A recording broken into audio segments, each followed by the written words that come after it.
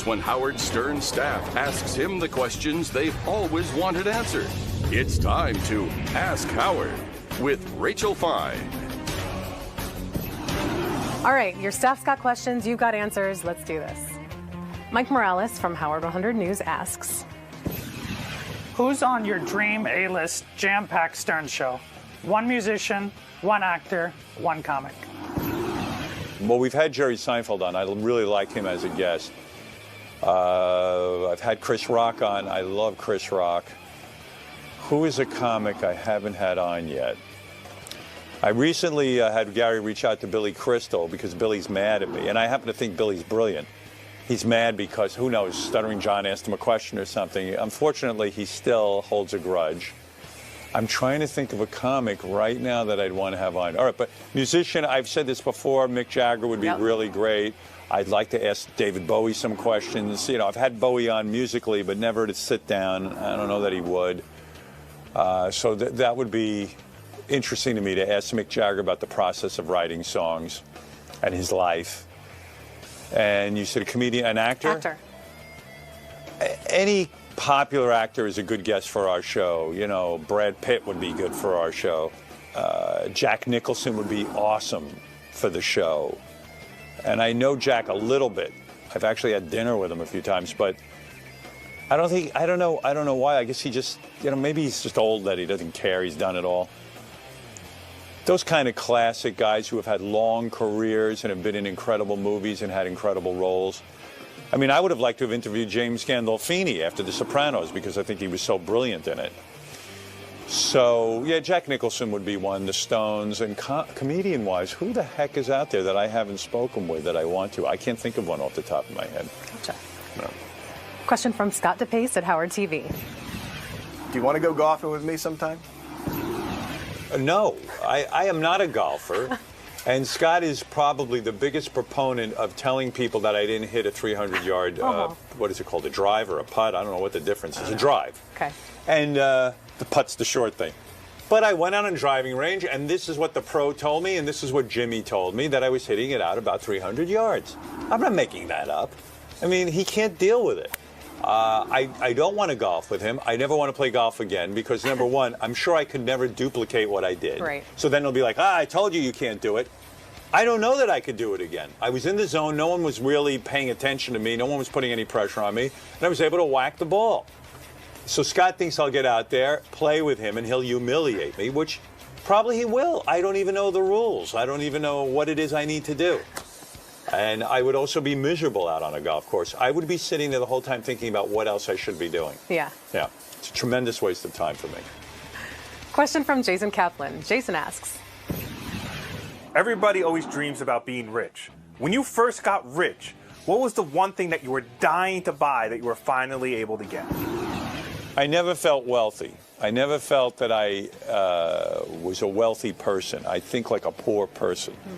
I grew up with parents who lived through the Depression, took the worst of the Depression, had absolutely nothing growing up. When I say nothing, I mean, where's the next meal coming from? We can't pay rent, we have to move. They get shoes off a cart, that whole thing. My mother had one pair of underwear, never had a doll, never had a toy. And I have taken all of that in as if it happened to me in some weird psychological transference. So to me, my main concern making a living was, would I be able to provide for my family? Would my children be able to go to school? So being able to pay without having to worry for a house, a car, food, and for all the basics is what turned me on about being able to make a real living in radio. And I never expected to make a living in radio, never thought I would. I was shocked when I was making $250 a week, and I got the job in Detroit for $30,000 a year, and I thought my world was complete. So money wasn't the big motivating force in my life. was there ever an impulse purchase that you went, I've earned this, I've gotten this far, I want to buy this thing? I don't make a lot of impulse purchases. I'll buy anything for my wife. I'll buy stuff for my kids without thinking about it for a minute. For myself, rarely. A couple of years ago, I bought two nice watches, one of them being this one, and I felt guilty for days that I bought this. This is a, what is it called? I know so little about them. Luminor, Panerai. It's gorgeous. a good watch. Yeah. It's not even, in terms of watch aficionados, it's probably not that expensive, but it's more than I would spend on a piece of jewelry. And I don't make, when I started to make a pretty good living, I went out and bought a Jaguar, and I had that car when my kids were young, and that was it. I don't care about cars. That was it. I'm just not an extravagant human being. That was great. Thank you so much. I thought that was really informative. I agree. I learned a lot about myself. Me too. Are you looking at the Wall of Fame? What's that? They did not fall off. They just fell? They all fell off the wall. Just now? Just now. What the hell is that all about? It's like you have psychic abilities. Come on. No, you tried to kiss him. Come on, Mrs. Simmons.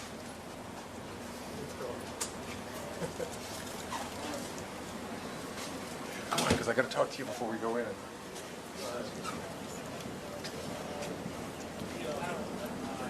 Don't you know how to say hello to a lady? Hello. I just realized I don't know what a mic is. Richard, one of the things I realized is we use a headset, right, with a microphone on it, and with the hair gel, I'm just going to have to put it on. I'll just work with me. I'll put it on in a weird way.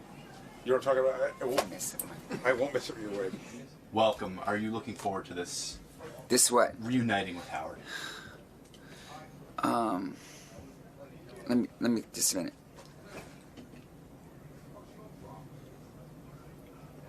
Yes, I am. And that's it? Just a minute. I think it's going to be refreshing. And what are you anticipating from Mr. Stern today? That he may find me prettier than his wife. Would it be okay if I showed your lovely outfit?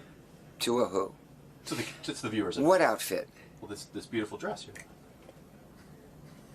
It's just something simple, It's just a $6,000 simple black dress you can wear anywhere. You can wear it to funerals, to parties, to weddings. You can, bring it to the side and tie it for the beach. You could, wear it outside, just letting the breeze hit your skin. You can wear it, when you bring it up, you can wear it to look like Jessica Lange in American Horror Story. You can wear it backwards, and it looks sort of Grecian. And it's versatile enough for morning radio? It's very versatile.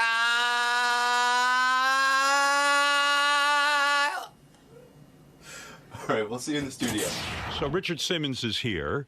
We're going to start with him. He's here early. We've got such a packed show, we had to squeeze him in early. All right, let's Richard, predict how long it will be before he sits down and cries. Oh, wait, there's a very pretty girl out there. That's not Richard. What? That's a pretty, pretty girl. What a pretty girl. Who is this beautiful young lady? Did he take his own advice and get a new do? Who is that beautiful young lady who just walked in? Hi, sexy lady. Looks like Lady All right, Gaga. Just come on the microphone. Lady Gaga's here. Lady Mama. All right, come over here because it's not. You're on radio, Richard. I mean, ma'am. Lady. There's a beautiful young lady with beautiful purple hair and gorgeous dress. Hello. What is that, darling? Hi. Just sit down because Are you're you wasting gonna time. I want to talk to you. Hi. Richard, you're in full drag. How long does it take you to get in that outfit? Seriously, because you have a beautiful wig, and even your nails are done. And those are, I assume, what, like they a aren't fake press-on nail? nails. A press-on nail? Yeah. Did you go to a salon and get those nails? No, I did not go. I did it in the room. It took me 5 minutes. A press-on nail? Yeah. You want to sit? Look. Yeah. Try one on. No, I don't want to Here. touch it. It's disgusting. No, come on. No. Let me wash it.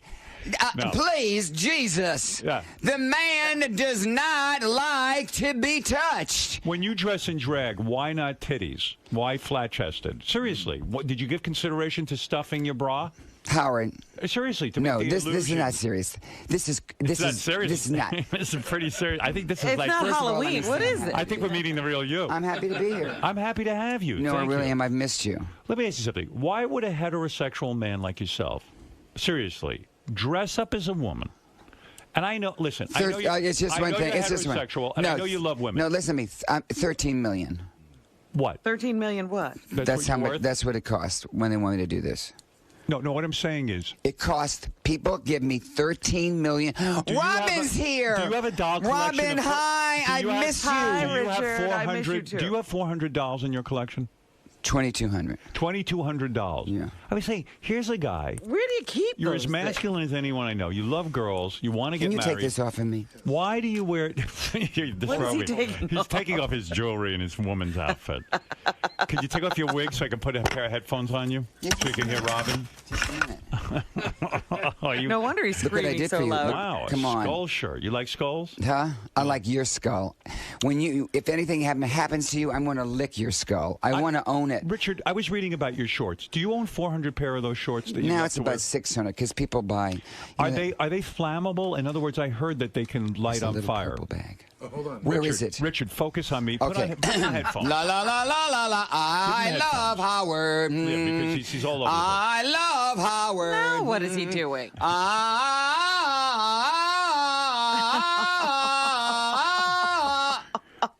Your new single is just Hairdo. go back to the shorts. I'll go to hairdo in a minute. Yeah, these. Seriously, are they flammable? Yeah, that's why they got rid of them. So they don't make those anymore. Well, they make a new. Dolphin makes the new short, but it's not like this. The problem is this material is flammable. So you have. But don't get any ideas. You have over 1,000. You know, I don't want to end up being like Sissy Spacek and Carrie. Stop! I don't want to go to the prom, Mama, please. Richard, you have over 1,000 pair of dolphin shorts. Yeah. And when you heard they were flammable and they weren't going to make them anymore, is that why you went out and bought 1,000 pair of No, I don't have the. No, these I've had for years. You've had for years. Years, and then people will clean out their garage and stuff, and then send me stuff. And then I give it to people. People say I'm dressing up as Halloween, and I send them. You know. Right. I need the purple bag. Okay, I want it now. I have to hold your microphone. I'll do it. Somebody else get the purple bag, Gary? Mother, daughter, mother. Where's the pictures? Right here. Richard. I got to show you this. This is going to bring back a memory. What is it? All right. First, I want you to see this picture. What is that? I don't know what that. Oh, that's when you dress like a man. Look. Yeah, I remember that. That was great. That's drag. Howard. Do you remember that day? Do you remember that day? I do. You were Get me fabulous. the purple bag. I'm decided leaving. to dress as If a I man. don't get the purple bag, I'm going to go do an What are you gonna oldie do? station. I'm not kidding. It's on its way. What's in the purple bag that you need? I just take this off and fluff my hair so Okay, I can. good. All right. So, did you like hairdo? Richard has a new single out called Hairdo. This is serious. Yeah, it's serious. It's as serious as anyone can be. What the sales must be through the roof. When I heard this, it's a rap song featuring you. Yeah. It's fantastic. When did you get into rap? When did you first discover you could rap? Well, Look at that hairdo. I just decided. Put the wig back on. I'm trying to find something to throw. No. Seriously, then why you have to say those things to upset me? Stop it. No, You I look mean great. it. You always have to put. There's something you always have to put down. You're 65. You look like you're 20. Yeah. Are you 65? Yeah, I'm 65. That is unbelievable. Do you think about death at all, or are you just one of those people that can't even face it? I watched over and over the burial of Evita Peron. Right. And why Evita Peron? Were you a fan? because it was a beautiful Where do you coffin. have that? Right. And she had 5,000 Yeah, where do you flowers. see that? Where do you get Where do you get that? or take away his microphone? Now he has one in his headphones. That's good. Yeah. So now I did Wait. hairdo. Yeah. I think that music is wonderful. We love music. It's our Yes. therapy. It makes people happy. Who invested in this? In other words, you had to go in a recording studio. Did you put up your own money, or did some record company put up money? No, I put up my own money. I had to figure that. Chris Phillips and Kathy Phillips, they do the music. All right, here is Hairdo. Let me play it for Robin, who has yet to hear it, which is unbelievable that she's the last person in this country who hasn't heard Yeah, I don't know Hairdo. where I'm. We're ready. We're ready. Here we go. Wow, it's action-packed. Short, long, straight, or curly. Get something cute. Wait. Or curly. Get something cute. Get something girly. Short, long, straight, or curly. I'm going on tour. Are you? I did 29 songs I've written, and I'm doing duets. No, I am. Duets? With who? Short, long, straight, or curly. Get something cute, get something girly. An afro, a buzz cut, a French I'm twist. going to throw up. Richard's coming on to me. I know that would be Richard- the last day that I would do that. I would rather be celibate and go into a seminary. I was watching an appearance, several appearances. You've been on TV a lot lately. Yeah. I watched you on Jimmy Kimmel. Yeah. I watched you on Home Shopping Network. I'm on JTV, That jewelry television. Jewelry television. Yeah, Thank you, Robin. And Richard, you know, you cry at the drop of a hat. And you cry. He's going to start with me. And you all two are being quiet. No, I want to say something to you. If you cry everywhere, and a lot of the times there's no, I don't cry there's no everywhere. actual tears. You know, Howard, don't do this. Shtick. I want to talk to you about it. I haven't talked to you in a while. It's not a put down. It's not. It's because, a question about your performance. It's not a performance. But okay, it is. Listen to me. You when are a performer. I just came back from Sao Paulo, Brazil. I know, you dug a well for an orphan. Yeah, let's breeze over that. Do you breeze over all the charity things you do? Yeah, but you dug a well. No. You dug a well for an orphanage. Am I wrong? Yeah. Okay. But this is very lovely. Well, that's beautiful. But this is the beginning of going Did you dig the hole yourself? No. No, I Stop just it. want Sit down. no because Sit I get. down.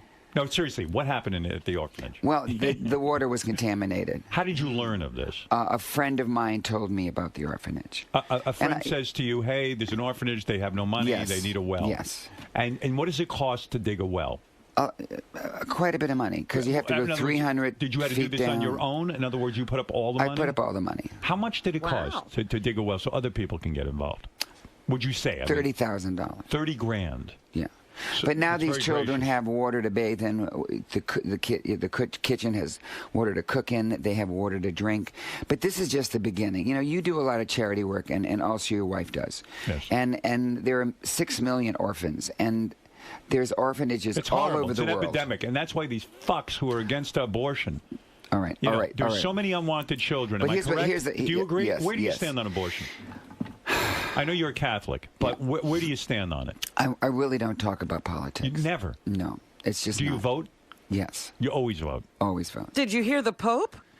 Did you Yes. think that was great? Is this terrific? I think this Pope's a really fabulous Pope. I'm with you. But let me say this. I went to Sao Paulo. I built this is the beginning of what I'm going to do. I have a foundation that's called Richard Simmons and Family. And every month I'm going to do something like this. No, this is wonderful. But what I'm saying is, and I didn't mean it as a put down, but if you cry about everything on every My life show, is very emotional, Howard. Is it? Yeah. Okay. You sit Are you here. But you cried about the jewelry. No. Yeah, I mean, cry. You well, cried, you know what? You cried about your new jewelry Okay, collection. when someone calls up and they're overweight and they're very depressed and they say, I bought this bracelet because it says hope on it and I need hope. You've known me for decades, Howard. And you know Is it all genuine It or is some wasn't of that it a racket? situation. Is some of it a racket? Because I think you're one of the most No. honest. I'm going to compliment you. Out of all the exercise gurus that I've ever heard, I think you're the most effective, and I'll tell you why. You are a realist. You get a hold of overweight people, you start them out slowly, you give them hope, you hang with them, and you exercise them in a reasonable way that keeps them in the game. And you teach them about diet. I have a lot of really reason. I believe that. Yeah. I'm not putting Robin you on. and you know Yes. Robin and we've been friends for years. I call 30 to 40 overweight and obese people a day. Some of them are anywhere from 250 to 800 pounds. Now this is very emotional. This isn't like I'm calling someone who has to lose 10 pounds. Right. These are people that may have been abused, may have had a bad divorce, kids taken away from them, a loss of job, and now they're housebound. Now, I am very, because I was overweight, this is very sensitive to me. Hey, I heard it. You talk, as a child, you were obese, right? As a child, were you a model for for overweight fat kids? Were you a fat kids model? I heard a story. Now, tell me if it's true or false. You modeled and you made so much money. Why can't I interview you? I'm having You're a an nutmeg. asthma attack. No, you're not. Stop it. That's a fake. You can't talk like that if you're having an asthma attack. When you were a child, did your mother take you to model and you made enough money that she invested the money in an apartment or several No. apartment buildings No. in New Orleans? No. And that you were a millionaire before you even started being an No, exercise I guru? was successful doing modeling later on, and my parents said, well, you know, this was just a fluke. You need to really not spend this money. And were you an overweight model? I was, yeah, they were called chubby models. And could you make that kind of money where you were doing well? I mean, because regular models don't make that much money unless they're supermodels. No, you know, I did well, but you know, but when you're overweight, it's sort of a paradox because you know, I tried to lose weight because I hated the way I look, and I thought others hated me. Right. And so, what are we talking about? I'm not here to talk about that. Why all of a sudden, you're going down, ease on down the wrong road. Why are you it's so, like why Dorothy. don't you ever talk It's about like your you're life? Dorothy and you got Toto and you're going down the wrong. But you can't Why come am I in off here. the yellow You brick can't road? you can't come in. I love No, you. stop. Come here, touch me. No, I don't want to touch. Come here. No, I wanna Richard. say- No, just I've Richard. taken a shower. I've cleansed. I don't want I've to touch cleansed anybody. with. I went to St. Patrick's. I It's not cleansed with you. holy water. It's not you. It's just I don't want to touch anybody. Anybody. Why is that? Because I have a germphobe. Look, what I'm saying. Can we is- just hold hands for a minute? No. That's the word. I've got to. What if I spread this? Look. No. Wait, look. No, I'm really No, not look, into it. Look. I don't care. I don't want to hold hands. Okay. I don't. Please Can we stop. do ET? Are you afraid of germs? Do you scrub? Because you shake a lot of hands. Oh, damn Spot! Oh, damn Spot! Leave me! You know what I'm worried about with you? Yeah, what are you worried about? Dick Simmons here. What are you worried about? First of all, why won't you talk about your early life and modeling? Sometimes it's painful. It's too painful for you? Do you have parts of your life that were painful? Absolutely. I know them, but and I I'm not talk going to about bring them up because I'm a Gentile man. No, but I certainly am. I came here to talk about a couple things. I came to talk about. Yeah, but you can't just plug. It turns people off. Listen, no, I'm not. Listen to me. I'm plug, only here. no one wants I'm not to here. hear I don't that. care about plugs. Yes, you do. I have hair transplant plugs. You can have them. What's going on with that? Now? I read somewhere you have to spray your head. Well, I have bald spots. Do you have a bald spot? No, I'm pretty good. But you will one day. You think? I don't know. I'm doing Listen pretty good. to me, Beelzebub. One day you will. Why did you get hair plugs? Why didn't you just shave your head? Because I look like Annie that had been in a fire. You were concerned about your appearance? Let's say that a woman has an illness and she loses her hair and she looks in the mirror.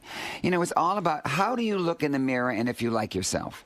And when you look in the mirror, Howard. Are we too concerned with all of that kind of shit? Seriously. We are too concerned, but if you look in the mirror and a man is going bald and he doesn't like what he looks like, then it's okay to put but it's very painful, isn't it? Where do they get the hair from? Now it's all new. No, they do a better job. They go, listen to how it goes.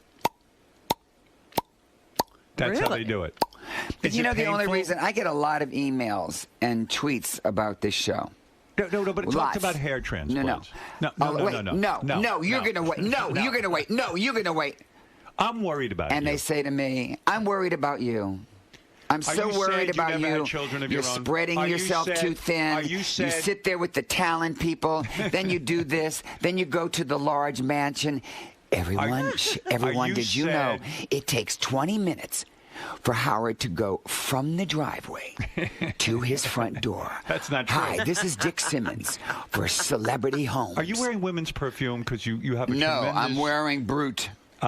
Wait, I'm worried about you. You Are you shouldn't be sad worried you never about had me. children of your own? The stop. white zone. Come here, give me that. The white zone is for loading. You know what? Are you sad you never had children of your own? I exercise children all over the country when I do classes. Are you sad you've had no partner, no love? Because you know what it is, Howard? Do you have someone in your life? Let me just say this. Give me a second to put my thoughts together. Okay, good. All right. When I first met you. No, do you have someone in your life or not? I have Tell the truth. I have the world. I'm being serious. I'm being that's serious so sad. too. You find it sad? Do you like going home alone and not? I didn't say I was going home alone. When you have 14 housekeepers. I know, but that's and not... sometimes we reenact the Last Supper. Well, you should see us. It's here's my life. Is physical love important? Okay, here's my life. What about physical love? I get hugs and kisses. So you Let don't me care just about finish my jacking off sentence. or anything? Honestly. Oh, my. I've never had that discussion with you. Robin. What is he get? Where is he going? You don't care. Have you ever been stabbed with an afro comb? Have you ever? Yes. Have you ever? Actually, yeah, I have. And now Breaking Bad. Oh my God, no! Howard, Do you you're love in Breaking prison. Bad? Isn't that a great show? You didn't see me dressed up as all the Emmy people, did you? No. I dressed up as him. As Breaking Bad? Yeah. And where was this shown? This was all Emmys? over. This was Were you all on the over, Emmys? but it's all about you and your radio show. Were you on the Emmys? I've got a radio show. I'm Howard Stern. Here, all right, let's talk about some things. Okay, but here's the reason one of the reasons I came here. Okay. Because we have a lot of the same clients, same fans. Sure we do. And so that's almost I always come unbelievable. here. We should have a convention together. I always like come the here. bronies and the... I always come here Theme to inspire people to perspire. Richard. Yeah. Do you think about now you're a senior citizen? Do you think do you think about death at all? Do you think about? Here's what I think. Are you scared of? Like, No, do you think there's an afterlife? No. Here's what I'm thinking. Do you believe in an afterlife? Here's what I'm thinking.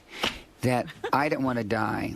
Right. Like no one else wants to die. Right. But No God one does. has this little book when you're going and when you're coming in. Right. And I just try to live my life. You believe in a personal God? I believe. No, seriously. Do you believe in a personal God? That I you're going to think there die is- and you're going to meet yes. a guy up in the sky? Sort of like that. Yeah. You do believe in that?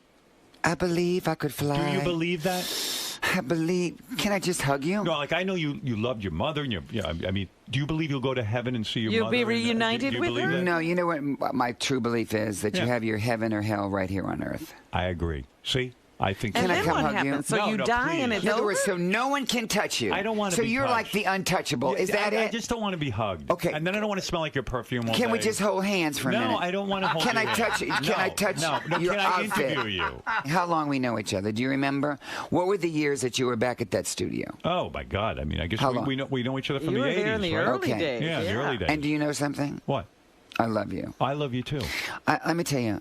I love your nose, your cheeks, your hair. My nose. I love everything about you. I love your hands, your toes. Would you get it on with me? If I gave you the okay? I'd rather vomit. Is that true? Am I not your no, type? no. I love you as a brother. You would never blow me, and I could never blow you. Is that what you saying? No. That was Where are you going? No. Oh, he's out of here. Don't put your wig on. No, I'm You know, Robin was ill. I don't know if you heard. I prayed for Robin. Yeah, I talked put to your Robin. headphones back on. Robin, needed some time. When by did he herself. talk to me? When did you talk to Robin? She said you didn't talk to her. Robin, I No, called you. and put we- them on so we can hear you. I don't know how to put them on. Let me help. Wait a minute. He said Wait, he my heart- called me and we talked. That never happened. You're going to break the mic. Oh, my God. Oh, what is he doing? He's breaking the mic. Now, Gary. No, I called Robin. But Yeah. Robin. You didn't talk No, it's to okay. me. He's I, back on. I called you one day at home, Robin, and I asked you out for dinner. Oh. You are. That's true. That No. was years ago, Richard. Well, doesn't that count? Dr. Anderson, Wait. there's is a my couple wife of going things. to live? Richard Simmons has a sparkle jewelry line, which I'm aware of because I played his Yeah. jewelry His jewelry appearance. Did you watch appearance. Yeah. Oh, we watched it. We played it right here on the air. We loved it. We loved it. Well, I designed all that for my mother. I know. And so I felt that they were pretty. How does a guy like you, who's so fucking macho, how do you know how to design jewelry for I'm an women? illustrator. Are you? I started as a kid. I designed something for my mother, and then I'd save my allowance money and have something made. What do you do for fun? Do you travel? What do I do? I love to teach. I was in New Orleans yesterday. I What, love your to So teach. your exercise work is your class? I fun. love teaching. How I many love people making were in the people. class? That one was about 1,000. It was. And you still keep the price low. You charge people like $12 to exercise. At my studio. I still have my studio for 40 years now. No, that's pretty awesome. So I can't touch you. Can I touch anything that No, you've I touched? don't want to. You want to touch You know, something? if you want to hug Fred. No, Well, Robin, Fred. seriously, when you see Howard, do you hug him? Yes. Yes, he Well, hugs that's me. different. What's different? What's different? She's a woman.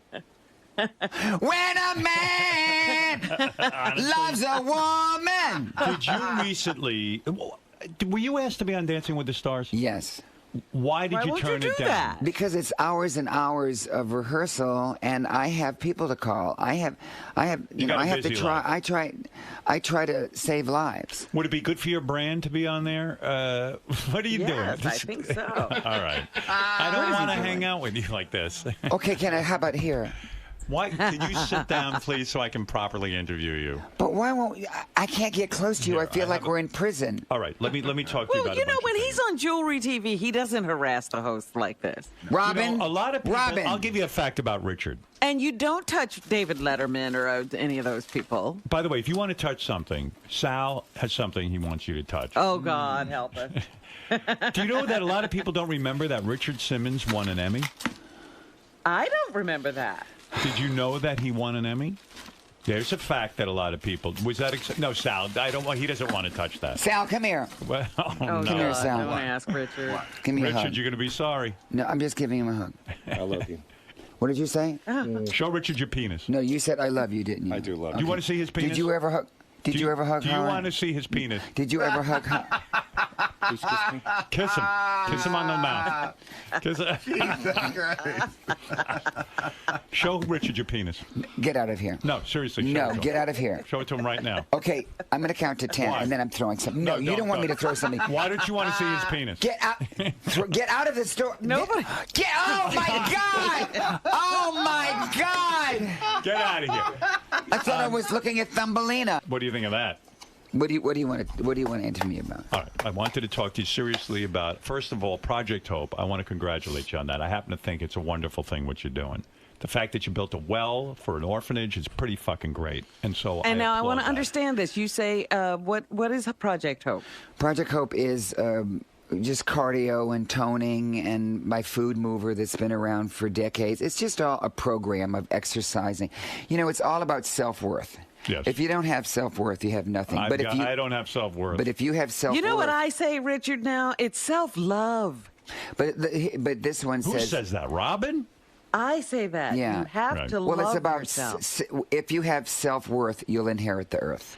And Gaiam put this together for me, and you know. Let me ask you, because you're so giving, and seriously, when you do all this charity work, and even when you call people every day, at some point, doesn't it become draining? Because I've heard some people with you, especially obese people, who start to depend on you so much that, like, they can't even blame you. You become the new addiction. It's almost unbelievable the amount of time you have to put in with these people. I don't mind. That's what I'm supposed to be doing. Look You how don't much feel time. drained, or no, you look feel how much energized? time you get up at 3:00 in the morning and get here to help people. Why do you know. think a guy who was, you were beaten as a child, you got into fights, you were called names. Why do you think you're so loving and giving?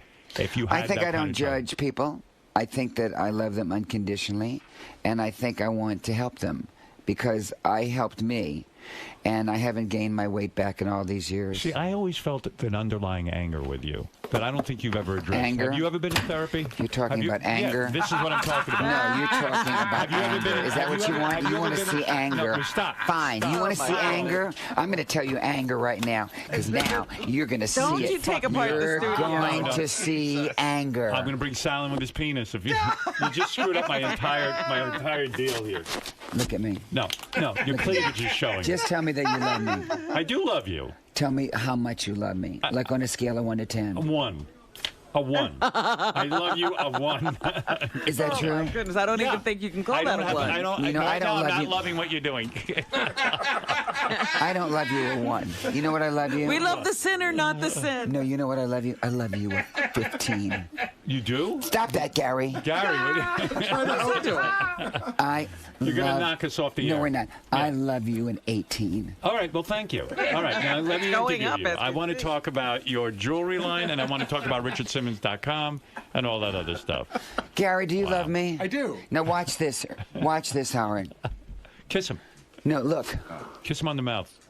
Now look at that. How nice. Wow, isn't that nice? That's nice. Well, that's nice. That wasn't hostile.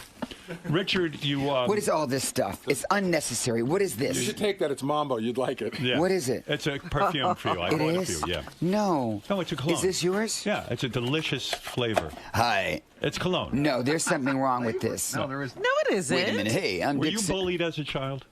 Were you bullied? I'm gonna just tell you one story that's gonna make you very sad. Go ahead.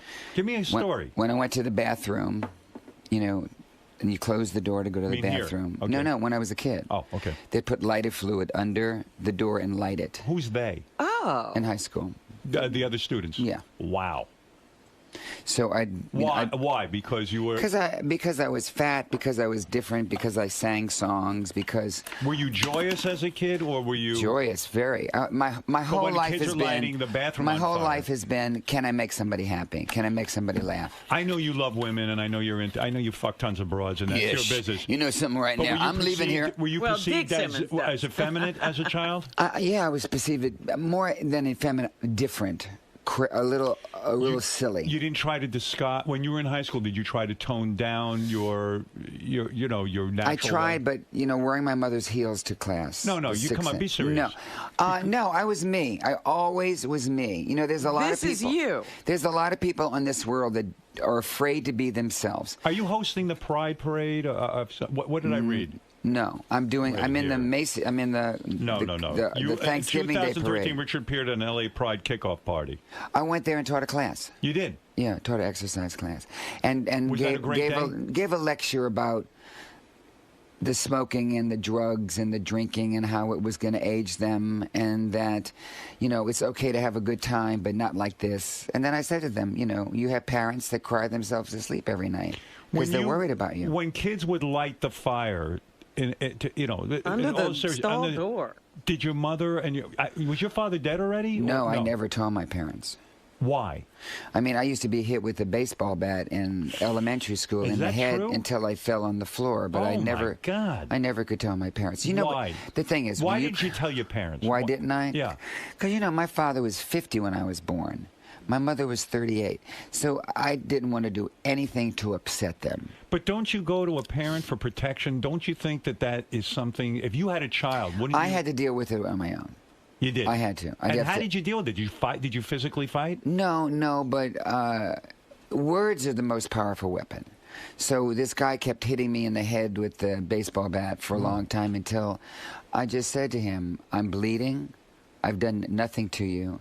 But both his parents were alcoholics. So, you know, it's the family And you felt tree. bad for him? I felt very sad for him, but he came home and his father was drunk. And Did you go to college? Yeah. Where'd you go? I began in Lafayette, Louisiana. Then I went to Florida State, and they sent me on an exchange program to Florence, Italy. Did life get better for you when you went to college? Did you suddenly get accepted? I mean, it sounds like a horrible, horrible childhood. Well, I mean... Did you get accepted into college? You find the people in your life that accept you and love you unconditionally. But sometimes you have to go through a lot of people. Because back then, people weren't as accepting as they are now. Yeah, well, you know what? We live in a world now that's not very accepting. I hate to tell you that. No, it's not. You know, I mean, but a little more at some you know, places. just a little more. It's like our country doesn't treat seniors the way they should be treated. You know, we see an obese kid and we yell at them and call them names. That's not the way to do it. I mean, last week I put like 30 kids under the age of 18 on food programs, telling them like, "Oh, are you getting bored with this conversation?" No. I was actually, you know, it's thinking like that was nice. I'll say, okay. I think this is the most honest you've ever been. Yeah, no fried foods for 30 days. Right. Red meat once a week. You know, portions. I write everything down. What did you have for breakfast today? I had a little Raisin Bran because I had to get move your bowels. How many times a day do you move your bowels? Oh my! Seriously. Now we're getting too personal. You don't want me to come over there, and then you talk about my bowels. Okay. This is how he gets close. No. I don't want to hug. Wait. Does Howard want to see you? Does Howard not want to see you? I want to thank Richard Simmons for coming in. I want to say, is he? Wait, no. For more information, Richard, I don't want to hug. Did you see Jurassic Park? Let me thank you first of all, and tell people for more information on the Richard What is Simmons. Richard there for? What is he there for? Let me do this. On the Richard Simmons Project, Hope. Okay, and you his can go to the website. What? HopeUnlimited.org. Hope and Unlimited. That's where I'm building the wells and everything. Good for you. And RichardSimmons.com is another place. You know what? You're not aging. No, I refuse. No, I'm being serious, Howard. Yeah, aren't you nice? Thank you. Just a minute. I don't want to kiss you. I didn't ask you to kiss me. Yeah, but you're moving in like you want to kiss. I want to look more into your eyes, because when I'm in your eyes, it's just an ocean of love. Oh, that is just so silly. That is so Okay, when you're with bullshitty. your wife, do you say romantic things? Yeah. Like what? I said something Like romantic what? to her. I What? said Like what? The other day I said thank you for marrying me. Okay, I asked you if I could do a charity event with your wife, and you laughed in my face the last time. I don't like people to laugh in my What? face. Do you I'm want not to find? Wait. Do you want to Back find a up. dead? Do you want to find a dead horse in your bed like the Godfather? Can I just say something? You're How could spitting you all do over that, me. You must Richard? calm down. Okay. All right, listen. Richard, thank you for coming. I'm so glad you came. No, don't touch my hands. Okay, here. Thank you. No, don't touch my scarf. Don't touch my shirt. Don't touch anything on me because I don't want to smell like your perfume all day. I don't have perfume on. You I do. took a shower. No, I your have. perfume. Maybe the soap had a little. I just want to say thank you so much for coming in. Yeah. And I wish you luck. It's good to see you. It's good to see you. And I wish you luck with Project Hope. All right? I want you to say one little romantic thing to me. All right. Okay. No, see, just a little something. It has to be long. I told you I like you. You're a good guy. All right? That's not enough. That's it. No, that's not enough. Stop it. Stop Just it. one. I'll leave. You have coffee breath. I didn't drink coffee. Okay, listen to me. Look, I'm not going to touch you. We're too close. Okay, all right. Wait, how's this? All right, thank you. Wait, how's this? No, right, stop it. All right, I'm going to end this now. Is this uncomfortable? Yes, it's uncomfortable. No, just say something romantic to All me. right, I think you're a very good person. I really, That's not truly romantic. do. I think you're a great guy. What about my face? What about it? I'm saying. What am I going to say about that Go face? ahead. That You're, fabulous face. Don't say any, oh, no, I know what you were going to say. What? No, I know, and that would be hurtful. What? We've been getting along so well right now. Why? All right, I'm going to say something romantic, okay? You want something romantic? I'll give it to you. You have beautiful balls. I wish I could tongue your balls. All right, you want to get romantic? Let's go. I wish I could. That was so unnecessary. What? I'm not. You just said let's do something romantic. Come in here and you say those things too. I wish I could take my tongue and run it up your balls. Gary, is that romantic enough? Just say something sweet about What? me. Do you think that's romantic, Gary? I do. Yeah. I wish somebody You're would. in trouble. I wish somebody would say that about my balls. Okay, What do you think of what I said to you? Does that turn you on? I think it was horrifying and disgusting. Why? You wouldn't like that? Yeah, let me ask you. That is not wrong. You said you wanted something. Maybe 15 to 20 minutes more therapy. No, stop. I'm going to say serious. something nice. Okay. You have a happy face, and I like that. Okay? All right. That's it. Can I have one little kiss? Can What? you act like Are you you just insane? Stop Wait, it. can I don't want to kiss you. Okay. All Wait, right. can I have a little I want to thank Can I have Richard. a handshake? A what? A handshake. No. No. I don't want- Would a friendly hello? He can give you a fist bump. Shut Want up. a fist bump? A friendly fist bump? No, don't touch my hand like that. Stop it. You're killing me. You're killing me. It really You're hurts. going to make the break like 8 hours. Yeah. Okay, let me just say this. What if I just lick your hand? No. Richard, I do love. Get over there. Get over there. And now, Planet of the Apes. Richard Simmons, everybody, and please go to richardsimmons.com and go to what? Project Hope Unlimited. Project Hope to Unlimited. help me with our children. All right, we'll be back right after these words. The great Richard Simmons, and thank you, Richard, for being here. I love it. I love you. Sal, you've shown your schlong to so many people over the years. Where does this rank? I mean, what's going through? Number one. It was amazing. What a great feeling. Are you a little upset that you watched this? The two greatest moments in my life is when my children were born, and showing my penis to Richard Simmons. I feel so good, and I kissed him. Are you regretful that you didn't have more schmegma on you this time? No, this was fine. This was just enough. And I've never had a masculine man, like a macho man, look at my penis and throw something at it. It was pretty wild. I'm going to the bathroom. Do you have to come to the bathroom? Well, I just wanted to hear what Dick Simmons thinks about Howard Stern. I love Howard. If he was not married, I would marry him. There you go. I would just marry him. I love him. I can't think of too many people I can say that about. I don't know if you want to get the Eric Stoltz thing, how he was supposed to be the Marty McFly character, and then he was dropped after 4 weeks of filming. So if I can comment on that, what I read in Rolling Stone was he was doing Family Ties, and he was working on Teen Wolf.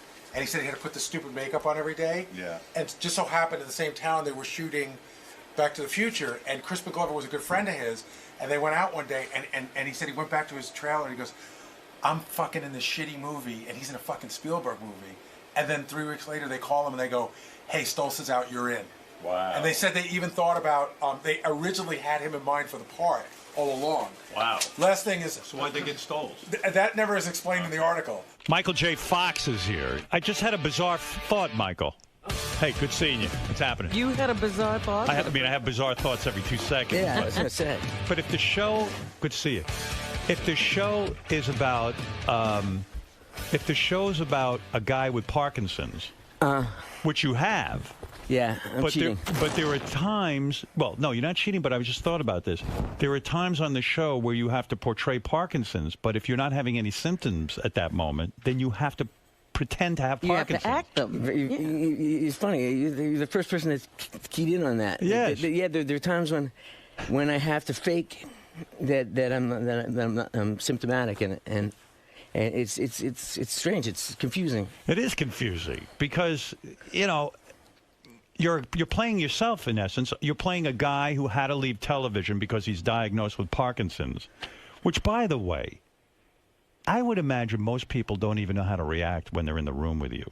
Like, do people start acting like, oh, I'm so sorry, I'm so sad, is it like a bizarre sort of change in life? People that don't know me do, but people that know me know I'm pathetic for a million other reasons. Because I always think of you as like your They should be saying, I'm so sorry all the time. Yeah, right. exactly. People should have been sorry before you got Parkinson's. Yeah, they really should have been. Yeah, were you a bad like I don't want to say a big guy, but you like you even dropped out of school when you were in the 11th grade. Yeah. Like that's sort of badass to do something like that. When you go to your parents and you say, "I'm dropping out of school."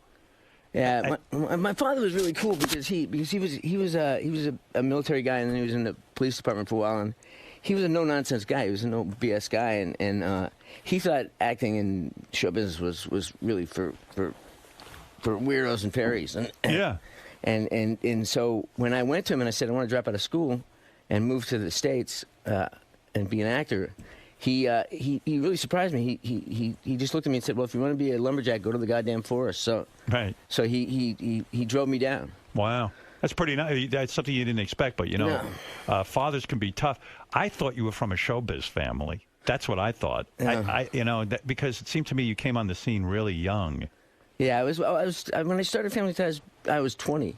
But I'd moved down to the States at 18, and I'd gone through 3 years of like the kind of requisite eating plain red macaroni and sleeping and ducking the landlord and losing my phone and all that stuff. When you got the job on Family Ties, it was sort of a miracle, right? Because Brandon Tartikoff, who was the head of the network, it was on NBC, right? Yeah.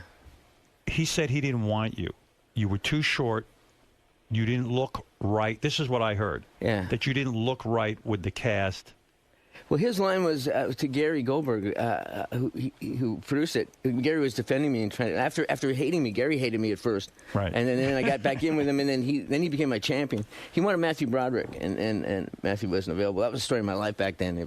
Right. I found out about things after Matthew turned him down. Is that debilitating as an actor when you find out the role you got was just turned down by a bunch of other people? Like, don't you want to feel special, like you were the only guy who could play that role, or you didn't care? As long as the check's cleared. Really? Yeah, I mean, it didn't bother me too much because I was just a punk up and coming kid, and but when Gary was fighting for me with Brandon didn't want to hire me, wanted to fire me after the pilot.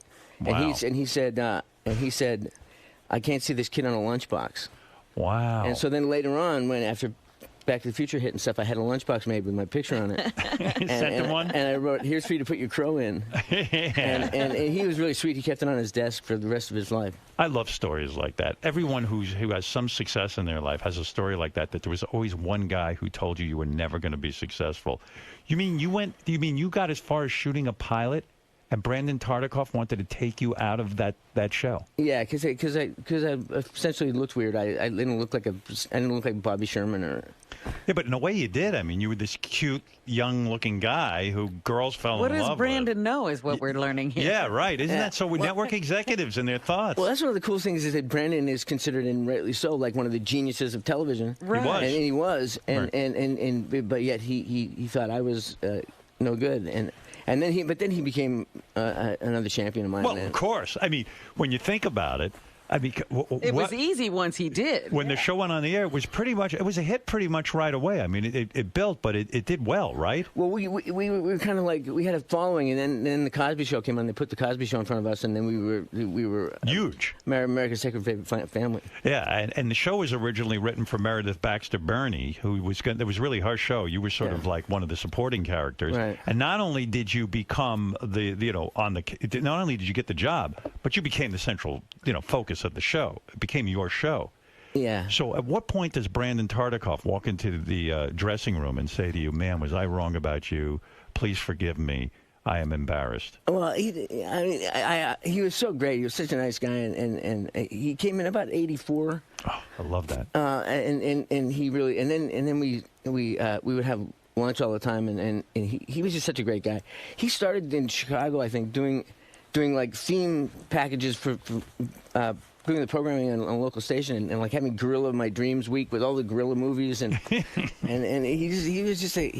was a carnival guy. He was a real show business hustler. And this guy Gary David Goldberg, he is that his name? Gary David Goldberg. Yeah, he what a great guy. When a network president says, "I want this kid off the show, get him the fuck out of the show, and then he sticks by you, man. I mean, Gary's amazing. Gary just passed away this summer, and he was an amazing guy. And how old a guy was he that he died? He was 68. What did he die from? He had brain cancer. Wow. It was really quick. He felt ill last Thanksgiving, and then he was gone by the summer. Were you close with him even to this day? Yeah. You were? Yeah. I in fact did the kind of controversial memorial thing at the Emmys. I did a tribute to him.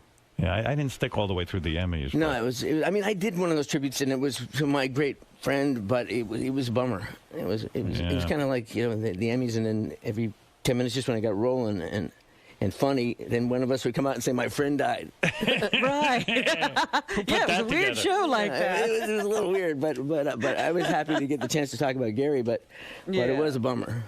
Are you nervous going back on network television in the sense that, like, the ratings game? That I've been pre-disastered. I mean, what do you mean? I mean, I'm used to like a long time ago. I was talking to somebody about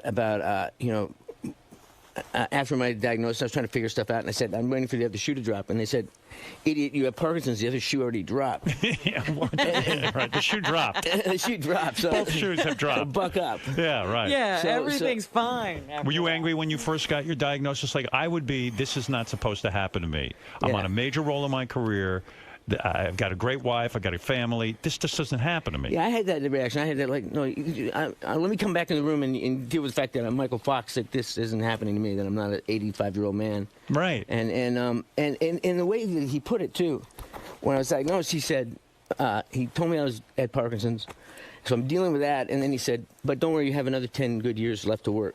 Yeah, and I was 29 years old. Right, unbelievable. Wow. So that was 20-something years ago. So and people, like, right away, when you came out with it, I remember some people were angry you didn't tell people right away. Everyone had judgments to make. I don't know why. And then they decided too that this guy's going to be dead in a year. You don't die. Right. You just have to live with the symptoms, I guess.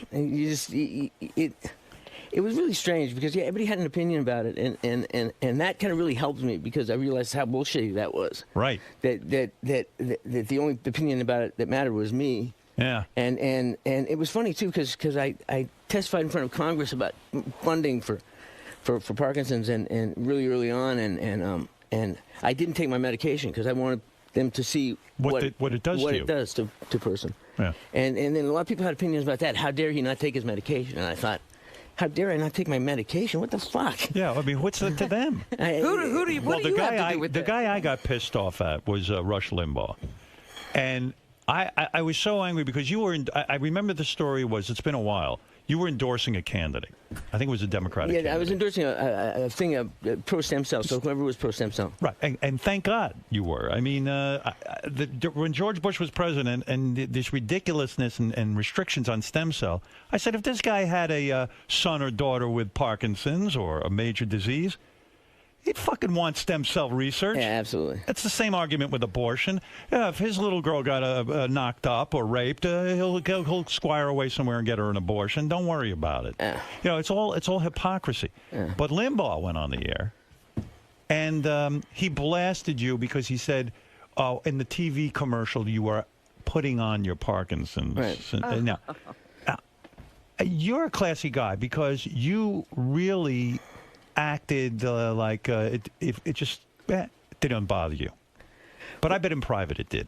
Well, I mean, it's like he was just being a bully. The thing about it is he wasn't smart about it. Anybody can say anything, and I'm entertained by it if they're smart about it. Right. And there's some humor with it, but this was just like the worst part of it was, come after me all you want, but don't like get on camera and shake and I mean that's somebody's mother you're making fun of. Right. It's not me. It's and I just treat him as a bully and just ignored him. But have you ever run into him? No. We don't travel in the same circles. No. But, it's funny, like in show business, you run into people, because you're at events and things. I mean, I don't know. Have you ever run into Rush Limbaugh? Nobody knows where he hangs out. Yeah, have you? I've not run into him. You've not? No, I don't know where he... No, I wouldn't... Listen, who do I run into? You had ran into like years ago in the street somewhere. You were like buying a hot dog or something. I don't know what was going on. My favorite story about you is that my son, who's now 24, when he was 10, he was a big Magic fan, and so we went to see Penn and Teller at the Beacon, and it was his birthday, so he had a couple little friends with him, like 4 or 5 little friends. And you were sitting behind us. Oh, that's right. So somehow I got better tickets than you, which was amazing. You had great seats. I was jealous. But you were behind us, and then afterwards, all the kids were saying, "How much did it cost you to get Howard Stern to come to Sam's birthday?" Yeah, look at me. I'm like when you hire the Muppets or something. Yeah, it was so weird. Yeah, I forgot about that. Yeah, it was a good show. Yeah, that was like 100 years ago. There's a couple of things I got to ask you about your career before we talk about your new TV show. So, when you were doing Family Ties, while you were doing that, you got the job to do the movie Teen Wolf. Right. Right? You're doing Teen Wolf, but you had auditioned for Back to the Future, and you didn't get the part in Back to the Future. Well, Eric Stoltz did, I heard. Yeah, well, what happened, I didn't audition for it. They'd come, I didn't know this, but they'd gone to Gary Goldberg, and asked if I could get out of the show to do Back to the Future, and he said, "No, are you crazy? We're on a roll, and I can't give him up." And I didn't know about it. I didn't hear about it. In fact, the only connection I had with the movie was I was shooting Teen Wolf in Pasadena, and location scouts came for Back to the Future to check out the locations of the same street that we were shooting on, and I knew Crispin Glover, who I had been on our show, and I knew he was in this movie, and I was really pissed that Crispin had this great Spielberg movie, and I was wearing all this hair on my face, doing essentially a metaphor about puberty. Right. And were you pissed about doing Teen Wolf? Did you like doing that movie, or did you think it was crap? No, I went into it with my eyes wide open. I thought it was really low budget, so I thought we were doing good for the budget we had in it. Why did you take that movie? Because you were on a major role. Your sitcom was huge at that point. Why did you take Teen Wolf? Just because you wanted to break into movies? You wanted to break into a movie. Yeah. And so you did it. It was a big hit. Yeah, it was a hit because it followed Back to the Future. I mean, it's hard to figure it stand alone, but right. But yeah. So what happened was, then they shot with Eric for 5 weeks, and I guess it just didn't work. They weren't getting what they wanted. Those stories are so weird to me. They shot for 5 weeks with Eric Stoltz, who's a good actor, certainly Great capable. Actor. What do you think went wrong on Back to the Future with him? I just don't think he was cheap and goofy enough. I just think that I have no shame, and so I was willing to do the eyeball rolling and the double takes and the. Spielberg must have had. Someone told me Spielberg had you in mind when he was going to do Back to the Future. Yeah, and they went to Gary, and Gary wouldn't let me on. And then they went back to Gary after shooting 5 weeks with Eric and said, "It's the last half of the season. We're shooting mostly at night. Right? Can we jam together all the night shoots so he can do Family Ties in the daytime? Can you do imagine? Back to the Future at night?" Can you imagine if Gary hadn't given permission to do Back to the Future, which is just such a pivotal part of your career? I mean, it was huge. I mean, can you imagine? I mean, maybe that's why you remained friends with him. I never would have known. I never would have known because he never would have told you. I could never hold you back. Like if I was in Gary's shoes, I couldn't live with myself if I held you back from doing a Steven Spielberg movie. I think he was happy to have the second opportunity. I think he was happy to have the second opportunity to let me do it. Because he should have let you do it in the first place, shouldn't he have? And I mean, it's hard to say because he had been waiting a long time to have a hit show, and so I mean, it's tricky stuff. And why do you think he never told you that? He didn't want me to be disappointed. Right, because it would have broken your heart that you weren't in a Steven Spielberg movie. It would have upset me in a way. I mean, I would have still been grateful to Gary for the opportunity. And what I said to Gary was, I won't let you down. I'm not going to do this movie and have it do well and then bolt. Right. I mean, I'm going to stick around. I stuck around for 7 seasons. Yeah, you did, which was really good of you because after a success like Back to the Future, and it's a franchise picture, and probably at that point in your life, when that movie comes out and it's huge, everyone in Hollywood probably wanted you for films. Most people would have done a really scummy thing and split the TV show. It never occurred to me because Gary was just so good to me, and it was. I remember even thinking, like, what the hell is he still doing on that show? Like, he could be in there's any a big movie star on TV. Yeah, right. Yeah, what's he doing? You know? Yeah, I had to delay running my film career into the ground. What do you mean? Did you run your film career into the ground? Do you think you played it wrong? What happened was I got all muddied by my diagnosis. Yeah. I panicked and signed a 3-picture deal, and then didn't have a choice of movies I wanted to do. And you mean you got the diagnosis for Parkinson's? You told you have 10 good years, yeah. And so you said to yourself, "Shit, I better do as many movies as I can right now and pack it in."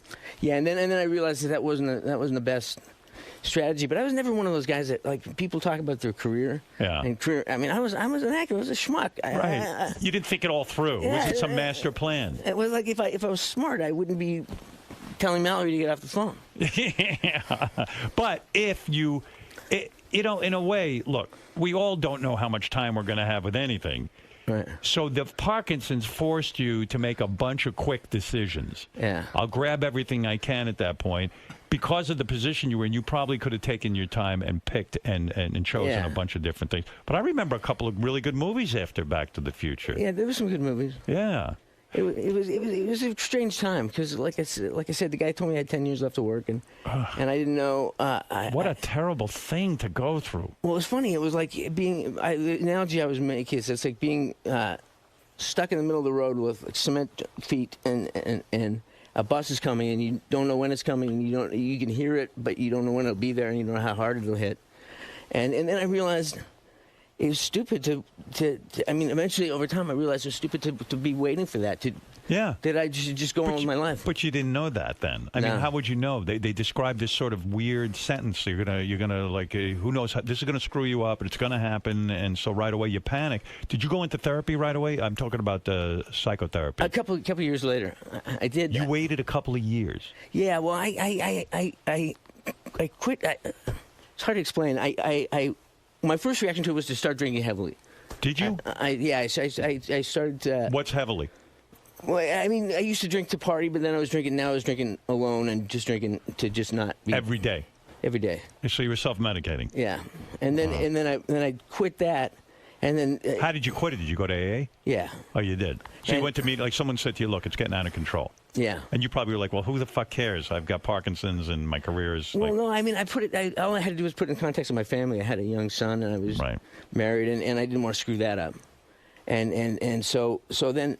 Once I did that, then it was about a year of like a knife fight in a closet, where I just didn't have my tools to deal with it. But then after that, then I went to therapy, and it all started to get really clear to me that. What did you learn in therapy? Like, how did it get cleared? Like, hey, this isn't a death sentence, and I can have a life. And it's just one. Just take one day at a time. Just whatever happens, don't project. Don't. And the other thing is like when you said to people like, get all. They don't know how to act. Right. After a while, I figured out that it doesn't matter.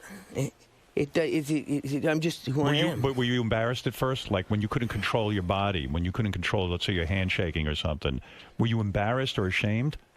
No, I was just frustrated. Frustrated, yeah. When you were sitting out on the sidelines, like, okay, so you decide that's it, I can't act anymore. You walked away from show business.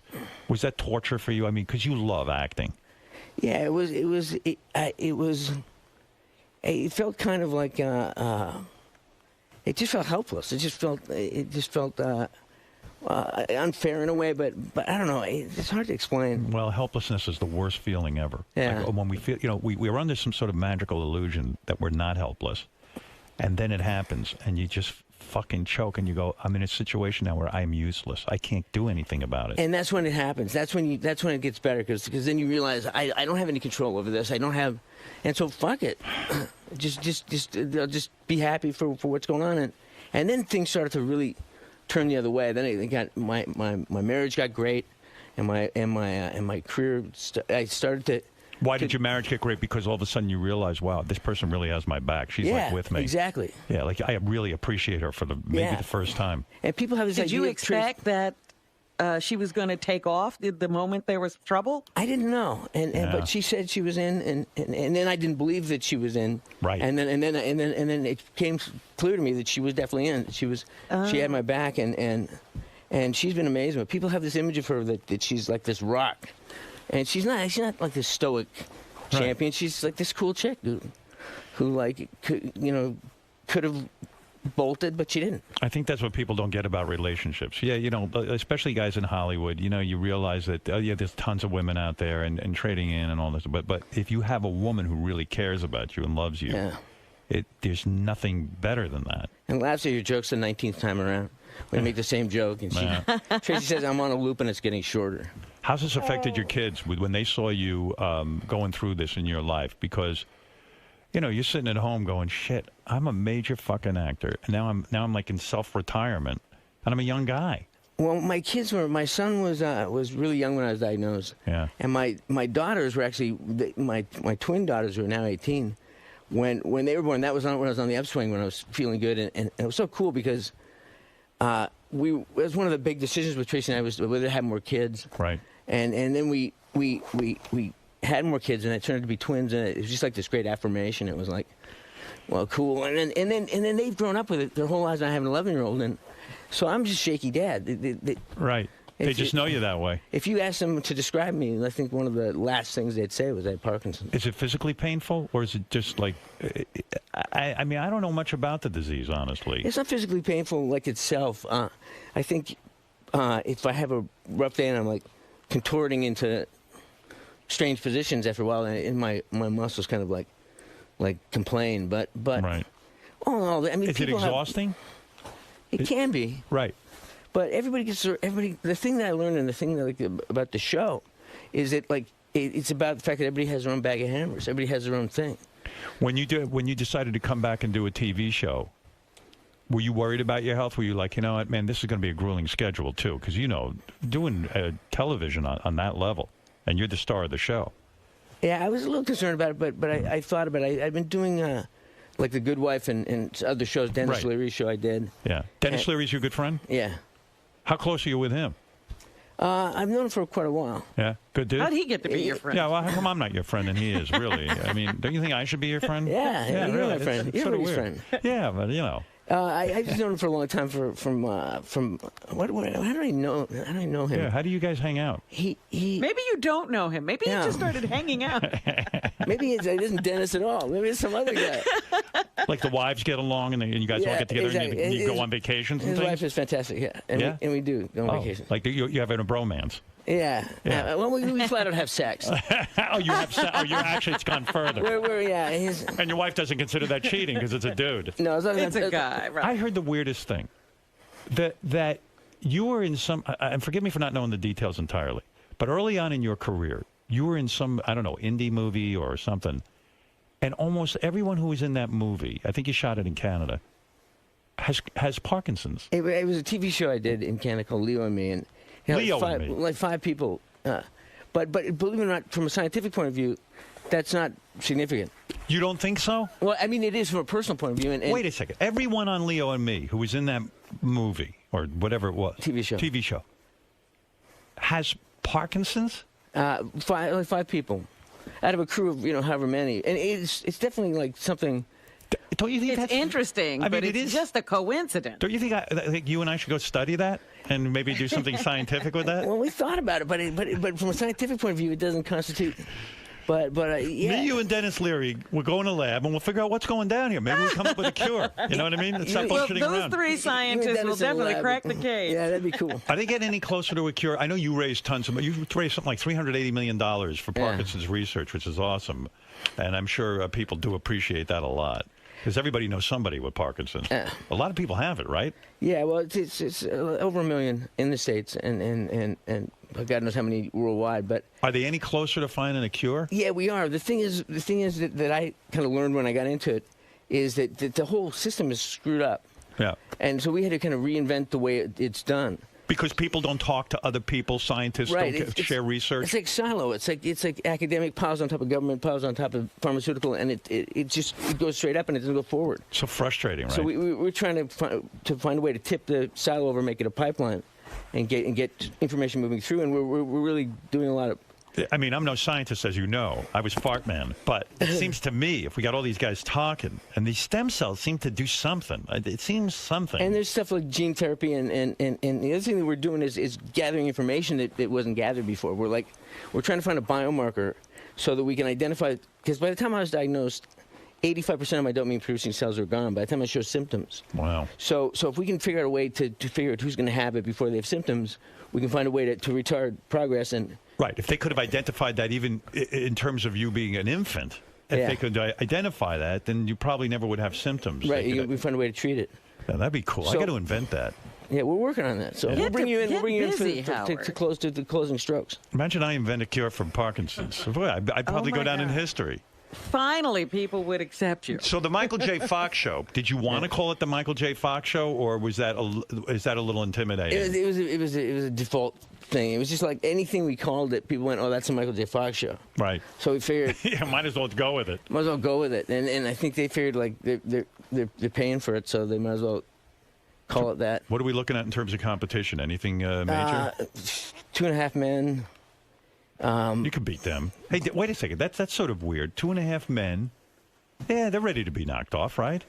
You could do it. You're the king. I have a hard time thinking of TV as a blood sport, but it is a blood sport. It is, So I isn't might as well it? get used to it. Oh, it's awful. And so we're at to kill them. Will you check the ratings the next day? Yeah, I'm actually going to be traveling, but I'm sure they'll call me and say, your career's over. you're out. Remember that retirement you took? Well, you're back in it. You've done yourself what Parkinson's couldn't do to you. Yeah. And they shoot this thing like you got to memorize a whole script every week, right? Well, but we shoot one camera film, so Oh, you do? We take each scene as it comes on and then knock it off, and we don't do it again. Whereas like with 4-camera film, you rehearse it all week. And who's your lead in? The Voice? Our lead-in is going to be Sean Saves the World. Sean Saves the World? Does that do well? It's new. Oh, it's new. Yeah, I was going to say nobody knows what that is. You got to follow The Voice. Yeah, that'd be good. Yeah. Well, I'll make some calls. I know all of them. They love me over there. Once you get the Parkinson's thing figured out, then yeah. First let me straighten out your TV career. That's way more important than curing Parkinson's. Yeah, it's a immediate concern. Does Parkinson's make reading really difficult when you have to read your script every week? It makes reading the newspaper hard in the morning. It's like rattling and. Ay. But you get used to it. I mean, you just. What a challenge. Sex still good? Sex is great. That doesn't ever get affected. No, that's. I mean, the only thing I always say, the only thing about sex is deciding who's going to be the agent of motion. Yeah, who's moving faster? Yeah. But yeah, right. You get some new moves, I guess. Yeah. And what about the kids? Are they going to be? Do that again? I can't do it again. That just happened. That was spontaneous. That just happened. Yeah. Do the kids want to be actors? My youngest probably, but my older ones no.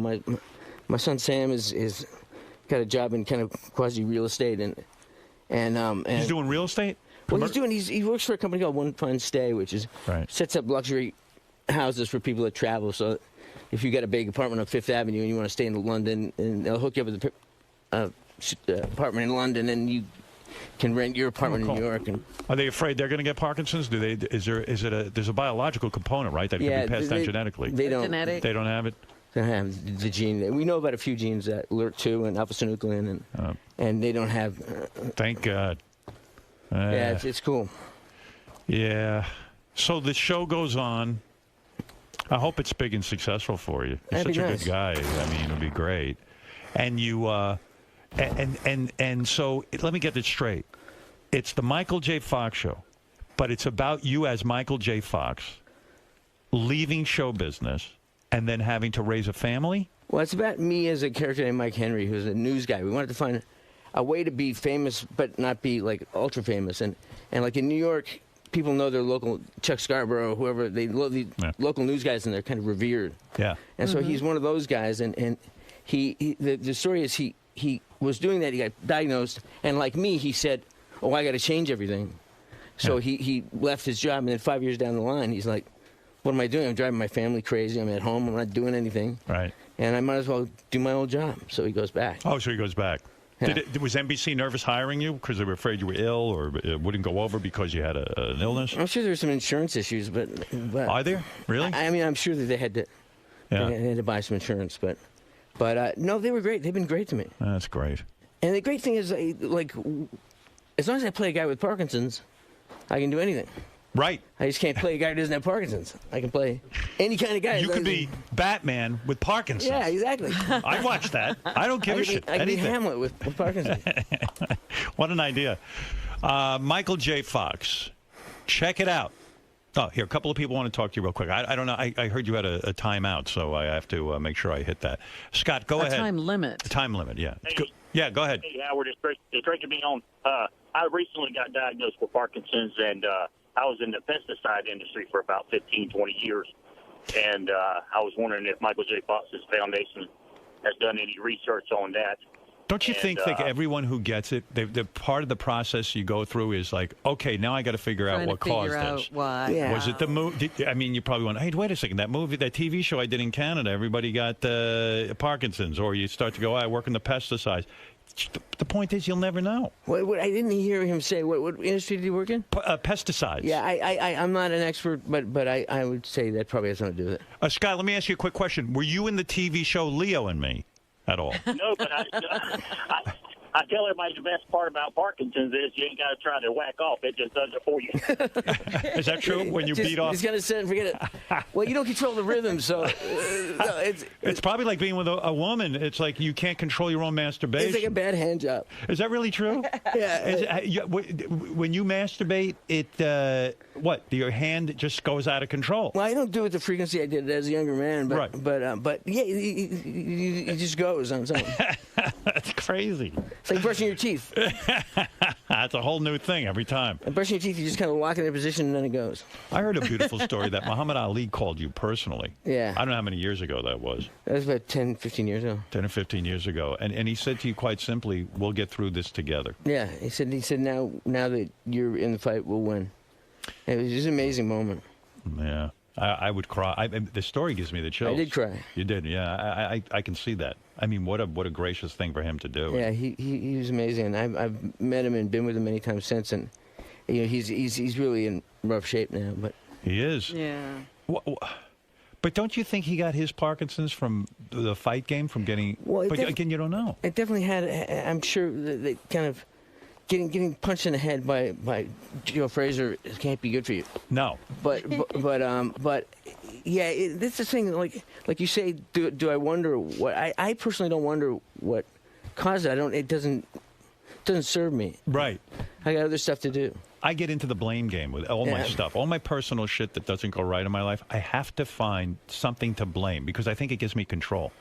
Yeah, and that's the big lesson for me. Was like I said before, was realizing that I'm along for the ride. So the thing is to make the best out of it, and I'm able to do the same with the foundation, and give people that have it some assurance that someone's doing something. You want to talk to? And it doesn't really matter how you got it. You got it. Yeah, exactly. You want to talk to Eric, the actor? Yes. All right. All right, Eric. Please don't go on and on. Make a statement, and that's it, or a question. I just have a question. I was wondering if Michael J. Fox thinks that there will be more and more characters in movies and TV shows with disabilities anytime soon.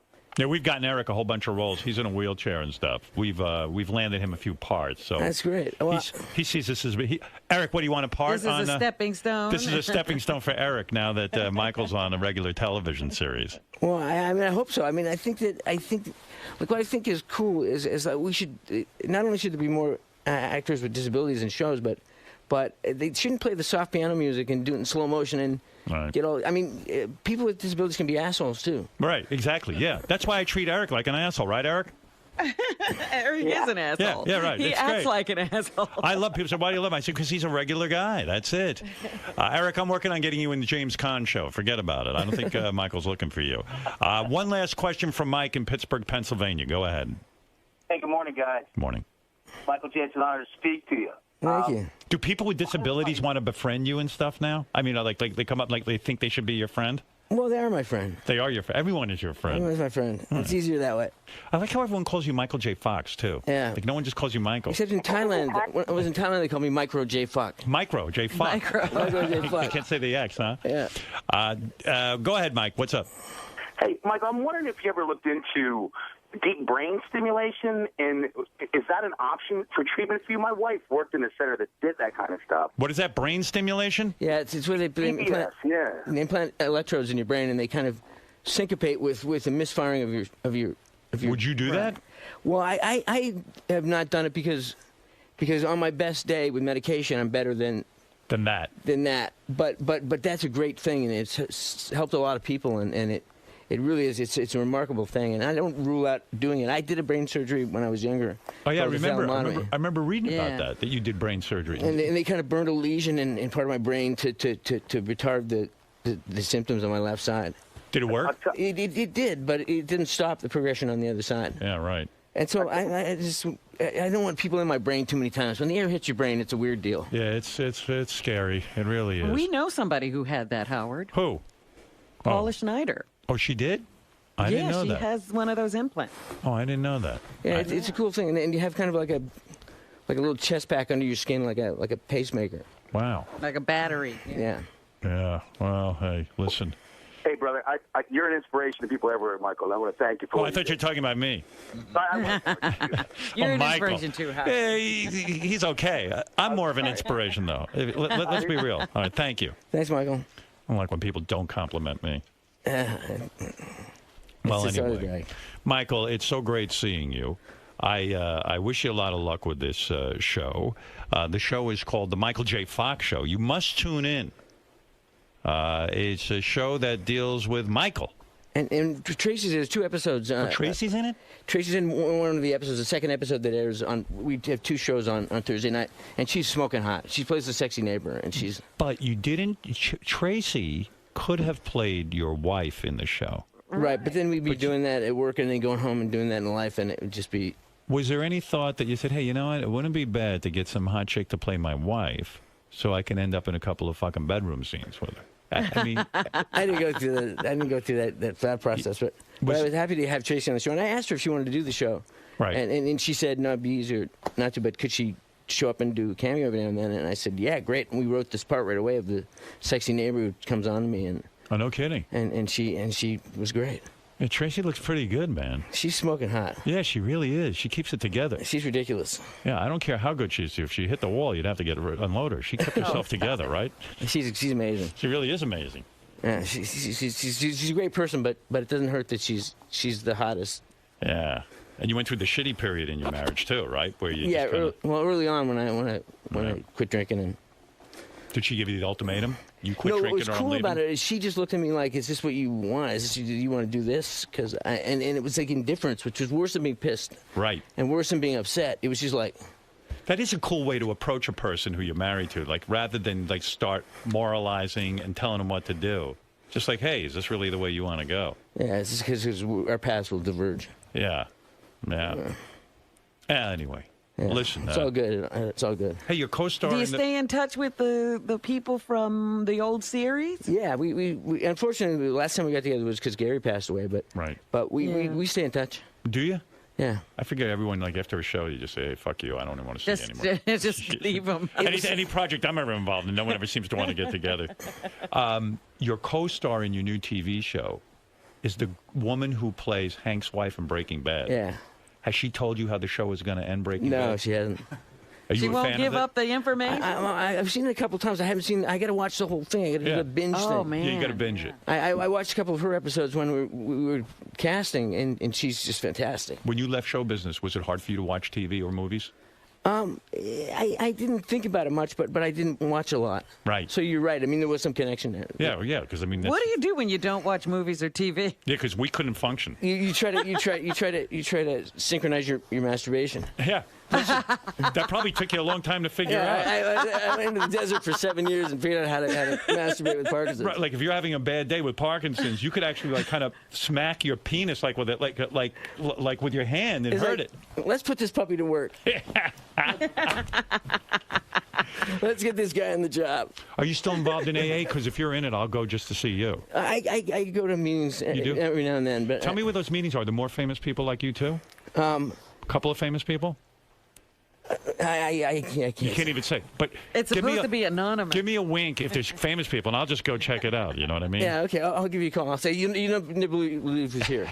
Get down here right away. Bring your autograph book. Yeah. Right. Yeah. I want to just go to a cool meeting. Take some selfies. I remember when Sam Kinison was in AA. He'd come in the studio and start telling us who was at his meeting, and I go, Sam, you're not supposed to do that. He goes, they don't care. I go, no, they care. Sam was amazing. I remember being at Sam's house one time, and it was above the Sunset Strip, and he was standing on the balcony. He had his arms crossed, and he said, "It's like house sitting for God." Yeah. Well, I remember I was over at that same house, and he had a pool, and he couldn't believe he owned a pool, and he was actually renting that house. Yeah. And he looked at it, and I look at the pool, and there's steam coming off the pool like a tea kettle boiling. Yeah. And I go, Sam, what are you doing? He goes, I keep the pool at 100 degrees. I love it hot. And the whole pool. I mean, I can't even imagine the money that was being wasted going up in the air because it wasn't that warm in L.A. that time It of looked like year. the cauldrons of hell. Yeah. I remember that. Anyway, Michael J. Fox, check out the show, and you will see Michael with his hot wife playing his hot neighbor. And I hope she's nude in it, even though it is. We worked on that. Next Hot episode. outfit, yes. Thank you so much for coming in. We're going to take a break. We'll be back right after these words. Thank you, Michael. Thank you. All right. Thanks, everybody. So, Michael, I know you mentioned you run into Howard every now and again on the street, but to sit there across from him, watching him do his craft and interviewing you, did it differ from what you expected going into it? It was really like sitting at the feet of God, of Buddha. He was great. Howard is a genius and a great guy, and it was really a pleasure to be on the show finally after all these years. What do you think makes him such a great interviewer? He's a great listener, and I mean that's the secret to it. And with all the stuff that he's doing, he's saying something. He's actually listening. He's got to calculating the last thing you said and figuring out what to say back, and it's always smart. And I'm just a fan. Do you think he's misunderstood in the public eye? I don't think he gives a shit. Which is the way to go. If you don't give a shit, no one has any control over you. That's right. You know, Back to the Future, my favorite movie. Love them, watch them every night. All through training camp. You got a few TVs, so you can see in your house. I like when the guy get rich. Yeah. Get rich, get the sports book and get rich. I have the sports book, and you win every fight.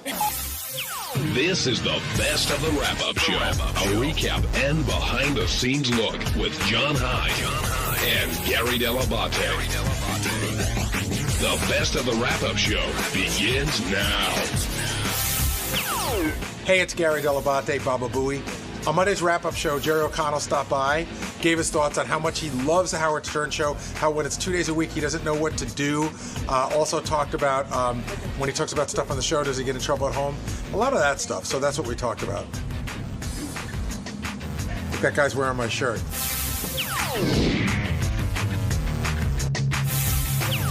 Jerry O'Connell returning to the wrap-up show. Love when you come down, Jerry.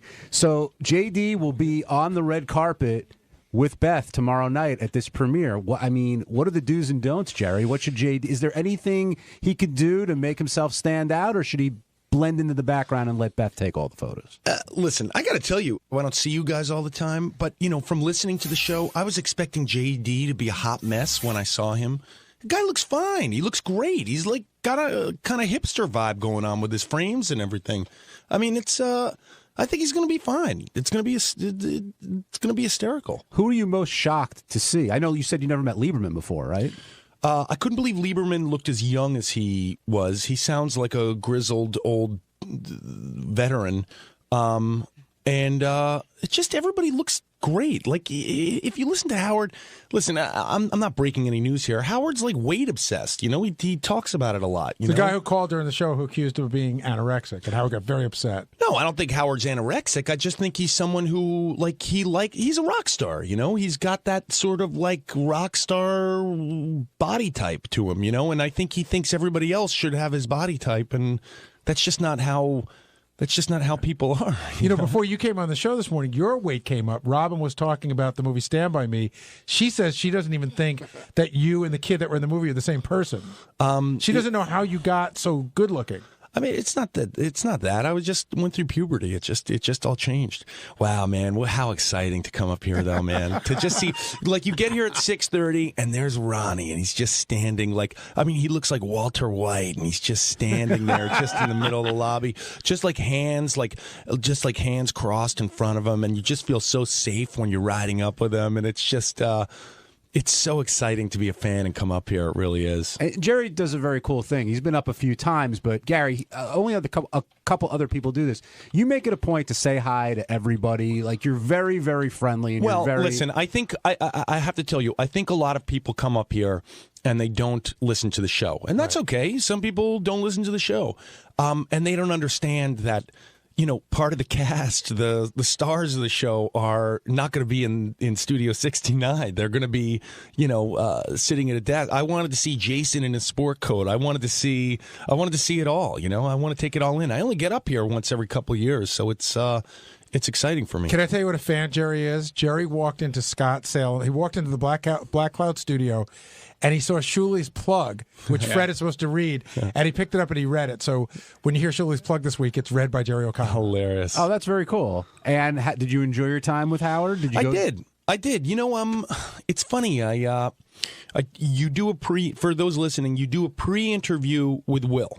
Okay, so you talk to Will a couple days before, and he obviously he doesn't. No offense to him, he's not Howard in the interviewing skills. No one is, and that's not his job, by the way. His job is just to figure out what's going on and let Howard, figure out what to do with it. Right, and I just know when you come into that show, look, all you got to talk about is how are you having sex? How are you having sex? What porn are you watching? What positions are you doing? How often are you doing it? I know how this show goes, and there are guests who step it up. Even like a huge star like Bradley Cooper comes in and just steps it up, just talks very privately. And when you get guests who don't talk like that, it's just like, get out of there, dude. Like nobody wants you in there. I thought today was one of your best appearances ever. It's just I think you just listen to it for a while.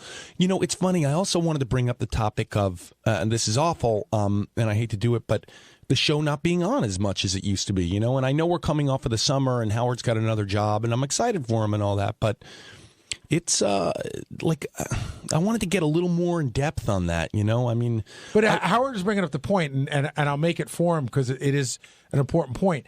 No matter whether Howard was doing AGT or not, he'd still be working the same amount of days. Now, I have a question. Now that we're on the wrap-up show, I know he's contracted to do a number of days. This is I want to make sure I don't catch the wrath of Howard, but me too. Does it have anything to do with the lawsuit that happened? Is he just sort of like doing a couple days here and a couple days there? I don't think so. Did anything change after that? No, lawsuit? I think Howard 2.5 years ago negotiated. First contract was over. Second contract came around. Howard's like, you know what? I'm tired. It's hard for me to get up. If I'm going to do another 5 years, I'm going to do it on my terms. Okay, let me ask something else because, I've given up Thursdays and Fridays. I understand that's not happening. What happened to like back office radio? What happened? Why aren't you guys? Listen, when you did the FMEs and you guys did a live wrap up after those, that was awesome. I mean, like. I'm not a radio specialist, but I love live radio. I love knowing that you guys are in here talking about what's happening. Do you get my drift here? Yeah, and there'll be more of that coming down the pike. I mean, I think we're just sort of reevaluating shows and doing stuff, but I think that you'll see more live radio coming. So now, Thursdays and Fridays, okay? Geek time aside, why don't you guys come in here and do an extended wrap-up? Why don't you do a live show on Best of the Week? Why isn't it live? It might be, but also one of the things that's important is that we work on the shows for the days that we're doing. It's important that we spend a lot of time getting at the reason why the guests are better They're is amazing. because we're putting a lot Gary, of work into it. And by the way, I should have started this all off by saying the guests are incredible. I mean, it's incredible. And it's a group effort, but I'm saying that we've made a real effort to do that, and that just takes time. And you're asking things that are going to make you disappear. These are all great questions. I listen like everyone else. I get it. And I know I'm not alone. I read message boards. I know I'm not alone, and especially over the summer months, it's like, what the fuck is happening? Like, when is this coming back? Because you have to change. It's like it would be like pulling up to Starbucks in the morning and it's closed, and you're like, how am I going to do the rest of the day? Like, where am I? I have to go to the deli and get that shit coffee that they just drop a Sharpie in a pot of water. It's like it's not getting. It's your routine is fucked with. No, I get it. And you know what? I always say it's a testament to Howard that people feel that strongly about it. It's great. It would, the worst thing that could happen is people not give a shit. Let me ask you, Jerry, when Howard decides he's done, no more show, what are you going to do? Because it sounds like you plan your day around the show, so to speak. I have to listen to something else. I mean, I'll be really interested to see where everyone here ends up. I hope you Maybe guys at all that stay. Starbucks you go to. I hope you guys all stay with the company. I foresee a. I wonder if the company's interested in us after Howard's gone. I can't imagine that they wouldn't be. I'm once again I don't work in the radio industry, but I can't imagine that they would just let everyone go. I just think there's I a built-in. actually could, and I'm not being. Company treats us really good, but I think the feeling is Howard's a star, and when Howard's gone, I don't think they'll need us. What would we do? I think I foresee a time when there's going to be 6 hours of Ronnie talking about cars. But do you want to hear 6 hours of Ronnie? These are jokes, Ronnie. Do you want to hear 6 hours of Ronnie talking about cars if Howard's not there to comment on it tomorrow? I was joking about Ronnie. But I know what you're going for. I just don't want I don't want the band to break up. Me neither. And if Steve Perry was replaced. If by a guy who doesn't speak English. Oh man, that documentary's awesome. You should check it out. By the way, we're talking about Journey. But I would go see that guy in concert. I just hope that everybody's still around here. So how much do you listen to every day? I'm a car guy. I have an hour commute each way, each day. It's funny when you listen in the car. It's a real personal experience because it's like, first of all, it's Howard, so it's blue. I mean, the comedy, there's cursing. Sometimes there are racially racy things said. So you have to make sure your windows are up. You have to be careful of human resources and all that stuff. Hey, that came up today on the show. Will you get any crap for admitting to jerking off at work? I don't know. I haven't turned on my phone since I left. Am I going to get crap for it? I'm sure there'll be some jokes, but I'm wondering about the crap he's going to get from his wife. No, I mean, come on. Look, if you come on the show once again, it's like just do it or just go home. But that always begs the question. I always wonder for somebody who's a super fan of the show and who's married to somebody who knows the show pretty well. When you tell Rebecca you're coming to do the show, are there any discussions? Yes. And my wife says, just say what you want. Really? Yeah. Rebecca gets it. She's an old friend. Good. Yeah, it really is. It's a little dizzying when you first walk in there. A, because it's early. B, I'm on California time. C, it's just you're just meeting people that you're just seeing people in real life. It's crazy. Ronnie, you loved hearing Jerry's stories about the porn they're watching, right? No, it's awesome. I love it, man. Man after my own heart. There we go. Thank you, Ronnie. Sadly, Ronnie, I should probably talk to you after the show. I haven't been able to make my wife squirt, so I should talk to you. Yeah, you really should, man. I should, man. Just take a drink. It's good. Jerry, does Ronnie know what he's talking about when it comes to these sex tips? Oh, listen, Ronnie can say anything. He can read the phone book and I'll listen to it. I mean, the guy can do no wrong in my book. I got to say something, John. I bring up a lot of people up here, a lot of guests. This guy is the coolest guest we've ever had. What makes him the coolest? Because he's so down to earth and he's such a fan. He's like, he could be on this show every day and hang out and be one of the guys. Well, I mean, I'll have to talk to my agents about that. They might be a little upset with the pay cut, but I'll think about it. Yeah, but think of all the fun you would have. Listen, it would be the best. You kidding me? And unlike Benji, I would be on time. That is the ultimate compliment Ronnie's giving you there. He doesn't say that much. No, come on. Well, you know what? There's. I don't know what it's. Just, how do you think you would do if we put you? Do you remember we had like Jimmy Kimmel and Jeff Probst and we did Superfan trivia? Yeah. How would you do on that? I got to tell you, I'm more of a satellite guy. While I listened, I'm from the tri-state area, so I listened growing up.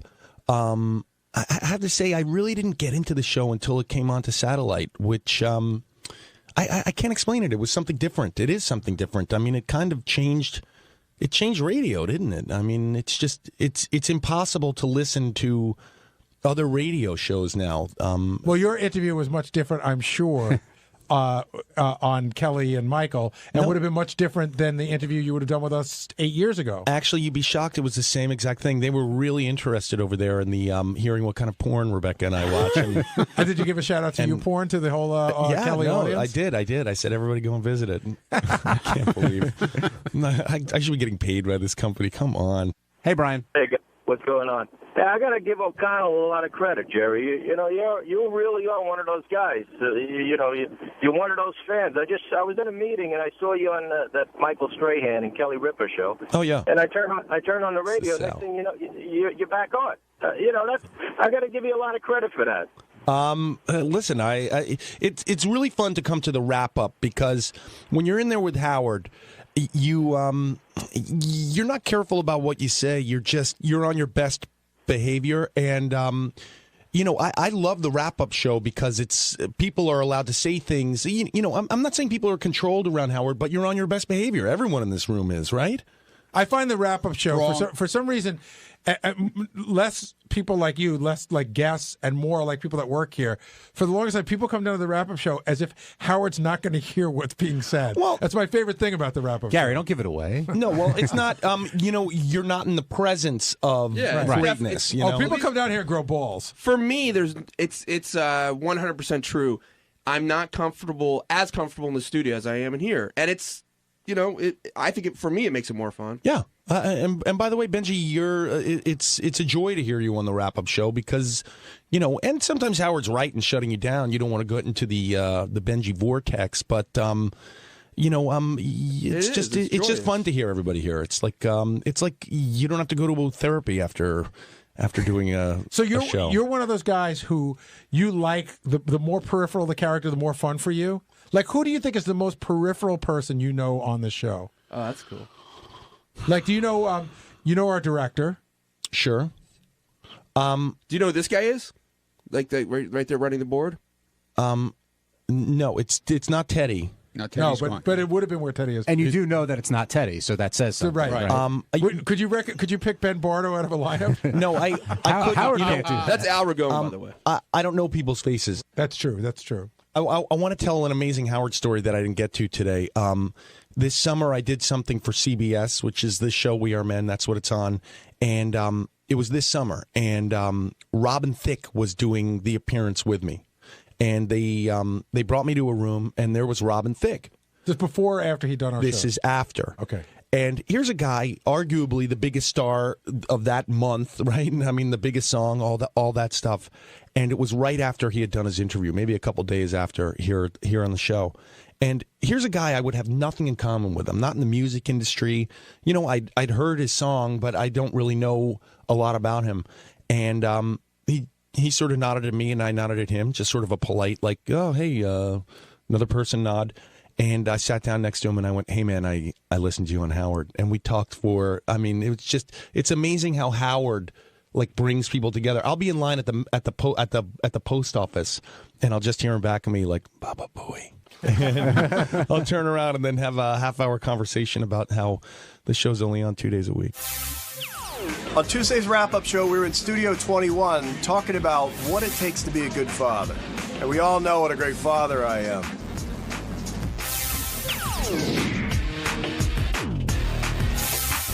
The one thing I will always say about Mad Dog is he's got more energy than almost any guest that comes on this show. Well, he's passionate, and he's as passionate about how the Patriots are handling Hernandez or what's going on with A-Rod as he is about how many push-ups he can do or going to see Bruce Springsteen 150 times. Yeah, he's always fired up. He's always high energy.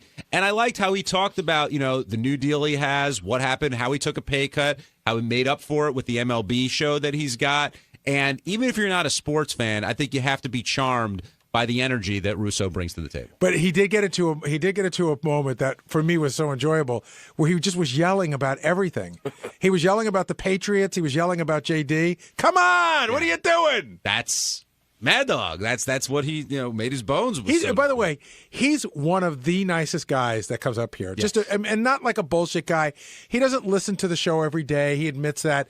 He loves Howard, he loves the energy of being up here, and he really appreciates, getting a shot on the show. Well, he respects the hell out of Howard. Definitely. You can tell. And he's no longer doing a 5-hour show. He's doing a 3-hour show, and he's asking Howard, how do you do it? 5 hours every day or 4 hours every day. It's a lot with, He had a great line. I don't know if he said this on the air or off the air. I think he said it on the air. He said, doing 5 hours on satellite is like doing 30 hours on terrestrial. Yeah. And he starts asking Howard about AGT, and Howard's like, why are you giving me AGT advice? And then he was insistent. Oh, yeah. You got to do it. That's okay. Just do it. Well, that's what makes him a good sports talk radio host. But later on, he said that he didn't know what grade his 8-year-old was in, and that begs the question, what makes a good father? And do you think Chris, from what you know, is a good father? Well, Will brought up a point. Can you give me a list of the people who are admittedly bad fathers? No one will say they're a bad right. Well, maybe after you'll hear people say it after. I wish I was there more. Right, but nobody while they're being a father says, you know what, I'm a really shitty father. That's true. But I was telling Howard, even Shaq's father, who gave him away, goes, I don't know why Shaq doesn't talk to me anymore. But there are good fathers, and there are average fathers, and then there are Archie Manning fathers. Oh my God, we should talk about. There was a special on 30 for 30 on ESPN. Archie Manning might be the greatest father that ever lived. He's just like, you got to watch a special. They don't replay those, do they? Sometimes they do. It's called The Book of Manning. It's on ESPN's, various channels. But yeah, I mean, talk about a great dad. But Howard's dad, is that a great father? I think that Howard and his dad have a better relationship now than they did growing up. There was a period of time where Howard's source of jokes were that his father, seemed disinterested. I mean, the great story is that they went to throw the ball once. Howard hit his father on the ball. He's like, I'm out of here. Do you think Ben Stern was a great father, Benji? If what Howard says is true, if that was how he felt growing up, then no. I think it's sad that he wasn't. It sounds like Howard really loves his parents, but it sounds like he wasn't. If that's how Howard felt, I don't know how much is exaggerated though. The other thing is, you got to put. It's so easy to comment on that now. You got to put it in the time frame. Right. He might have been the best dad that he could have been in that era. Yeah, no, I don't. But I think there might be some exaggeration, but maybe then Howard would say, "Listen, my dad had he had a fucking fight to make a good living, to give us a home, and that unfortunately put him in those, in a bad mood, and Yeah, I mean, echoing both your points. I mean, for a long time, the father's role was to quote unquote bring home the bacon, and then when they got home, that was time to have your Rob Roy and relax and, let the wife deal with the kids. And in some families, that's changed quite a bit. In others, it hasn't. And I don't know if that's a good or a bad thing necessarily, but it's a different type of parenting. I started watching Mad Men with Mary, and we stopped watching after the third or fourth episode because she was so irritated by it. Have you watched Mad Men at all, Benji? No. After there's a scene in there that this explains how the whole show runs. The guy sends his wife to a shrink, right? And the episode ends where the shrink calls the husband to tell him all the shit the wife said. And that was just sort of the way it was. What, you mean to The shrink calls up the husband. To report on her? Yeah. Oh, he wow. goes, you have a very sick woman on your hands. She's very this, she's very that. But she wasn't sick. She was just, dealing with some shit. But it was, and nobody would blink an eye about that. Now they would. Well, DePace thinks he's a great dad. Others beg to differ. How do you qualify what makes a great dad? Again, I think I'm a good dad. I don't think I'm a great dad. People say I'm a great dad. I think I'm a great dad in the pool of people I'm dealing with. I think I'm a good dad. But I mean, you have to have a lot of I think having discussions with your kids and them having the ability to be able to come to you and tell you stuff. You can't be their friend. You can be their friend a little bit, but at the end of the day, you're their father. It's always a fine line to walk. But I think that I have a lot of conversations with my kids, and I think I give them pretty good advice, and I think they trust me. But who the fuck knows? Yeah. I said to my, I will guarantee you that my mother and father growing up thought they did an amazing job. And I thought in no way, shape, or form could they imagine what I would have, talked about in a book. And I'd say to Mary all the time, like, when our kids write a book, if they ever read a book, what would they say? And she's like, I don't know. But it got to be something, right? Look, you give it your best shot, obviously. But a lot of parents, I wouldn't say just dads now, but parents put their kids before themselves, in which case, whatever the kids want to do, that's what we're going to do. Others believe that, no, we're going to do this, and the kids are going to kind of tag along with that. And then I think in the middle lies it should be somewhere in the middle. You shouldn't do everything your kids want to do. They should understand that, things are earned, but you should be there for them a lot of the time. I find it falls right in the middle. Hey, John, I've never gotten a sense of your relationship with your parents. What do you mean? You haven't? Really? No. I know you love them and have a family relationship. Are you close with them? Yeah, I have a good relationship with my parents. John, I can tell you that John has John and his dad are very close. Oh, cool. My parents are also very young, relatively young. My mom had me when she was 20 or 21. My dad was 23. So it's a different type of relationship growing up. Whereas I know a lot of, if you're in your 30s or 40s when you have your kids, there's more of a divide there. John, how old are you again? I'm 46. Okay, so John and I are 6 years difference, right? The big record growing up in my house was the Harry James Orchestra. The big record growing up in his house was Carole King's Tapestry. That's true. That's a huge difference in age. Now, speaking of avid baseball fans and great dads, Scott DePace now joining us here on the Wrap-Up Show. Yes, absolutely. What brings you here, my friend? I heard you were talking about my parenting skills. I'm not sure what it was, but No, we actually weren't. We weren't. Oh, I'm glad you're here for it. We were just talking about what makes a good dad because Christopher Russo didn't know what grade his child was in. He knew how old he was, but he didn't know how grade he's in. And what do you think makes a good dad? Oh, God. And don't say just being you. I mean, I'm being serious here. I mean, I think a good dad is someone who is involved in the child's life and who is a friend to the kid, who's a parent to the kid, who teaches them right from wrong, teaches them sport. There's a lot of great things. Scott, can I tell the story that Scott and I had a really funny conversation last week? There's a bit coming up on the air. I think it's Columbus Day. It's going to be who's the better father. So I'm bringing in Lucas. He's bringing in Kyle. And it's going to be, almost like a newlywed game thing. Who knows their kid better? So I said to Scott, I said, can you bring your kid in and everything? And I said, what's the game? And I go, who knows your kid better? And Scott laughed and he goes, I don't really talk to my kid. I was joking. I don't think you don't talk to your kids? Of course I do, all the time. We play video games all the time. But do you know them? Do you know who they are? Well, Yeah, if you're friends absolutely. with your sons, does it make it tough when you got to, tell them no or, you got to draw that line? No, they know who the hard guy is in the house. Like if they want to get an extra cookie, they go to Pam. If they don't, they go to me. Do you use any physical retribution with your kids or no? No. The water I haven't. I would. I mean, when they get older, maybe. Let's say they do something like steal or do something really wrong. Yeah. Would you punch I them? wouldn't have a problem with that's weird. No, I would never punch them. But so what would you do? You can't spank a 17-year-old. I was trying. Yeah, that is wrong. So maybe like when if they're 9 and they steal, then I think I would spank them. I don't know. Oh yeah, you don't spank. You said right. Never John. never You touch don't. my kids. We have daughters, so you spank. No, I never have. Really? I'm just saying. I if don't they did think that's something cool. really I think wrong, a dad with son should spank occasionally. There was a friend of mine, whenever you heard his dad mention the middle name, so he'd say, Johnny Mitch, get up to your room. We would all be out there playing baseball, and we would just hear the belt come out and whack, whack, The whack. belt. I mean, don't you think that's the most horrendous thing you've ever heard? Exactly. The kid, he learned. Now, as a dad, do you feel... He learned to hit his kid.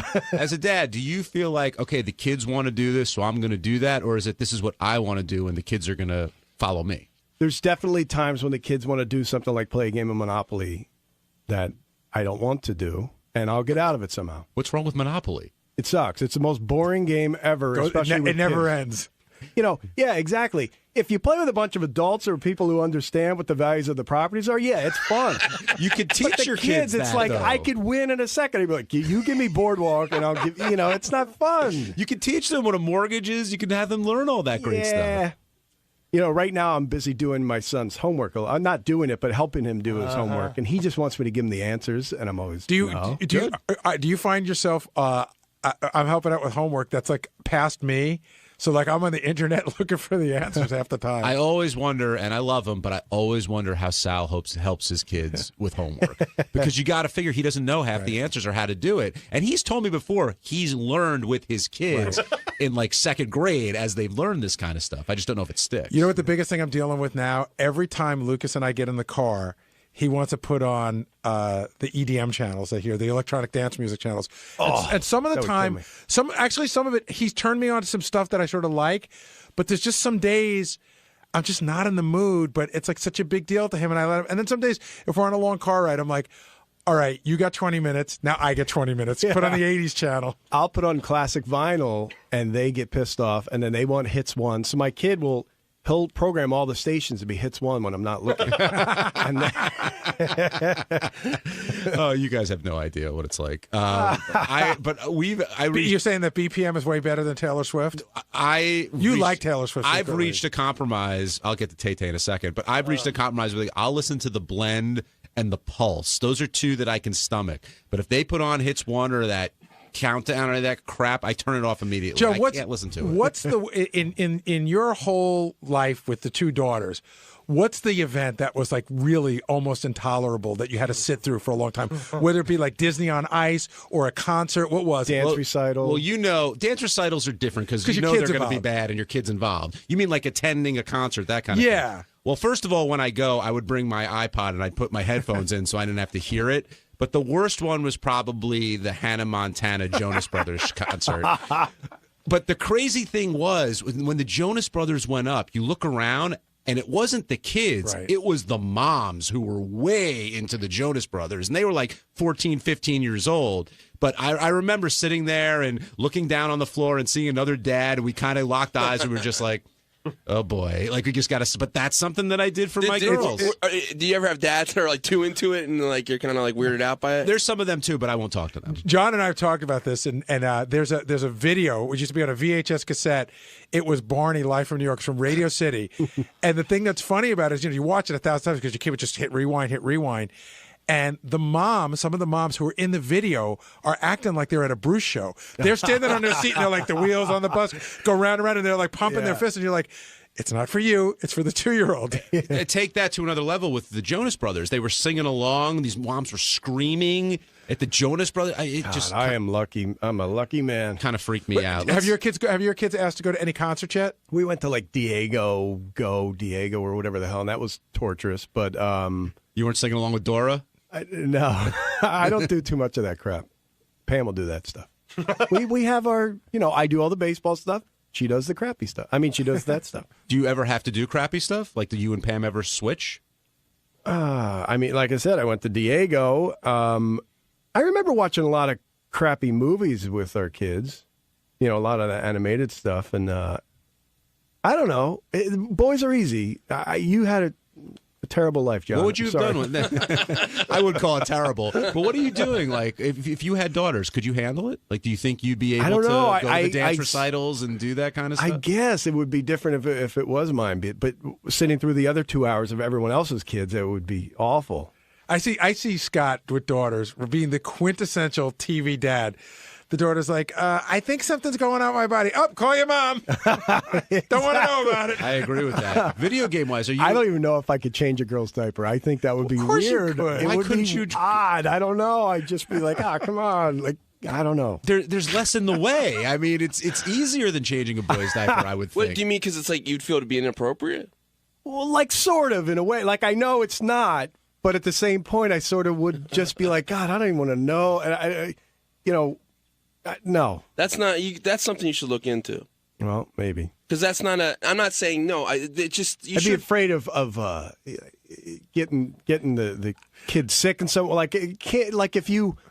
How would you get him sick? If you wipe the wrong way. Oh yeah. Can't you get an infection down there and shit like that? Yeah, so you learn to wipe the correct way. You're a smart guy. I know I get over it, but right now, not having any girls. Well, you should get a little infant girl for you to take care of. Bob Saget actually does a very funny bit about that. That's so filthy, I won't even repeat it here. One last question before we take a break. Are you a Grand Theft Auto guy now? That just came out. That's like sold a ton of copies. No, that's never my thing. But JD put a nice video up yesterday. Did you see that one? Where the two kids were fighting over the last copy of Grand Theft Auto, and they had a big fist fight in like a Walmart. Do your kids want to play it? Do your boys want to play it? No, they're into Halo, and I'm into Battlefield. And then we both will play some sports games, baseball and football. Do you guys have any kind of moral problem with Grand Theft? Yes, but you can't win. GTA 5 is a huge thing in my house right now. Lucas is on it night and day. Because it glorifies like he's a thug, right? Lucas. Yeah, he's a blonde-haired, blue-eyed thug from Connecticut. It is, but it's you can control it. I mean, I could say don't do it. When you have older brothers, right? There's a lot of stuff that they're doing that you can't keep the younger kid away from. It's just part of it. So, like, that stuff's always been around, but we have conversations about it. But don't come down to the table and say, hey, I just pulled off a heist. I ran over some guys and, got the gold. But see, you guys have you played it at all or no?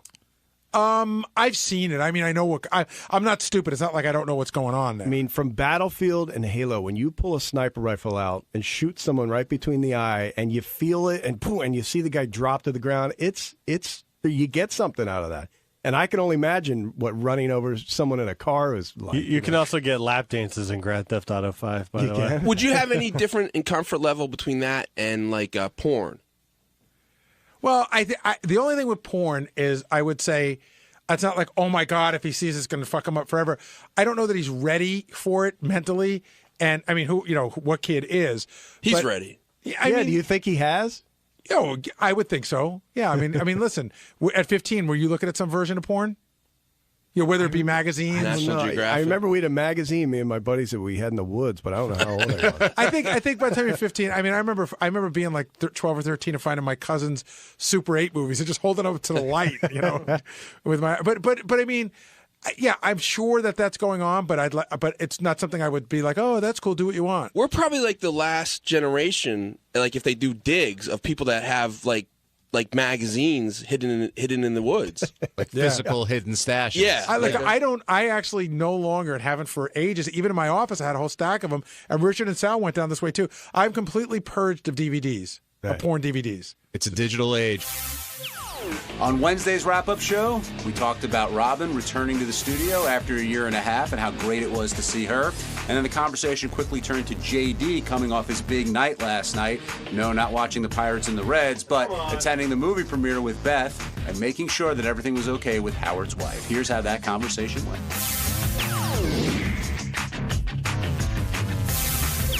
The big story is Robin Quivers returns to the studio. And was it awkward having Robin back after, 18, 19 months? I don't even know how long it was. Oddly not, because it just was, every day I heard her, it didn't sound any different. And I saw her in this, when I looked at the monitor, I saw her instead of nothing. When she came in this morning, there were like lots of hugs and lots of hellos. But once she's in the booth, she sort of, it's almost like being locked into the seat of the rocket ship. She's in there for the duration of the flight. For us, it was great for television because for a while now, I haven't had a camera shot of her, so I didn't have a lot to cut to. And now all of our shots had to change again, and we had to, I could actually be a little creative. It was awesome. Hello, Robin. Goodbye, Blotchy Benji. Were you doing cutaways of Benji? Yeah, exactly. Benji and Fred were my cutaways. Was she happy to see Benji?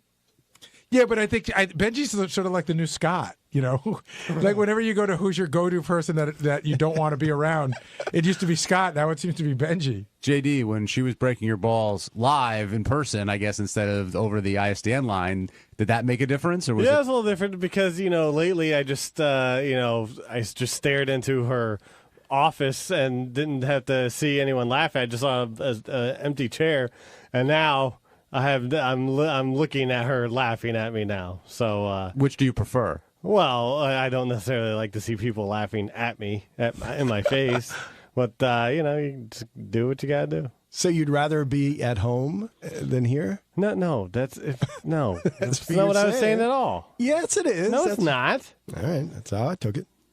Oh, you listened wrong. Is that how it sounded, John? It sounded like you'd prefer that she was home instead of being here. No. Yes. Never mind. Forget it. Can I leave already? No, you can't. I'm glad the date went well. Yeah, it went all right. Oh, just all right? Yeah, it was good. It's a good movie. Good time. When Beth told you that you look good, why didn't you return the compliment? Listen, I'm awkward with that sort of stuff. I don't know. You're not awkward when you get on Facebook and you want to tell a girl how okay, hot all she right, is. Gare, I don't need to calm down.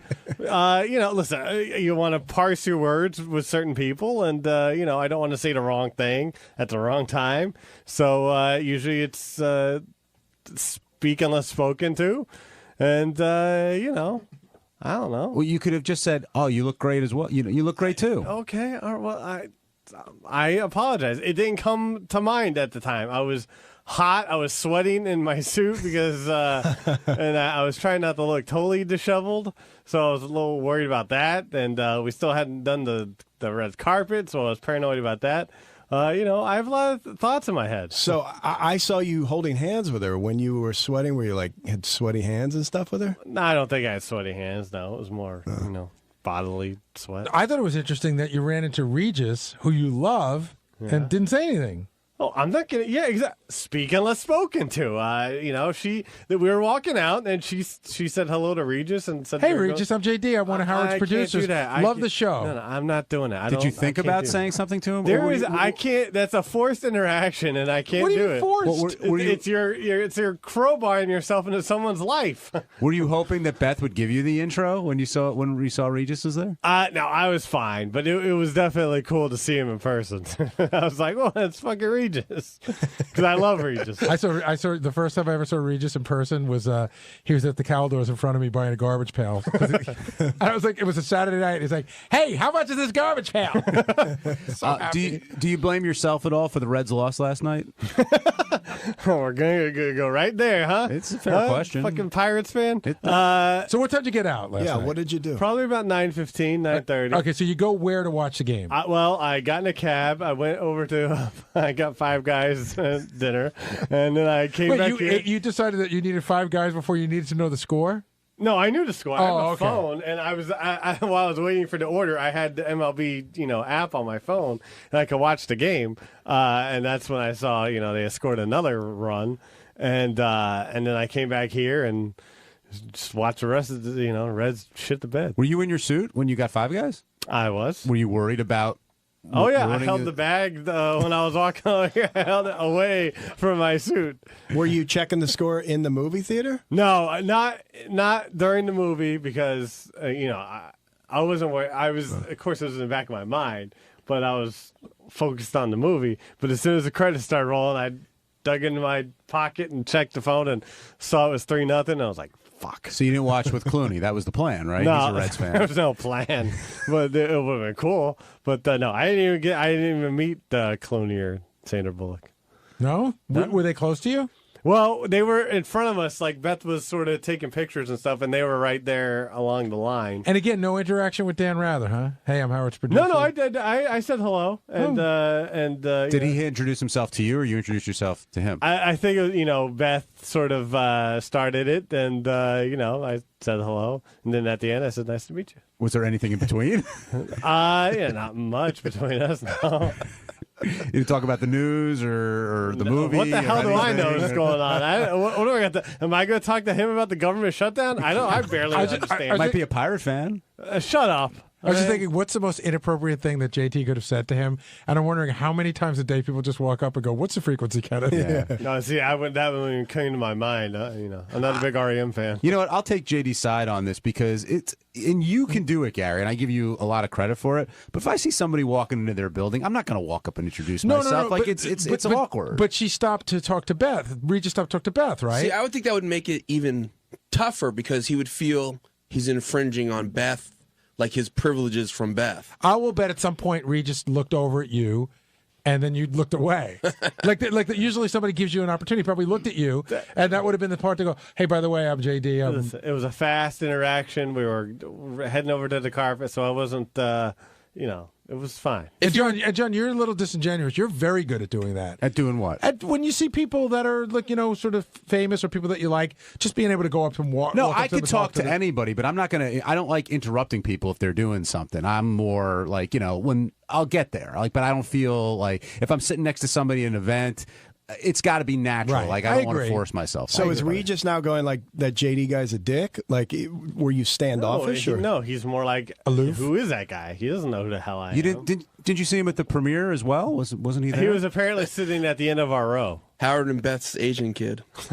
So was he following you or something? Like no, I don't know. He probably just. You couldn't say, "Hey, we ran into each." I thought I saw you back at the. he was over on the other end. We were in the middle. We had direct middle seats. That was pretty awesome. Maggie in Long Island, you're on the wrap-up show. Hi, Maggie. Hello. Hey, JD, I just wanted to know, why didn't you say to Beth how good-looking she looked? You said you didn't know what to say. You felt uncomfortable. It just didn't come to my mind at the time fast enough. I just assumed, she's a model and she knows how to get ready. She knows how to look good for these things. So I apologized to her and I told her she looked good. So. At what point did you apologize? Like when did you realize that you should have said it? I don't remember. I know what point when she said, "And what about me, JD?" Yeah, exactly.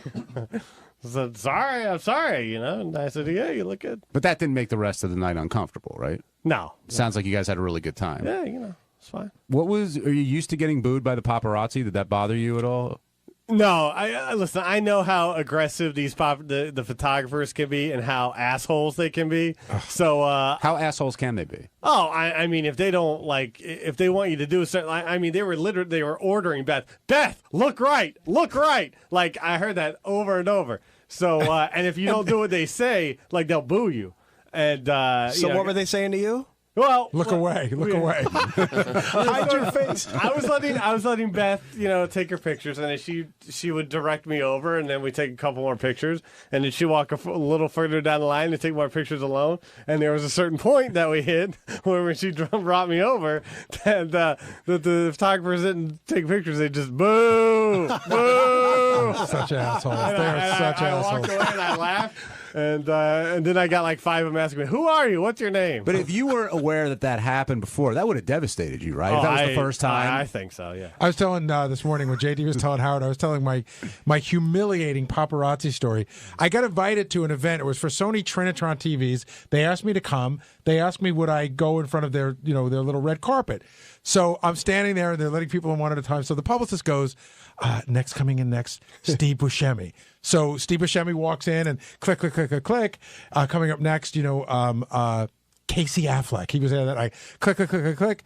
Then they go, Howard Stern producer Gary Delabate. So they all put their cameras down. They all put them down. Nobody would take a picture of me. They actually put their cameras down? No, like they have them up. They have them up at their eye, and they put it down at their side. Like a sign of dishonor? Like military turning away? No, almost. And I go, so I just joking around, and I go, really? And the guy lifts his camera up half-heartedly, and it doesn't put it in front of his face, just clicks it once, like as if to be like, fuck you. It's so embarrassing. I get the same thing at the Emmys. It's click, all these stars, and then I walk by, and boom, nothing. It's the weirdest quiet sound you get, Kevin, Staten Island, you're on the wrap-up show.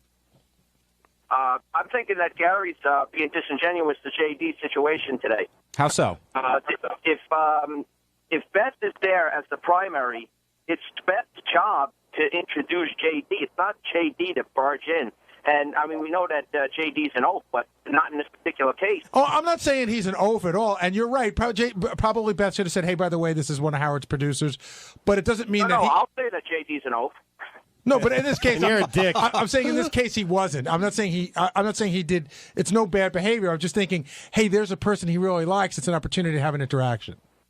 Yeah, but he's the secondary. I mean, it's Beth's job to say, look, I'm with JD. It's her job to do the introduction. JD did nothing wrong. He's supposed to hang back. I didn't say he did anything wrong. I'm saying, and you're right. But if he really wanted to, he could have said hello, and I don't think anybody would have been upset by it.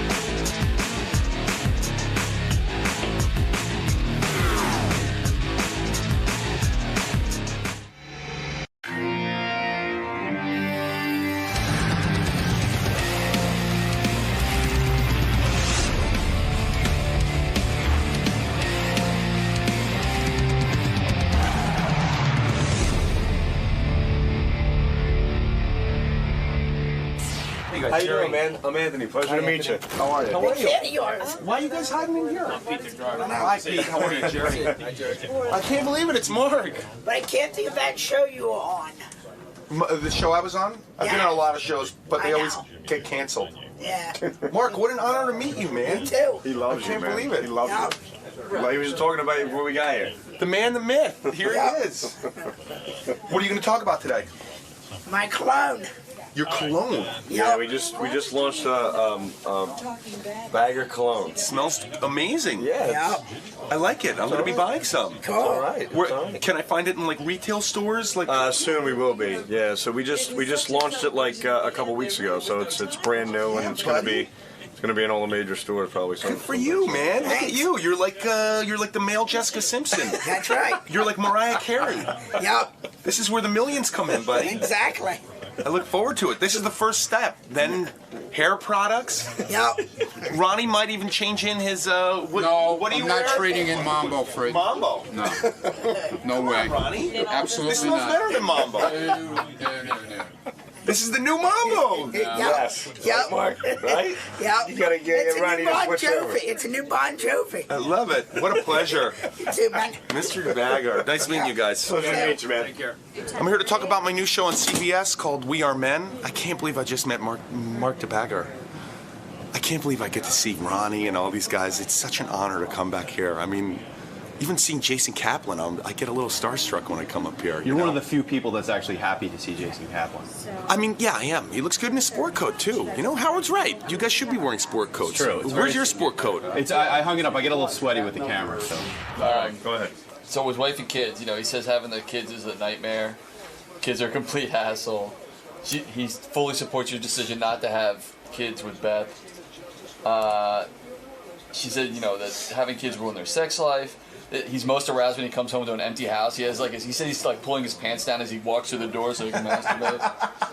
Kids are not for him. Ask him what's his go-to site. He said he had exactly. You can tell he's indecisive because he's like, he put tape over the webcam on his laptop because he's worried about, I think, like webcam girls seeing him jerking off.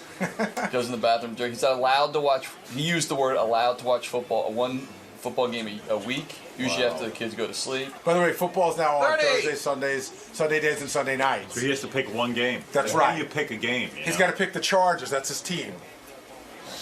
No other games. That's so crazy. He's really funny with it. Hey, he's got to watch the kids. Jerry O'Connell is in the new TV show We Are Men, premiering tonight at 8:30 on CBS, which is a great time slot for Jerry. You can't miss there. I mean, if you do, there's big trouble. I say, great lead. Hey, Jerry, I was saying you can't miss. I mean, everyone's going to say you can't miss with a lead-in like that. That's first of all, you're on CBS, in between two highly rated shows. Look, my shows get canceled very quickly, Howard. So really, don't rely on the lead-in. Yeah, I wouldn't. I mean, The if I were a premise betting sounds man, good. No, it's a really fun show. It's We Are Men. It's four guys recently divorced. I just did the commercial. Four guys recently divorced who move into like an Oakwood type temporary housing place. They're going through various degrees of divorce, and you liking doing it? I'm really loving it. You're having a good time. I really am. Is it true that guy, the guy who's one of the guys who plays, one of the husbands, Cal Penn. He was in Harold and Kumar. Right. Yeah. He left House, the TV show, the hit TV to show work House. for President Obama. Yeah. And what is his title? Because Gary just gave it to me. It's something important. I don't know what his exact title is. Associate Director of the Office of Public Engagement, liaison with Asian American and Pacific Islanders. I do know that we'll be working, and he'll pull his phone out and go, "I'm so sorry, everyone. I have to take this." And he'll walk off set and talk for about 5 minutes and come back, and I'll be like, "Was that him?" And he'll go, "Yeah, that was him." The president calls him? The president calls him, Wow. yes. So the guy's a major player. He's a major player, yeah. Wow, that's kind of awesome. What the hell he's doing here, I don't know. Well, you know what, though? I got to say... Maybe it's an honorary position and doesn't have any salary. Well, yeah, I don't want to be cynical. Robin, how are you? I'm so glad to hear you're feeling better. Thank you. I don't want to be cynical, but I think it's incredible that a guy who is making big bucks on House, which is a hit show, to walk away from it all and then go do public service. I mean, hey, that's admirable. He's a smart guy. What can I tell you? Yeah. Super smart guy. But I guess he probably said to himself, hey, what am I doing in my career? I shouldn't be at the White House. I've got to be doing television and making some dough. I think that had something to do with it. I don't know. You should have him on. I mean, we're all listeners. You don't know. You don't talk to the guy? I mean, I didn't feel it was polite of me to say, like, why did you leave that office? I would think that would be the first thing you would talk to him about. I think he did. Look, I'm not you, Howard. I'm not interviewing people all the time. You're actually studying your lines, and is it a lot of lines to learn when you do a half-hour sitcom? It's We Are Men is because it's CBS. They sort of they really like to stay on book, and things have gone through channels and stuff, and they really know how to do their comedies, and Yeah, you got to know every. You have to memorize an entire script, pretty much. Yes. And how long does that Do take? you guys shoot in front of a live audience? We do not. It's what's called like camera. single camera. Yeah. What do you? The single camera meaning it looks a little more high end, more like a film kind of thing, right? It's I think NBC has a lot of success with those single camera shows. Right. They look better. 30 Rock, The Office, Parks and Rec. And CBS has a tremendous amount of success with multi-camera shows that are filmed in front of a live studio audience. Tell me how that works doing a sitcom. What's your schedule like? When you do a sitcom, you get the script on a Monday?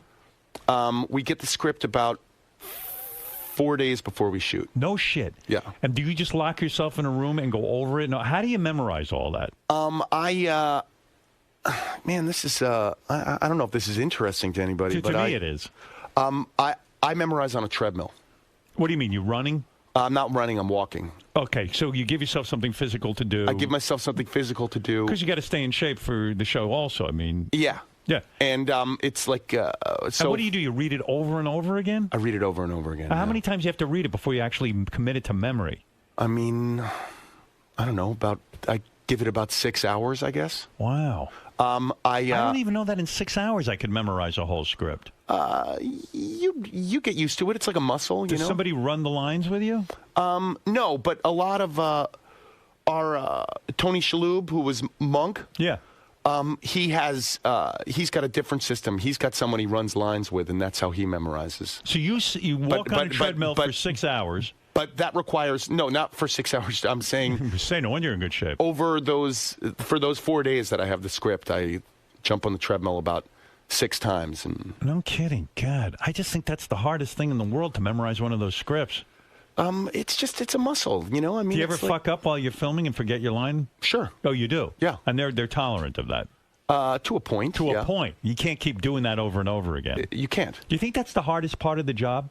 Like if you didn't have to, if you didn't have to memorize a script, it would be a cush No, thing. I have to tell you the hardest part of the job, I think much like you, is, our days on Mondays start at like 5 a.m. It's just getting up early is tough. It's just getting up early. And why? Do you wait around a lot? Do you just sit in makeup and wait around? Yeah, what's happening on Monday? Yeah. Well, it's just they start early on Mondays, and then we usually work till about 5 or 6, and then. But you're not shooting Tuesdays, on Monday, are you? Yeah. Oh, you're shooting. Monday is shoot day. Okay. We shoot 5 days a week, and I'm exhausted because I have those 2 fucking kids who. Oh my God! drive me What's going crazy. on? I mean, it sounds You like a nightmare. can't say that about your children. I can say it yes, on you here. can. I can say all I want. You sound like you're in hell. No, you know I'm what I not like in about you? hell. Because at least you're honest.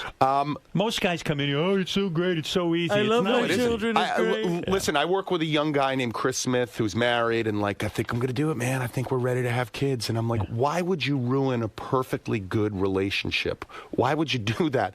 I know a lot of people. I tried to tell you. Hey, listen, man. I know a lot of people give you hell for, not having kids, babies, and all that stuff. Yeah, I mean, I have 3 kids, but and I'm not one of those people, Howard. Why would you?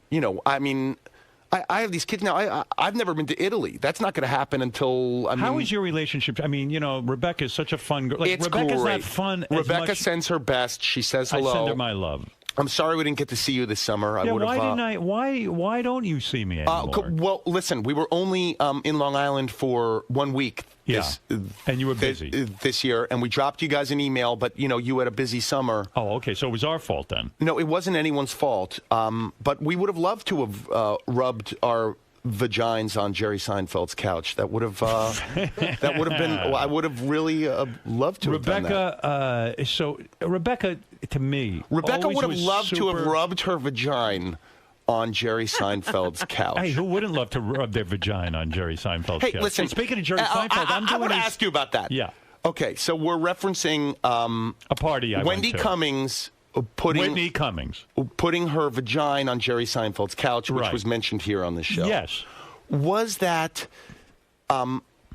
Everyone said how well that went over, and that was really fun, and everyone was laughing. Yes. Really, was everyone laughing at that? Yeah, I'll tell you why. Whitney, I brought Whitney with me. Listen, I love Whitney. I know her. She's hilarious. I brought Whitney with me to Jerry's house. I know. Called Jerry's wife and said, is it okay if we bring guests? I said who it was, and then she was like, oh, yes, and they knew Pete, her boyfriend. And sure, everything. of course. Okay, all right. So I know them both. Okay. So I think I was there when they met. I was Whitney has a friend named Zoe who's super fun, and we did a play together. And I think I was there when Pete and Whitney met. All right. So anyway, we were invited. So they said, sure, bring them over because it was an informal dinner party. And I was like, okay. And they were staying at my house. I wasn't going to leave them. So although I would have left them actually, and whatever. You would have left them at your house? I would have left them at my house. But anyway, so we went to the party, and everyone was just having a blast and yelling and screaming. And Whitney was being outrageous because she's funny off the air as well as on. And then all of a sudden, Jerry's wife, she was going at it with Whitney. And they got into this, like, pseudo-yelling thing. And then with that, Whitney flung a glass at Jerry's wife's head, and a glass? Yeah, it was crazy. It was like, but they were laughing. And did it shatter like Mazel Tov shatter? Yeah. And I was mortified, and I was like, wow, this is getting crazy. So that's when we went in the other room, and then Whitney was so wild, she just started she took her panties off and was rubbing her vagina, but doing it with Jerry's wife watching, and Jerry's wife thought it was hysterical.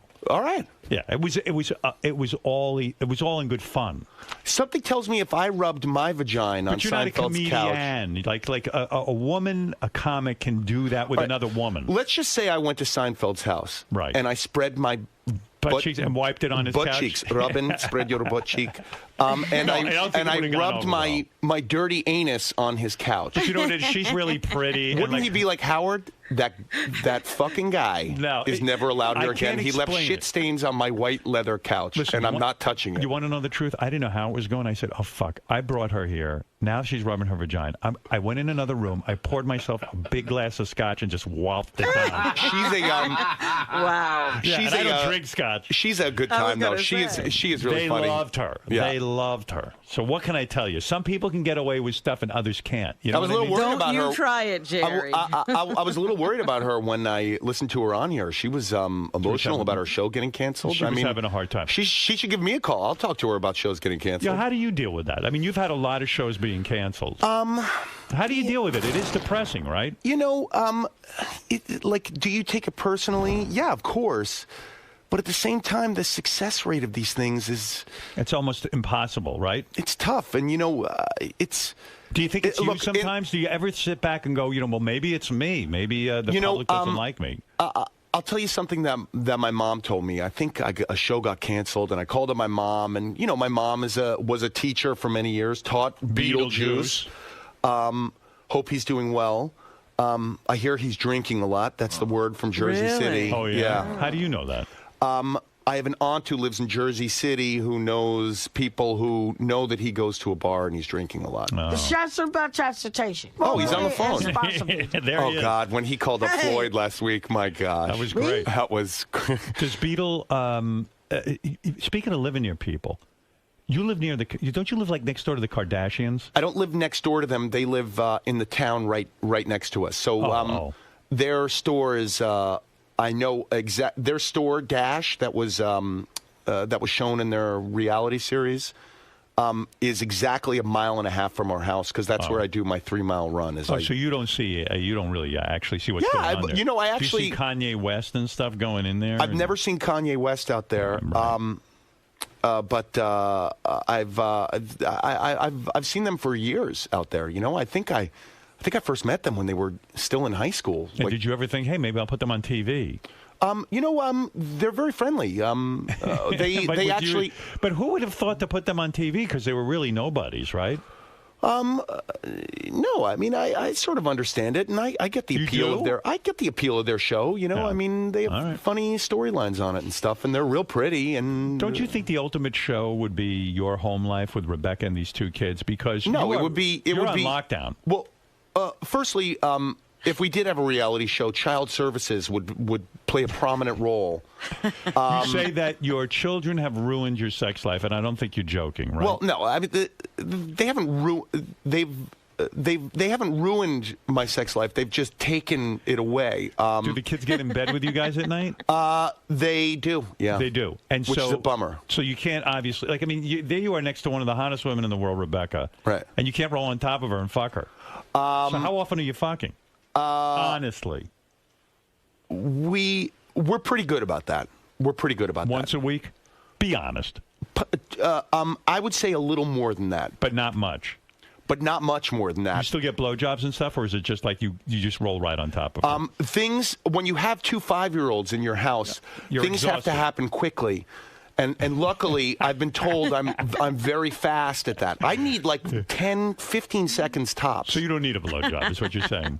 There's no time for. Were blowjobs important to you when you were single? No, I'm not a blowjob guy. I'm more of a vagina guy. Me too. When you say, because guys overrate all that stuff. I just, I mean, occasionally blowjobs are necessary if maybe you're not in the mood. Right. But for me, especially now that, it's funny, I was talking to a buddy of mine who also has a couple babies at home, and we used to take this like a male like enhancement. It was natural. Like a Viagra? Not a Viagra. It was like an over-the-counter. It was like something you got at like a GNC or something. Why do you need that? Well, this is when we were younger and we were running around. And you were a man whore. Melissa Joan Hart. I know. I remember. Melissa Joan Hart went out with you, and Melissa Joan Hart, who is Sabrina the Teenage Witch, and now on Joey and Melissa. I can't believe you fucked the Teenage Witch. I was referred to as a man whore. I'm referred to as a man whore in her book. You dated like a crazy man. Look, this was like dozens of years ago. I mean, it's pretty. Was that funny embarrassing to you, or was it sort of? No, it was what it was. She I said was you in my tanned early. a lot too. You went to tanning salons. I don't think I went to tanning salons. I go to them now because I have to do this show and take my shirt off. Oh, do you? Yeah, I got to take my shirt off a lot. Are you working out heavy? Yeah, they're by the pool a lot, I think. You know, I'm not working out heavy. It's it was funny. I listened to Joseph Gordon-Levitt in here, and he was like, I wanted to look good for his movie Don John, and I probably should be lifting weights a little more because if I'm drinking and I go on Twitter, I read, wow, Jerry O'Connell's body looks like Keith Richards. Is that bad? I mean, I don't think it's good, Howard. Why? You're in good shape. I know, but it's good. It's good Howard shape. It's not You're like thin. Yeah, but that's good though, isn't it? Do you have any fat on you? Do you have any belly fat? No, I don't have any belly fat. What do? Do you starve yourself? No, I You don't have a 6-pack? I have around there. Yeah, maybe a 4-pack. No kidding. How can I that's get that? good. I'm looking for that myself. You're fine, Howard. Come on, let's not You talk want to about know your something weight. though? When I do push-ups, I look down and my belly, my skin is sagging. My belly like distends. Howard, you look great. Really, I don't even Thank want to you. get. And by the way, Can I say you look very handsome? John Hine, I thought looked rather svelte out there. I was expecting to see him big. I hear you talking about John him. Hines uptight about his weight to the point we wanted to do a bit where we had a person who measures people for bras to measure our guys to see what cup they are, and John said he refused to do it. I'm dying to get a look at Benji back there. I haven't seen him over the desk. Benji gained back his weight. Come on, Benji. Let me take a Let me look. see your tits, Benji. Benji looks good. Yeah, Benji, I've seen you. I've seen you in. Benji looks like he was in Stand By Me. I've seen what? Benji I just thinner. realized you're telling Benji he look good, but you just told me I look good. So you just tell everybody they look good. That's right. You know what Everybody I mean? looks I know. looks good. As long as they don't look as good I as feel him. pretty good. Jerry thinks I look good, but I told Benji I've seen him healthier, but falls here. I kind of get it. does your show promote divorce? It makes it seem fun to be divorced. All you guys are divorced and you bond and you have fun together. It almost promotes divorce. I have to tell you, CBS has had so much success with 2.5 Men, which is basically about 2 guys who are broken. They're out of relationships and sort of finding the humor in that. Right. I think CBS is hoping to capitalize on that. Does Les Moonves himself ever come by the show and watch the tapings? I've met him a number of times. No kidding. Yeah. He actually is hands-on. He comes to the set. Very much so. I really, I really appreciate his insight, and I seems to know what he's What doing. does he say to you? He's my favorite. Jerry, you're too thin. Put on some muscle. I have to tell you, he is my favorite boss. When you are on, you know when you have a great boss, and I know you had one for years, and you respect them, and you love them, and you listen to every word that they say. I feel the same. I feel the same way. Yeah, I've never had a boss where I. That's not listen true. to I've every heard word you they speak say. very fondly of Mel. I and speak fondly of Mel, but I didn't agree with everything he did. Well, I'm not. I don't blindly follow. Hey, Howard, can I ask you something? Sure. I got to tell you, this summer was transitional for me, man. It was. I wasn't getting my Howard every day. It was crazy. No. Well, that was my. You know what? Here's the funny thing. I would have been off just as much if I wasn't doing America's Got Talent. I do 112 shows a year and you know what? Rather than be like a TV show that takes the whole summer off, when they go on hiatus, I'd rather do it where I come in during the summer for a couple of shows and at least maintain. You know what I'm saying? Listen, Howard, I know exactly what you're saying, and you know me. I want the best for you, and I will follow you wherever you go, like everyone else. Thank you. But it's funny, my life. When in the summers especially, it's a transitional period. It's a period of withdrawal. My routine has to change. It's crazy. Good. Listen, spend time with those kids. Oh, God. Why are you not having a nanny full time? That's your goal, to spend more time with the kids, and yet you're miserable. You say your sex life is down to once a week, pretty much. You're also you're chasing. But be honest, you're chasing kids around. You say you masturbate more now than ever. No, that's not true. That's not true. I masturbate less and less. Isn't it true? You go on a lot of these websites and masturbate. Well, sure, but I mean, I'm not Anthony Weiner. What is your favorite? I didn't say you're I'm not plugging some free porn website. How many put do you money go in my to? pocket. All right, let me ask you this: how many do you go? I go to one specifically. YouPorn? That's where I go to one. Yes, that's most likely where I would go. Now, what do you put into the search I find that engine? I find that YouPorn is the safest. I find that the least amount of pop-up windows come up where there's some sort of webcam happening. Where I have to. I'll tell you an embarrassing story. I went to work the other day and I opened up my computer, and there was a large piece of black electrical tape over my laptop webcam. And somebody next to me was like, "Dude, why do you have tape on your webcam?" Right. And I was like, for no reason. And it was highly embarrassing. I mean, I do that because you were paranoid that they can see you. Well, I'm just paranoid I'm going to be in a compromising position, i.e., my pajamas down, jerking off, and there's going to be a still image of that, which is going to be worse than like taking a dick selfie, because you're going to see my face and hand and me bent over with that weird face, right? With that weird, like, oh God, don't look at me, don't look at me. How many times a week are you jerking off? Twice. Well, listen, I have a very difficult time pleasuring myself at home.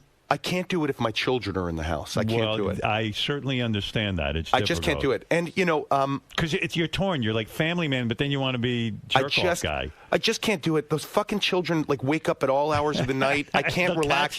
Like, when I'll tell you when I'm most erect. Yeah. I mean, when I'm most aroused is when I drive home. Let's say I get off early. I get off at 3 p.m. Right. And I drive into my driveway, and there are no cars in my driveway. Oh, it's like Nirvana. That means the kids are at school. Right. My wife is out. Right. No one's there. And I'm jump out of my car. I'm undoing my pants, Howard. I'm running up the stairs. I have a heart on. I run over to the computer. Like, I put the dogs outside. And I'm like, guys, tell me if anybody's coming up this driveway. And I literally just go to it. And I'm just. You put the dogs outside the room, right? Yeah, I don't want them looking at me. I'm the same way. But then I let them back in because somebody's got to clean up what I did. Right. Oh. These are jokes, people. Relax. But what do you put in the search engine? What put in babysitter porn do you pull up? I know you like babysitter porn. I like to. I don't like to look at other men. Well, yeah, but what do you do? I mean, there's got to be a guy fucking someone. I'll tell you what's. I'll tell you what's. Oh God, I'll tell you a really funny story. When Rebecca and I. Rebecca and I got married, okay? Right. And I said, listen, let's get married. I want a couple years where we don't have kids. Right. I want to go to Italy. I want to be young and married. Other, right.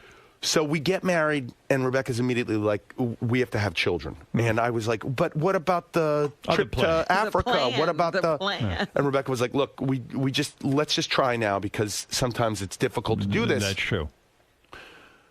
So I was like, fuck. So we, and I. Did you fake an orgasm? Is that what you're telling me? Yeah, no. I had never, it's an interesting thing, Howard. I had never tried to get a girl pregnant. My life up until that point had always been trying not to get a girl pregnant. Right. So anytime I felt the sensation of I'm about to ejaculate, I would immediately pull out. Run to a full-length mirror, look at myself, jerk off, and go, yeah, oh yeah, look at you. This is when you were the woman, huh? Dropping loads. You would go in front of a mirror and look at yourself? These are jokes, Howard. Right. But did you? But I'm just saying, my whole sound like a joke. My whole routine was my semen is not coming anywhere near you. Right. Anywhere near you. I was real adamant about not getting anyone pregnant. I was smart about that. Well, of course. Much like you are. Yeah. Unlike you, I don't like condoms. So even when you were with a different woman, like you didn't. No, in my single days, I was wore a very. condom. I'm 39, so I grew up through the 80s. I grew up, through the 80s, and I was very fearful of disease AIDS and everything. So we tried to get pregnant. So for the first time, you came inside. I ejaculated inside of a woman, and I get it. It feels good. Right. You wouldn't know. You've only done it with condoms, but it feels good, Howard. Yeah, don't worry. I know. So my wife didn't get pregnant. Right. I thought for sure, all right, there we go, life over. Right. Rebecca didn't get pregnant. We tried again. Rebecca didn't get pregnant. Right. And so Rebecca said, listen, you got to get your shit checked out. Right. And I was like, my shit? You got to get your shit checked out. Right. And so I had to book an appointment at, whatever you call them, fertility place. Fertility clinic. So you go into the room. And you got to jerk off. First of all, it's so embarrassing because you go there, you see a group of other guys there. Some guy saw me. I guess I had worked with him. I didn't remember him. He was like, hey, Jerry. And I was like, oh, God. Is that true? This is a true story. Oh, my God. He was like, Jerry, what's up? What have you been up to? And I was like, oh, nothing. Jerking off. And it's like everyone knows while you're there, trying to get pregnant. We're just trying things. And you went in the room, and they have magazines and porn, right? Well, they have, actually, this place, first of all, the room is like, it's like a little cubby. I went once to Times Square with a perverted friend of mine. I went to NYU. A guy who was a fucking real pervert that I went to NYU with used to go to those Times Square little rooms where you put the tokens in. Yeah. And he was like, you got to come up. It's amazing. You got to come up. So finally I went with him once and I got some tokens and I went in that room and it's disgusting. It smells like ammonia and like the window comes up and the women in there are like smoking cigarettes and like some people are like fingering them and it's just like hot. It was not arousing at all. Right. I mean, I was just like hiding in the corner of my phone booth with the window up. For those all the time. I didn't even use all my tokens, but you still have them. And then when the window comes up, they all come over to your window because they want money to give you a hand job through the window. Benji knows all about it. Sal knows all about it. What about the fertility clinic, though? So I go to the fertility clinic, and they had a DVD, and I put it in, and first of all, they don't let you use any lube.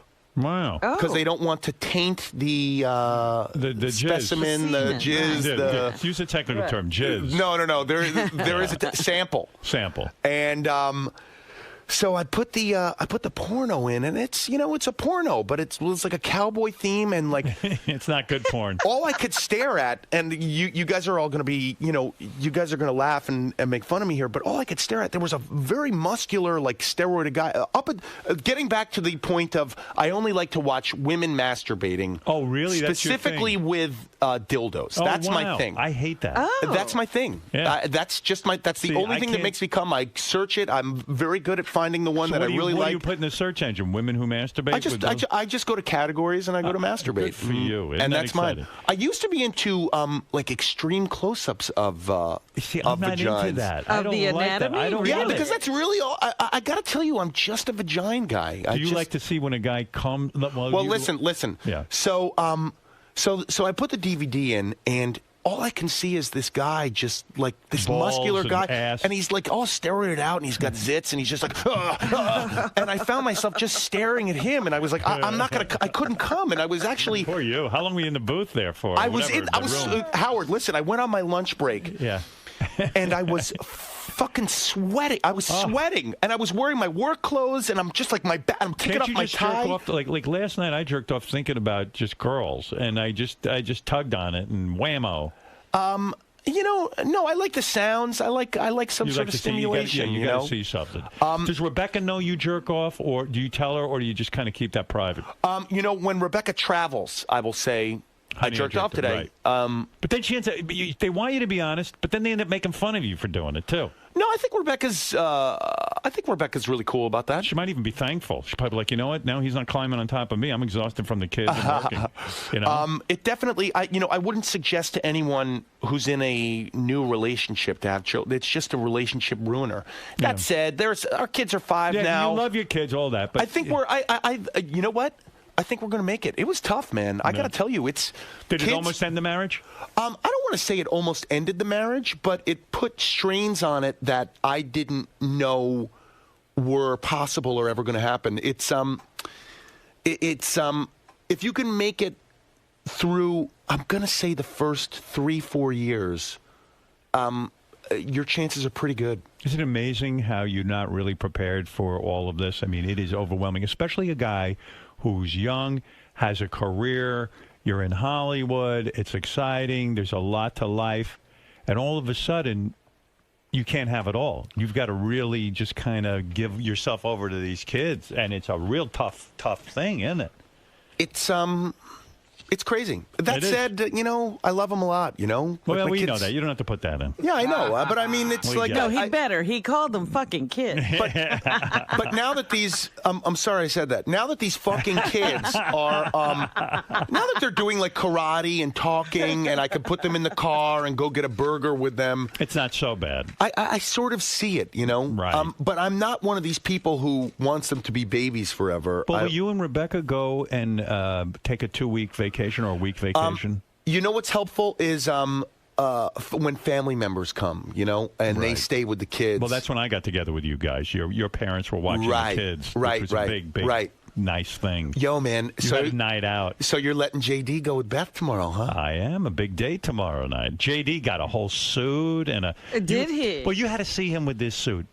Jerry, you would have thought it was the funniest fucking thing. I think JD looks good, man. I think he looks like a hipster. You know what's funny? I don't have DirecTV. I have DirecTV. Right. So I don't get Howard TV. Right. So, I didn't know what Lieberman looked like. I thought he was going to be an old man. He sounds like a grizzled old war veteran. War newscaster, like he was in the front lines in Korea. Yeah. JD's gained a lot of weight. He hasn't, Howard. So the nicest thing, Gary, Ronnie, and John Hine tipped in for his suit for JD. He went and got it. And Gary said it's so ridiculous because, like, JD came in and goes, it doesn't really fit that good. I got to get a tailor or something. But he didn't even know where to go to get a tailor. Hey, Howard, listen, I think you look great. I don't want to talk about your body anymore, but you are a little demanding on weight on your staff. No. Hey, these are the guys. I was expecting to come up here. Other guys have been saying it too, right, Gary? That JD's gained weight. Oh, he knows he's gained weight. He'll say it. Yeah. Can I just tell you one thing about the suit? So you get when you buy a suit, they put it in a nice bag. Yeah. So he folded the whole thing up and put it in a bag. Like folded it around. Right. So then I saw him and he said, "Hey, I got to get these things taken up and I got to send to a dry cleaner." And he looked at me like he didn't know what to do. So I said, "JD, you're in New York City. There's a dry cleaner on every block, and every dry cleaner has a tailor." Right. But I got to have it by Tuesday. I go, "So just take it." I go, "They work quick. They're really quick. I can't go until tomorrow." I'm like, it was almost like I had to walk him there. And I didn't, but then I found out Ronnie had the same conversation with him. It's like he doesn't know. I feel like he's such a good guy. He's like a lost kid. Yeah. Hey, listen, let me tell you JD's story. JD and I have a mutual friend who's a super hot woman who listens to the show a lot. She's a powerful. She's got a big time job in the entertainment industry. Yeah. I don't want to say her name because I know that this girl is. Don't say her now. name. No. I will not. She's hot, Howard. Yeah. Hot. An 11. That's a 10 with a job, Robin, if you're questioning. Right. I'm telling you, this girl is smitten with JD. Really? And he doesn't even. I said to him when I came up here. He wants to marry her. I said, JD, have you tapped that? Have you jumped on that? And he was like, Well,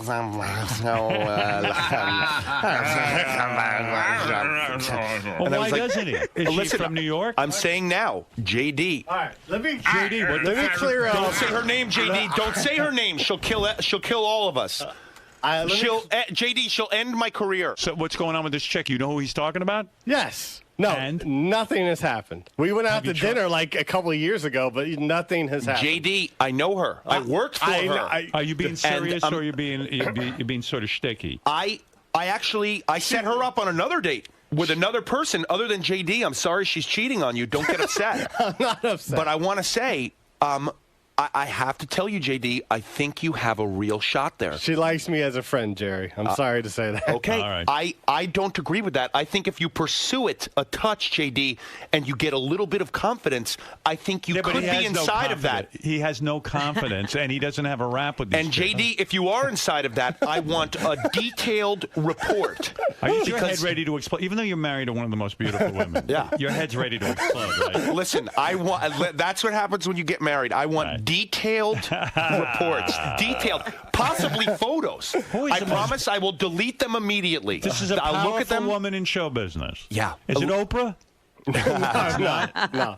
I'd be tapping that. By the way, we tweeted out a picture of you at Stern Show in your new suit. Oh, well, at least it's not one of me eating like the last one. Yeah, well, congratulations. And by the way, the suit has been tailored, and it's sent to dry cleaners, and I pick it up today. Hey, JD, and don't listen to this fucking guy. You're not overweight. He's JD, are you overweight? I could do better, but thank you. Yeah. I mean, what do you want from me? These guys are saying it too. I'm not the only one. I'm not hung up. So exciting so to be you're here. still only allowed to watch one football game a week? You know what? That's no longer a rule. But you know, wife said, let me tell you, I work all week, Howard, and I only get the weekends. So I only give myself one game a week that I watch. I'm sorry, Robin. My fucking kids only allow me to watch one game a week because every time I turn the TV on, anything that's not animated, they go, "This is boring. This is boring. Turn this Even off." Your son? I don't have a son. I have two daughters. One is a boy and a girl. I have two daughters. One is a little masculine, possibly lesbian. One's Dolly and Charlie. Charlie's a boy. It's a unisex name. It's a girl. No, Charlie's a boy's name. Charlie is a boy's name. My brother's name is Charlie, and we named our daughter Charlie. Yeah, that's why I thought you had a boy and a girl. It's two girls. They're two girls. Oh, my God. Definitely. What must be going on in that And house? they won't watch football with you? Oh, God. What a shame. You know, one of my daughters who is Didn't you take the kids to a nightmare vacation at Disneyland? I mean, listen, I don't know if you took your kids to Disneyland, Yeah, but it's a fucking nightmare. First of all, you walk in the door, you've already dropped $3,000. Right. And so you're already thinking about all the money that you've spent. And then you're there an hour, and your kids are like, "I want to go home," and I'm like, "You're not fucking going home. You're going to take a picture with Mickey right now." Some kids are, parents don't realize the kids are too young to go to Disneyland. You do have to be a certain age to enjoy it. So you drop all this dough, and they hate it anyway. They hate it anyway. And you hate it, and everybody fucking hates it. And it ends up a fight, and you're in a hotel room with your kids, and there's no sex, and there's no place to jerk off, and you're by yourself. You know, I was going to say to you, I put a deadbolt on a door for my jerking off when my kids were young. Yeah, so they wouldn't catch me. I don't have that. You know, I'm going to gross out everybody. I find that work is a pretty good place. I have a little room there. I mean, Can you jerk off at work? To me, that would be like, it's hard to just even think about jerking off in work. Your castmates can hear you. Right. You don't mind Well, that. listen, I want to tell everyone there is like a sink and soap and everything in my little room. You got to take care of it. I'm not like. Does Obama's right-hand man there ever catch you doing it? What are you doing over there? He does not speak like that. He is Indian American, but he does not speak like that. Johnny, open the door. I want to see what's going on in there. He does not speak like that. Yes, I do. He's from New Jersey. No, I speak like this. He speaks with a New Jersey accent. To be I'm honest going with you, to get President Obama to tell you not to jerk off so much. He does not speak like that, but he is Indian American. Look, final question. Is it more pressure on you than the other guys in the TV show? Because is it considered like your TV show? No, no. Look, all of those team. guys are well known. Yeah. Yeah, we're a team. If the show fails, will you be distraught, or are you going to just take it in your stride? You know, I got to tell you, Howard, as I get older, I'm not going to be distraught. You take it in your stride. Yeah, it's showbiz. You do your best, and that's it. It's I can't explain it. You know, I mean, I'm sure. I know, like you going to Detroit or something, you know, you had things that didn't work out. I don't want to say failures, but things that didn't work out. And at the time, I'm sure you were, I don't want to say distraught even, but at the time you were probably like, I can't believe this didn't work out. What did I do wrong? It's me. Yeah. But at the same time, it's also circumstance. You know, it's not. If the show fails, do you worry that Rebecca might look at you differently and say, my husband's a failure?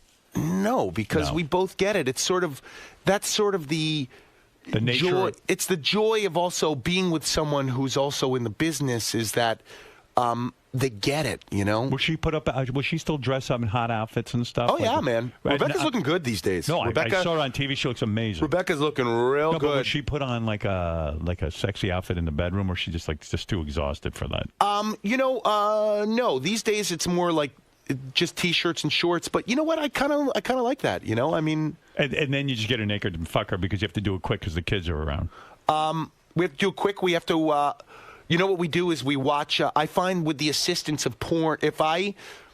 Will she watch porn with you? We have a television in our bedroom. I know people say that's bad for relationships. We but have that. I have to tell you, Oprah I really says that. but I have to tell you, Rebecca and I watch Breaking Bad together in that bedroom. Right. We watch all the Housewives together in that bedroom. That's our time. We put those. Sorry, Will Robin. You put porn on? Sorry, Robin. We put those fucking kids to sleep, and we watch our shows after that. Will you watch? Now listen. When I need some, you know, and sometimes you need some. On this show, We Are Men. A lot of stuff is poolside. Right. A lot they pay good money for very beautiful women to sit around a pool. Right. And I'm there all day, you know, and you're talking to girls in bikinis and stuff. You can get I have seduced. needs, you know. Right. Sometimes I get sick of just jerking off running to my trailer and jerking off at work. Right. Sorry, everyone. But I'll put on a porn in the bedroom. Oh. And I'll put it on low so it doesn't wake anyone up. And you'll jerk off in bed? Hey, can I put a deadbolt on my children's door, or is that a fire hazard? Wait a second. You'll jerk off in bed with Rebecca? I don't jerk off in bed. And then Rebecca will come to bed, and a porn will be on. Right. And she likes it. Yeah, but Rebecca chooses the porns, and I'm a little concerned. It's always like... Girl on girl. No, it's typically like... Rebecca loves, she always gets these porn... It's like... I don't know if you've ever seen these. It's like a group of, like large African-American men. Right. And, one, woman, like a Caucasian woman. Gangbanged.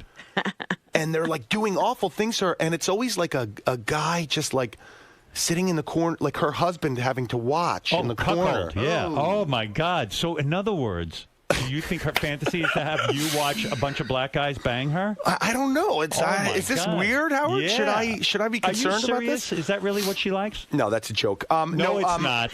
I do have to say, I actually that's an exaggerated joke based on. I do let Rebecca pick out the porns, and I have noticed that a lot of the male stars are African American, are not Caucasian, right? Yeah. And I do want to say that, watching, sometimes, I don't need the porn. I do it more to get my wife in the mood. But isn't that great that your wife watches? Like Beth said to me years ago, "Oh, I want to watch porn with you." We put it on, and she said, "Oh, that girl's so ugly. This guy, oh, he's disgusting."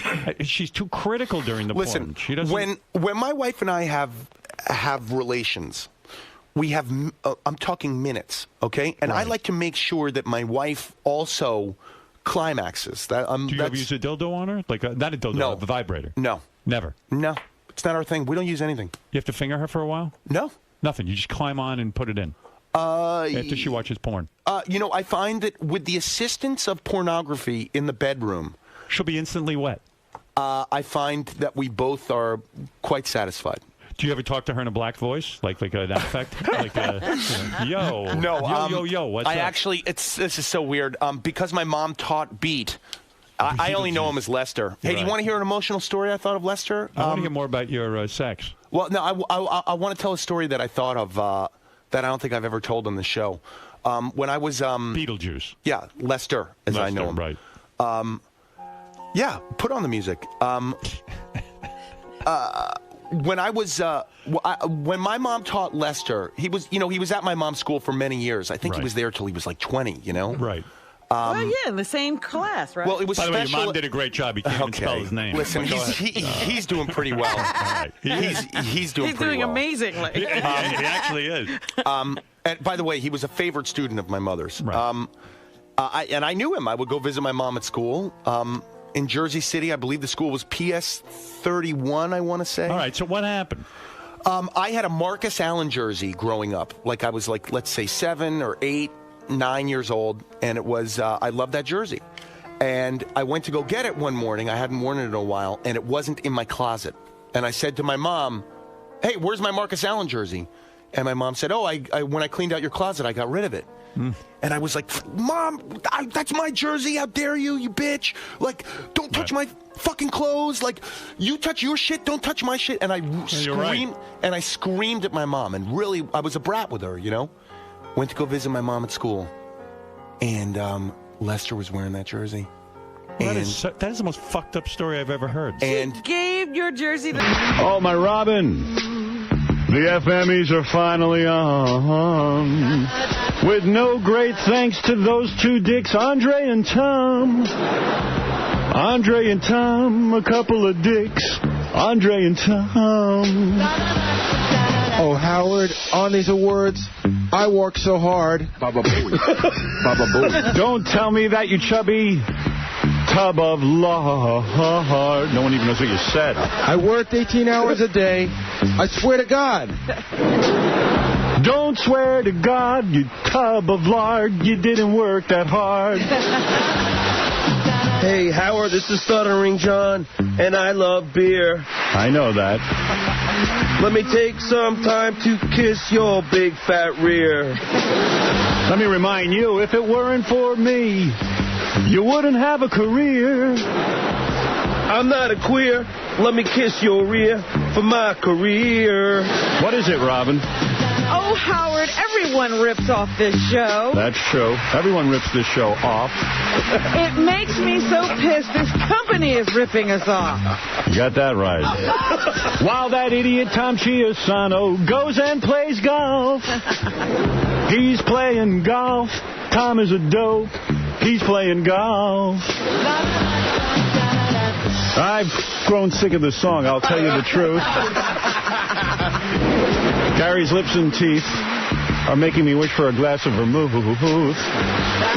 I think it's time to start the FME, so why don't we move and go to our first category, Robin. Our first category is Best Whack Pack Fight. All right. All right, here it is. This is one that everyone loves. Best Whack Pack Fight is so extremely important. The Whack Pack fights a lot. That's right. All right, here we go. And here are our nominees. What were the best fights? All right, here we go.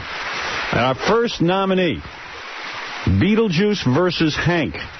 And this fight took place in the hallway. Beetlejuice and Hank, producers. Poor Hank. See you later, Mr. Ben. Yeah, see you later. I would never see you again. Yeah, never see your little ass again. Yeah, I don't want to see your black nigger ass. Yeah. You're big enough yourself. I ain't no midget around here. Well, I'm not a midget. I'll slap your ass so, boy. Yeah.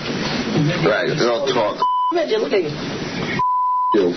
You bag. Yeah. Damn stupid piece of human trash. You guys can't fight.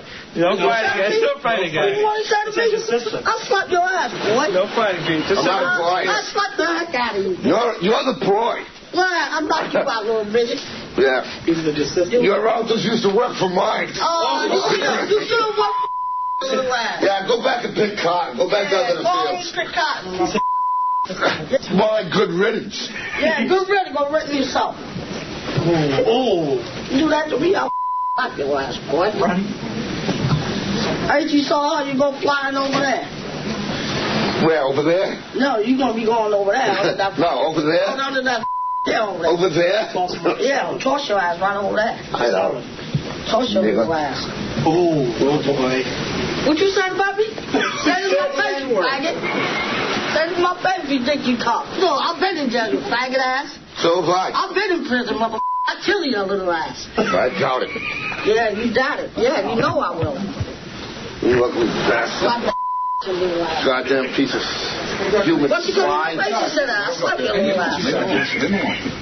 Well, there it is. That was a great fight. Hank used to drink, and Beetlejuice would drink, and they'd really get on each other. But let's remind everyone that Hank and Beetlejuice made up before Hank's death. That's true. I wish I could tell you what that fight was about, but I can't. They had an animosity. I think they both were little people on the show, and they were vying for attention. Our next nominees in this great category, and that's a tough act to beat. John the Stutterer and Ralph. John the Stutterer, producer. Well, I want to reiterate that you are a burry-faced, big-nosed, snaggle-toothed, lisping douchebag bisexual, and people call KC gay. You're gay. Straight guys don't dress like women, and they don't. He stopped stuttering. And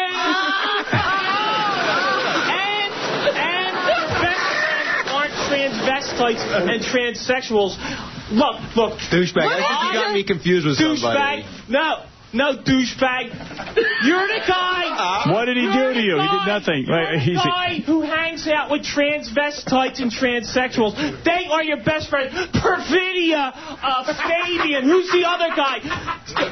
Straight guys Dude, don't. This guy's in love with me. Straight guys don't hang out with freaks like that, right, Kate? Right, Casey?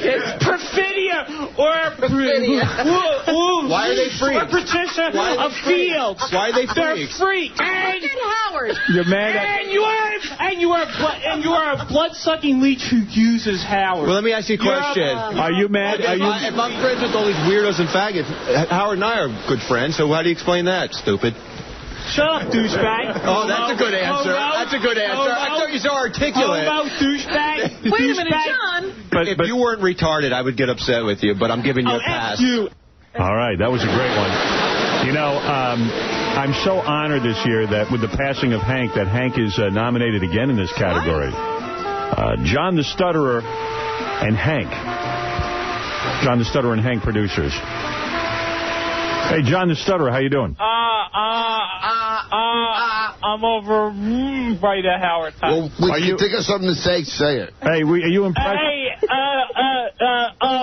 why don't you shut up, you ugly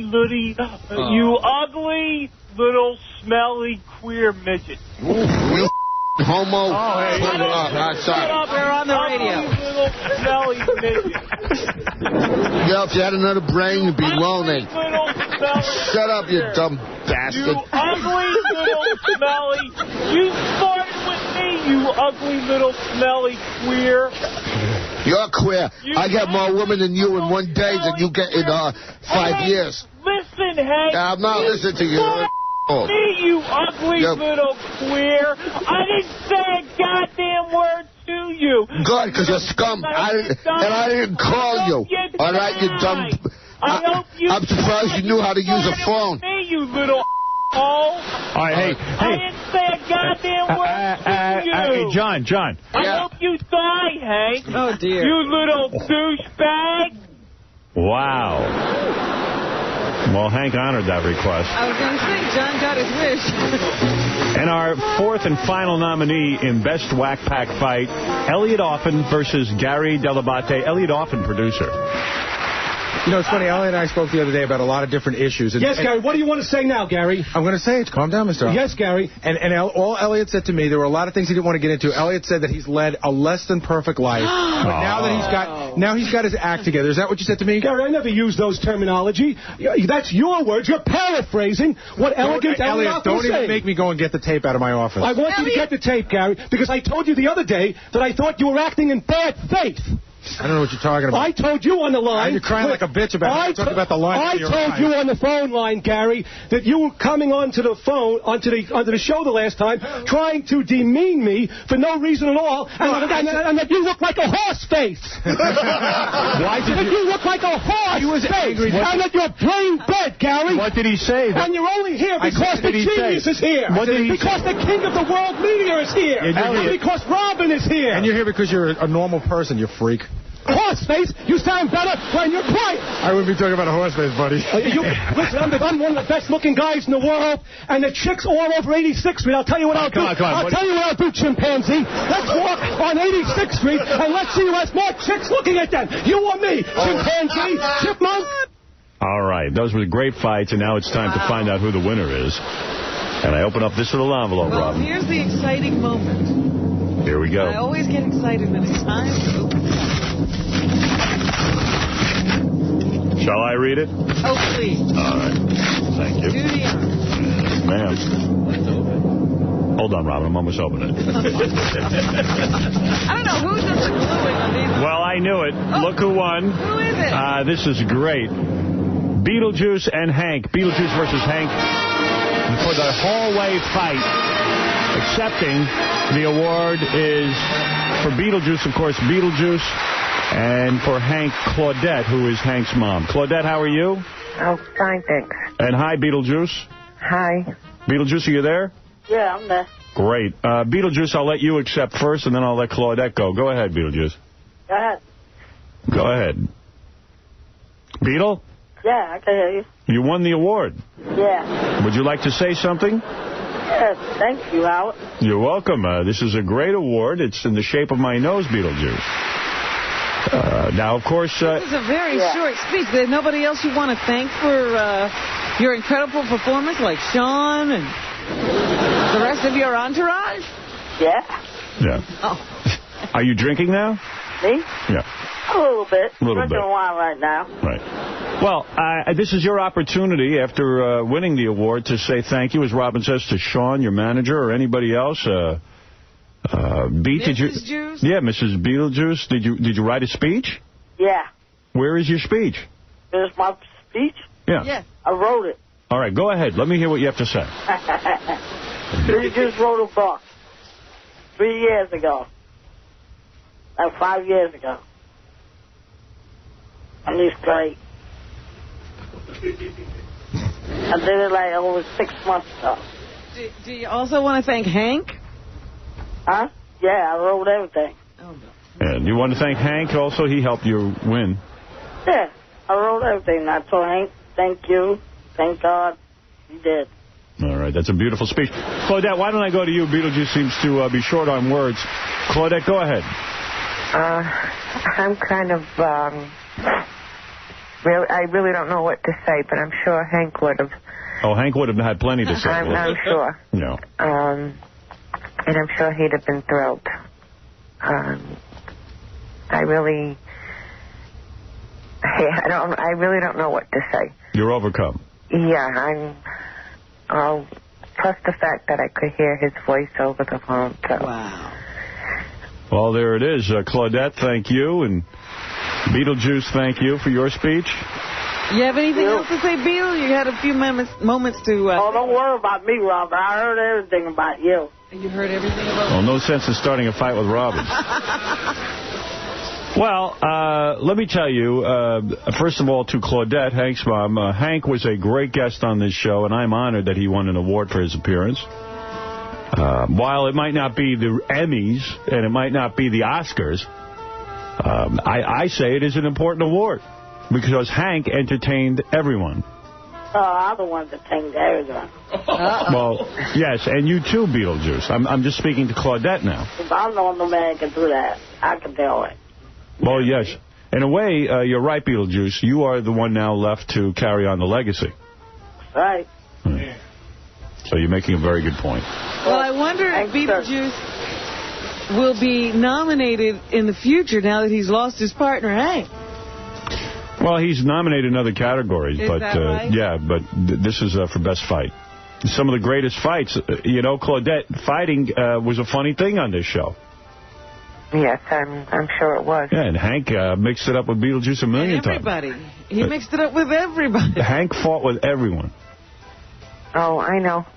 But they knew he didn't mean anything by it. Yeah, it was cool. Yeah. No, I know. And I'm sure he'd be absolutely thrilled to know that he won this award.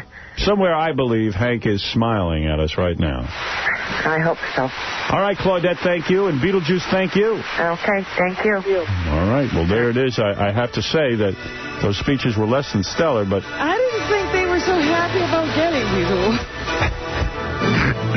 Beetlejuice, I just think, he was confused. It's very early in the morning for him. Okay. Well, hey, we've got a star-studded audience here at the FMEs.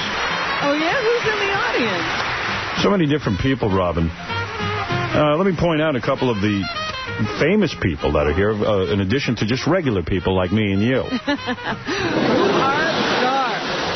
Well, let's take a look around and see who's here. Well, first of all, I believe... wait a second. I see a white dwarf in the audience. Here I'm going and saying Hank's dead. That's Hank the dwarf. He's alive. No. Come on. Let me look.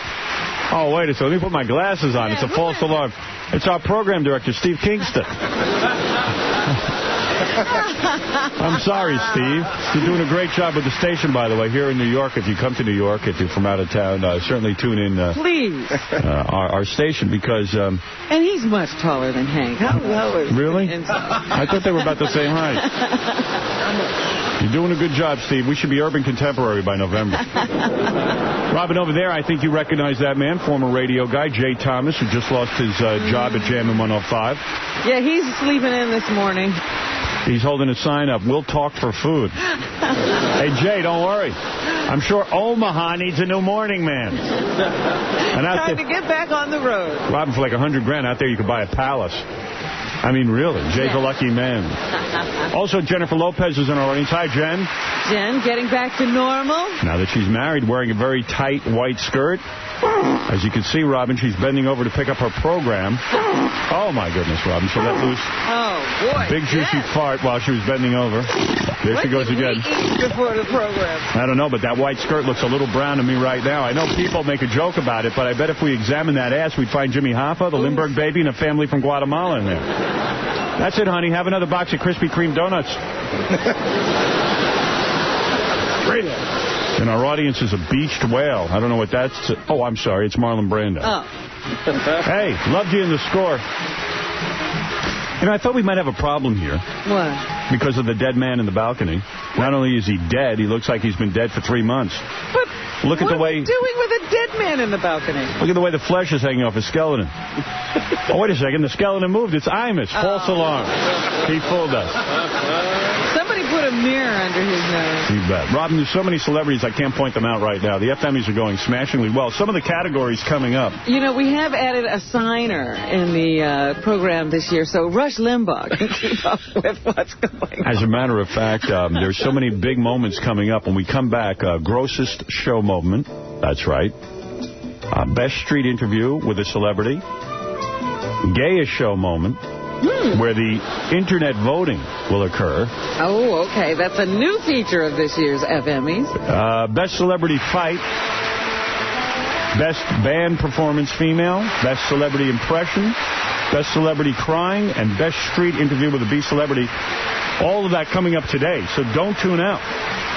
By all means, you should be here. Very, very important show today. It's the 2001 FME. Yes, Bill, you're on the air. Go ahead. Good morning, sir. Hey, now. A lot of work go into these FMEs. All year round, people thinking about them. Hey, Howard, did anybody approach you about taking over the reins of being America's USO-type person to entertain the troops? Yes, I was contacted by Colin Powell 3 days ago about actually going over to Afghanistan and entertaining our troops, some of them who are stationed in Pakistan. Really? Yeah. You got the general uniform, right? Yes. What I plan to do is go out there and swing my golf clubs and entertain the troops, Robin. And bring some pretty good... Robin's got to look like Phyllis Diller. You got to And you know what a versatile talent I am. I can do my tap dancing routine and then... Well, you could sing along with somebody who can really sing. Right. I can do a lot of things. Dance with somebody who can really dance. The funny thing is, if they send me to entertain the troops, clearly there's nothing I can do. There's nothing? The only thing I'm qualified to do is do a radio show. Yeah, but remember Joey Heatherton and all those good-looking broads he had? Yeah, well, yeah, I can bring over broads, that's for sure. You could, you know, that really raises morale of the troops. Yeah, I got to tell you, boy, pack the bag, Dolores, it's wartime. All right, listen, dude, we got to take a break. When we come back, we're going to have a lot more FMEs for you. Congratulations, Howard. You're doing a great job. Thank you. The FMEs continue right after these words. The 27th Annual FME Awards, where the stars of radio shine for their performances of the past year. And now, a man who has an even disposition, well, because he's always pissed, Howard Stern. Yeah, hi. We're back at the FMEs. And your host this year, Howard Stern, is busy reading Rush Limbaugh articles. You know what kills me, too, is that his ratings are going to go up as a result of this. Not for anything he's doing, just because people want to hear how bad he sounds. Well, isn't that an exciting thing? I mean, Scott DePace said to me, he listened yesterday, and he said it was weird. Yeah. He was describing to me, he says, at times he sounds like Rush Limbaugh, and then sometimes, all of a sudden, his voice will go up high. Like, you know, hey, how you doing? Like Like, literally, like, hey, DePace, come in here. And, pitch. Yeah, right. Well, that's the thing about not being able to hear yourself. Mega dittos. And DePace loves Rush Limbaugh because he's like a staunch Republican. You get a lot of your opinions from him, right? No, I do not get one opinion from him. I do like the show. Listen to it on the way home for about a half hour. So why is it bad to get opinions from him? Because I make my own opinions. No, you don't. I don't get them from him. You do anything I say. And what is it? You disagree with my opinion of Rush Limbaugh when I say that he is a shill for the Republican Party? Of course I do. He's a lackey. I don't think he's a shill just because his views are in one. No, but I'm saying. Right in line. I'm saying you can't listen to me. I've heard him criticize Republicans before. When? Name one time. I would love to hear it. You know, the guy up in Connecticut, that mayor who molested... Oh, get out of here. Get out. The mayor who molested. To me, what would be interesting... Yeah. Is just one time for the guy to say, I disagree. See, you're coming from a different... I'm not coming from a different... In other words, how can you agree with everything the Republicans say or everything the Democrats could say? Everything to you with a radio show, it's got to be interesting. It's not interesting. An entertainment show. If you're being a real human being, if you're being genuine, there is no real human being on the planet. Even Republicans, they differ within their party. Yeah, I mean, you cannot agree with the Republican Party for No, he hasn't. For not sticking up to no, he hasn't. Their views. Yeah, he has a lot. If you're a full human being, you never listen. How do you know if he doesn't? Because the 2 times I listened, I heard that, and you know who listened to it? My father. Every time he tunes in, he says the guy doesn't stop. I'm sorry, but tell me about it. What happened? I know you agree with everything the Republican Party did. There's nothing you can say that would change his opinion. Robin, we're here at the FMEs, and our audience is wondering why we're busy talking about Rush Limbaugh when there are awards to be given away. Right. People waiting for their awards. Yeah. And they've been waiting a long time because the FMEs were delayed. The Emmys were delayed. And the FMEs. But the FMEs are here. The Emmys were afraid to go on. The Emmys will not be given out. The FMEs will always be given out. Our president says, go on with your life. I'm going on, Robin. People need this award, Howard. By the way, in our audience is Oprah Winfrey looking as fat as ever. I heard they had to bring her into the building on a freight elevator. As a matter of fact, she's so fat she wears a wristwatch on a finger now. Oh, no, it's a ring. Yeah, it's a ring. I tease Oprah. She does good work for charity. In fact, just last week she donated a pair of her panties to this show. Oh, really? That's right. And what are we going to do with them? Gas mask. Oh. They're charcoal filter. Also in our audience, what is that rhinoceros in the plaid shirt? Oh, I'm sorry, Rosie. Oh. And Ellen DeGeneres, the woman who's better than any man in bed. Hey, Ellen, stay away from my daughters and my girlfriend. Look at her. She loves when I kid her. Look, she's laughing. That's right. Good sense of humor on her. There's Anne Heche, who used to go out with Ellen DeGeneres. Yes. Or is that her alter ego, Celestia, the alien? Why don't you check it? Hey, Anne. Are you Anne or Celestia? Are you gay or straight? Do you like boys or girls this week? She's saying yes to everything. Wait, she's going to say something. Listen. Okay.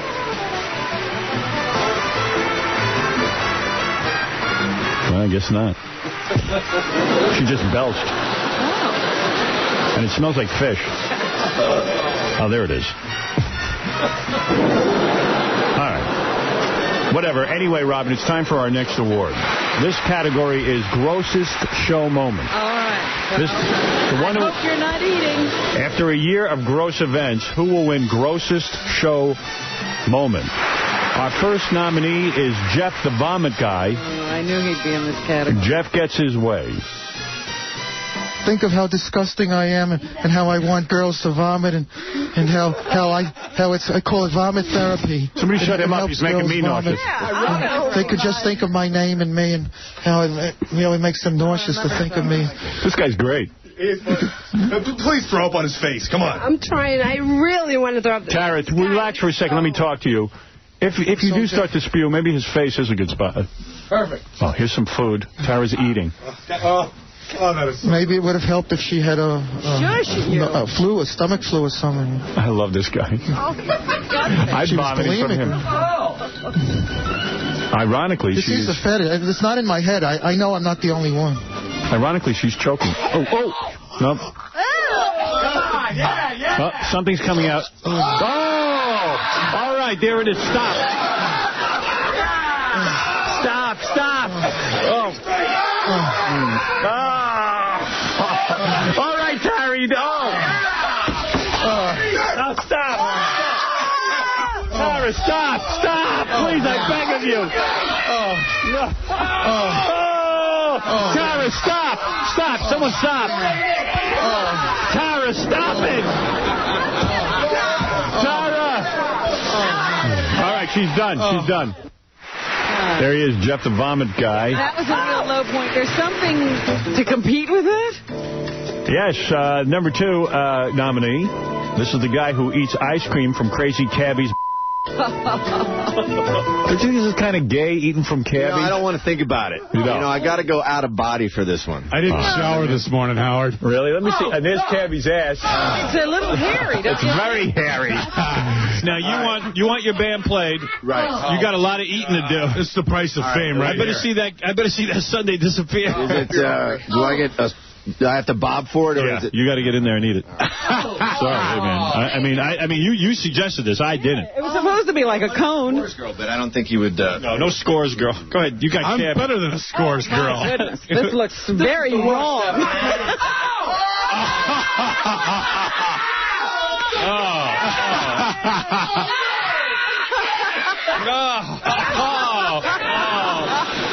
That's just wrong. Oh, this guy ate it, too. I think he's going to be sick. I'm going to throw up. Are you all right? You going to throw up? I don't feel too good. Throw up on the plastic. Oh, man. Do I have to keep going? Or No. Oh, no, that's enough. Hey, now, who's gay, huh? Wow. Third nominee. Please, send this down. Really? Sam Kinison in our audience. Third nominee is the guy who ate glass. Let me see you eat a light bulb. Can you do that? Yeah, sure. Any light bulb. Yeah, we got. But this is don't plug it in. It's plugged in. Yeah. Well, I want to show you that is a real light bulb. You want to unscrew it? Oh, okay, good. He's eating the metal part of the bulb. No. Oh, my Oh. Are you ready? Yeah. Oh, you're going to eat more? I'm going to eat that the was whole good thing. enough, dude. No. I got to eat the rest. How do you do that? I had a nightmare of this once that I did this. Are you bleeding? I don't know. He's got to be a masochist. No, you're not swallowing. No, not yet, but he's... I need the Windex. Oh. What do you do with Windex? I'm going to throw Wash up. it down. Yeah, I'm going to drink it. He didn't want to eat the dirty one. You should do Windex commercial. You're going to drink Windex? Yeah. Is that real Windex? You want to smell it? No. You want to smell it? Oh. It smells real. Okay. Oh, that's ammonia. It's ammonia, dude. You can't do that. Are you going to hurt yourself? You have done this before, haven't you? He's bleeding. He's got a little bleed. Oh, you're bleeding.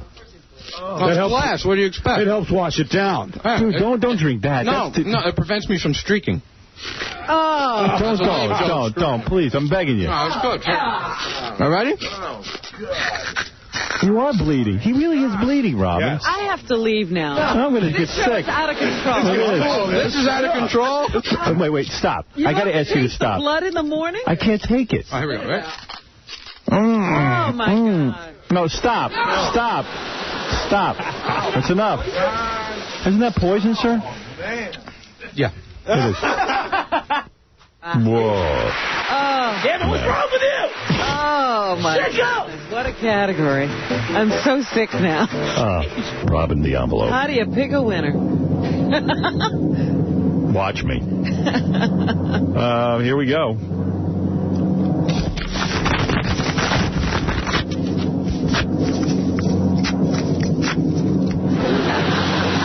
Winner is Jeff Levy, the Vomit Guy. Jeff Levy accepting. Jeff, you are the recipient of the FME, live here on a Wednesday. Vomit-inducing agent, yeah, Jeff the Vomit Guy, New York. Jeff, talk to everyone about why you enjoy women vomiting on you and make your speech. Go ahead. Oh, well, this has gone back a long, long time. Can go back to, I'd say, 1963, when I was about 6.5 years old. I knew it then when I first saw my first grade public school classmate start to offer cookies all over those old-fashioned inkwell tables. And I had that feeling 37 years ago, and it's carried over since then. It's just something that you know inside of you that that's going to be like a carryover all your life. All right, go make your speech. You can thank whoever you want, or... Okay, I like to pay special thanks to my vomit posse of Kings Highway, Brooklyn. You sick individuals, you know who you are. You gave me the ambition. I'd like to thank Doc over at HowardShrine.com. He is the sole innovator of Howard Shrine. Doc has given me much of his time. I'd like to thank Alan and Selma for lending me a supportive ear. And last but not least, I'd like to extend a big thanks to Benji, Casey Armstrong, and all the crew who on the morning show at Howard Stern has allowed me for several months to record countless messages and be a major pain in the butt in the spirit of self-expression. In conclusion, I only hope that all you gorgeous gals out there listening in will recognize me as New York's #1 and only vomit specialist. Thank you, Howard. You're #1. Are there, I know you made your speech, and it's traditional to let someone make a speech and then leave. Walk off and go meet the press. But you're too goddamn fascinating. I just, one question. Are there magazines devoted to women who vomit on men? Here in New York, I would honestly say I don't think so, no. No, they're not. They're really, I do not know of any magazines in New York. I think that this is one of those fetishes, as weird as some fetishes are. I think this is very few people are into this. He might be the only one. No. Well, if they're making movies in California about them, there might be maybe 10, 20, 30,000 people across America that have the same fetish. What are you saying? There are porno films with girls vomiting on them? Yes, and it's not fake. It's the real deal. Where do you get these films? I don't know. You buy them in specialized video stores. You order them over the internet. How many of these do you own? I own 10 currently. 6 are from Japan. All right, there you go. Jeff Levy, who... by the way, pedophilia. I was just wondering, did you abstain from women vomiting on you after the attacks? I mean, does anything slow you down?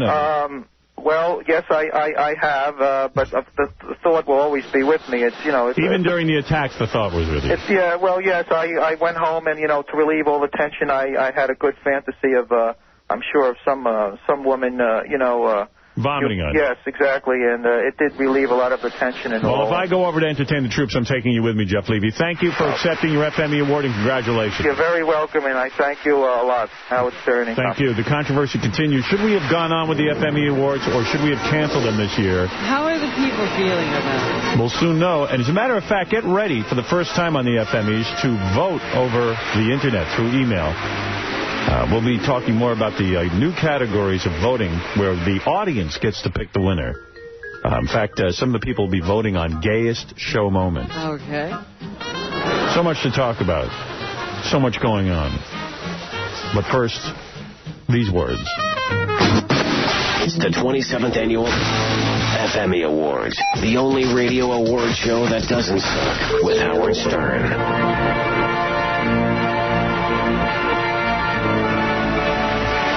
This is a category that is new. The reason we're doing this is it's going to give our audience a chance to vote. We're going to open up the polls, and at the end of the show, we will announce the winner. Okay.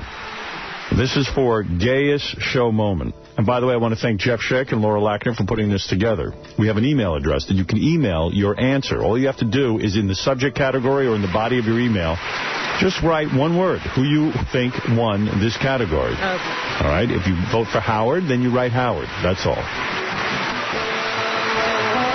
Jeff Schick sending me, from IBM, sending me all kinds of memos about viruses going around. Now I guess the big fear is that the Arabs are going to attack through the Internet. Yeah, I think my computer over here has been attacked by another virus. Here, he just sent me one. I tell you, I'm getting so goddamn paranoid. What? He's here. Jeff's here? Yeah. Hey, Jeff, come and talk about these viruses. The FBI Sunday issued a nationwide alert to law enforcement agencies and private sector owners of critical infrastructure facilities to prepare for a new wave of attacks after the U.S. and British forces launched military strikes.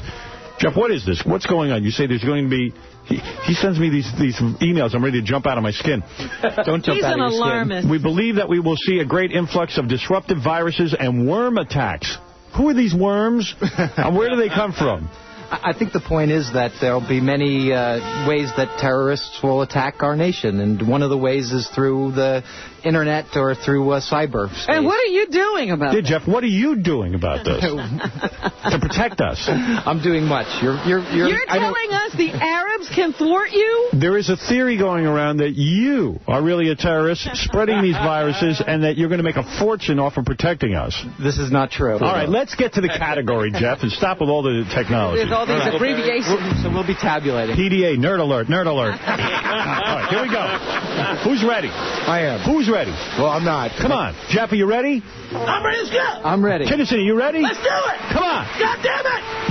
All right, here we go. This is for Gayest Show Moment. Listen carefully and then email us your pick for Gayest. First nominee is... You got to give me the sheet of paper. I did. No, you didn't give me the sheet of paper. All right. First nominee is Gary, where he begs his girlfriend to take him back. Oh, Gary Dell'Abate, producer. This would be tough to beat. Ask a couple questions? No. Hello. Let me start out. I feel like I'm asking your father if I can marry you. I want to lay out my intentions. I want to lay out what I want from you. Well, obviously I want to go back out with you again. That goes without saying. I want to do a lot of the things that we said we were going to do and never got to do. If we got back together and we became a couple again, and it was working, that somewhere off in the distant future would be, the possibility of marriage. It's a joke. I miss you. Nothing's been the same since you left, and I won't even try to hide that. None of the relationships have worked because of you, and I miss you, man. I don't know how else to say it. I lost my lover, and I lost my best friend. You're a loser. And you lost your lover, and you lost your best friend. Okay, so that part's pretty even. But you gained a lover, and you gained a best friend. I'm gonna throw up. I gained a couple of lovers, or I gained one lover. But I gained no friends. There's nobody there to come home to call, and to tell all the great stuff. And like right now, I feel my professional life is like at a 9, and my personal life is at like a 2. And it's been so hard up until that point. I always thought that that they were kind of even. Like I wasn't really happy professionally. I didn't really have everything I wanted personally. Now I really feel great about the way work is going. And of course, my curse on that is to have no one to share it with. My curse. I want to do all the things we said we were never going to do, like go to the Metropolitan Museum, go to museums and go to the Met and see the Philharmonic and do all those things. All this that I promised we'd do and never did because I was afraid of the big C word, the commitment word. Shoot up! I not only missed the things that we did, I missed the that we never got to do that we should have been doing. Put a bullet in him! And I want to be... I just want to be part of it again, man. I want you to be part of my life again. Yeah, man. I'm not begging that. I'm a little big and tight. But I think we could be good together. Please think about it. Thanks. Do me a favor. I don't have to listen to you anymore. I was just go play any of the other ones. Just give me the goddamn award. No, you know what? Oddly enough, I don't think you're going to be the winner, but let's see. Sam Kinison is calling for Gary to be shot. We should shoot his mother first, so she never has to hear this. All right, our second nominee. Don't vote for Gary so fast. Next nominee, Casey. When Casey can't get it. Oh. Casey, producer. What do you mean? You mean a couple of times you couldn't get aroused? Yes. Wow. What's that about, man? I'm sure it's mental. And when you're angry? Wow. What were you, boozing or? No, that had nothing to do with it. Really? Yeah. What do you think that's about? Hang it! That could be gay, bro. No, it has nothing to do with being gay. Because you're a young guy. When that happened? Well, I mean, what'd you do? That never happened to me. Oh, come on. I swear to you. Happened to everybody. I swear on my life it's never happened to me. But I mean, what did he do? I mean, what do you do? Was she a pig? No, not at all. What do you do? Did you just say to her, hey, I'm having a problem? Yeah, I think just a lot of times that when you think about too much stuff, you kind of can't perform. And that happens to me. Thinking about You're 23 years old. That should not be happening. Yeah, well, a lot of things shouldn't happen to me, so. Wow. Were the girls all right with it, or what? Well, I probably started laughing. Did you have understanding women, or? Is that when you killed the woman? When she started laughing? Yeah. Our next nominee, Howard Stern spanks High Pitch Eric. Howard Stern, producer. What's the matter with you? What are you thinking? Who tried to get you a girl? You. Yeah. Who tried to get you to be famous so that you could get some action going? You. Yeah. Who puts you on the show all the time? You. Why do you go on Z100? Because I feel stupid for doing that. You ready to pay for it? I'm ready to pay for it. All right, I'm going to spank you. I'm ready. I'm going to take you're going to pull down your pants, I'm going to spank you. I'm ready. Come over here, man. I'm going to whack you. Okay. All right, your ass is going to bleed. Okay. All right, get over here. Bleed? That's right. I'm going to whack him. Got razors in Look at the size of this guy. I got to whack his ass. His big butt. Oh, this is disgusting. All right, pull down your pants. Okay. I've never spanked an adult man. Way too excited about it. Are you a homosexual? No. Are you going to enjoy this? Can I just be naked? No, here, just turn around. Turn around. Pull down your pants. Wait up. Pull your shorts down. Pull your shorts down. I'll be naked. Yeah, well, okay, good. Pull down your shorts. He's naked. Oh, look at his ass. Look at that. Oh, look at the hair on your butt. Oh, for crying out loud. This is unbelievable. You ready for your smacks? All right, here we go. All right. Did you go on Z100? Yes, I did. How'd that feel? That hurts a lot, man. Right. You are a bad boy. Are you a bad boy? Yes, I am. Oh, Howard, please. Gay. Yes, really. I think I'm a homosexual. Stop this. Just stop it. I got to stop. This is embarrassing. There's something incredibly gay about it. This is really wrong. I mean, he's standing there naked and you're paddling him like one of those girls. This is disgusting. Man. I'm wrong for what I did. All right? Oh. You're wrong? You're wrong? Yeah. It's like you're squeezing his ass. Oh, man. Get out of here, man. All right, you're back on the show. Oh, this is the gayest goddamn thing I ever did. Oh, man. Well, that's pretty bad. When a guy drops his pants, do you have to play Enter Sandman? Maybe you want to... Yeah, I know. That's not the right thing to play. Hey, maybe you want to vote for Crazy Cabbie when he admits to having had with guys. I told you, this is not such an easy... What a wild category. Crazy Cabbie producer. So when you were having the gay sex, which I think is even more interesting. No, I never had gay sex in the Army. No, you had gay sex in the cab. The guy and his wife, the guy and his girlfriend started to have sex, and then you joined in. And what'd you do to the guy? Did you do anything to the guy? The guy did it to me. He gave you. Oh, you're gay. He gave you. Yes, that's gay. Not to completion. It was like 10 minutes. But you never. Can I tell you something? 10 seconds. Well, I was already. But you didn't lose it. Is what I'm saying. No, I didn't lose. You're gay. Can you at least say you were on crack? You're gay. I wasn't on Dude, look at me. You are gay. And one other thing. You're gay. When you were with... So, call me gay. Wait a minute. We already did. You're gay. You're gay. Well, yes. Is he gay? So gay. I can't believe he received from a man. That's amazing. Okay, well, you want me to tell you another gay story? Yes. Yeah. Give me $5,000. I'll give you 500 more. No, give me $5,000. Can I ask you a question? Did you ever receive it? Give me $5,000. I'll tell you more. No, I'm not giving you any more money. I got good ones, man. He put his through a glory hole. You've done a lot of I never said I did that. I never said I did that. Did you do it? What? A glory hole. Have I done it? Yeah. Yes. Okay. You've done a lot of gay stuff. No, listen. That's gay. You know why? I answer it? Because so a man probably, a 99% of what goes on with a glory hole is between two men. That's what he was telling us, Howard. So maybe there's a 1% chance a woman did you, but the odds are a guy did you. So if someone's bisexual, does that mean they're gay? Yes. Yeah.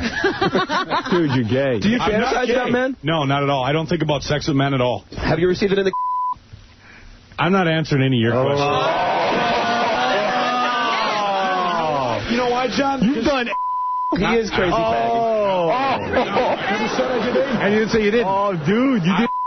Your life's an open book. Say right now. You are better than Jackie. I, Cabbie, have never done... Put me on the lie detector. All right, can I ask you a question? Put me on the lie detector. Have you done... Yes, I have.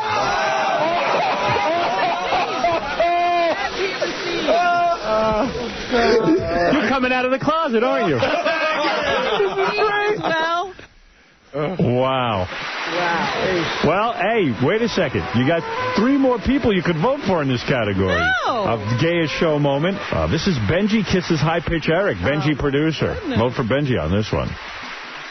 Right. Okay. Listen, real quick. High Pitch Eric wants to get this Jewish rap star on. Yeah. I'll tell him to cast her in stuff. So he's going to come in with his shirt off and kiss Benji, who works for us. Oh, God, your body is hideous. High Pitch Eric is hideous. Everybody Where's was walking Benji? around outside saying, rub the Buddha, rub the Buddha. Yeah, get Benji out here. Why are you doing this for the Jewish rapper? Because he wanted to promote his songs. Yeah, but what do you get out of it? Hank, you're even disgusted by High Pitch Eric, right? Well, as long as he doesn't do anything. Right. All right, Benji. Benji, you going to kiss High Pitch Eric? He's not kissing me. All right. I'm not even sitting next to him. Benji, maybe you should take your shirt off, too. That would be funnier. Yeah, a naked kiss. Kids can hug. There you go. Eric, High Pitch Eric, are you gay? Yes. Oh, my God. No, I don't have a girlfriend. I don't have a girlfriend. Are you attracted to Benji at all? Hank, you're walking away I mean, I think Benji's a nice guy and stuff. Where's Hank going? He can't stand it. He wants to leave. Hank, get back over there. High Pitch Benji, you might be gay. Yeah. I'm not. You know you don't think I'm gay. No, I don't think you're gay. I didn't think so until that. All right, go ahead. Kiss High Pitch Eric. Eyes open.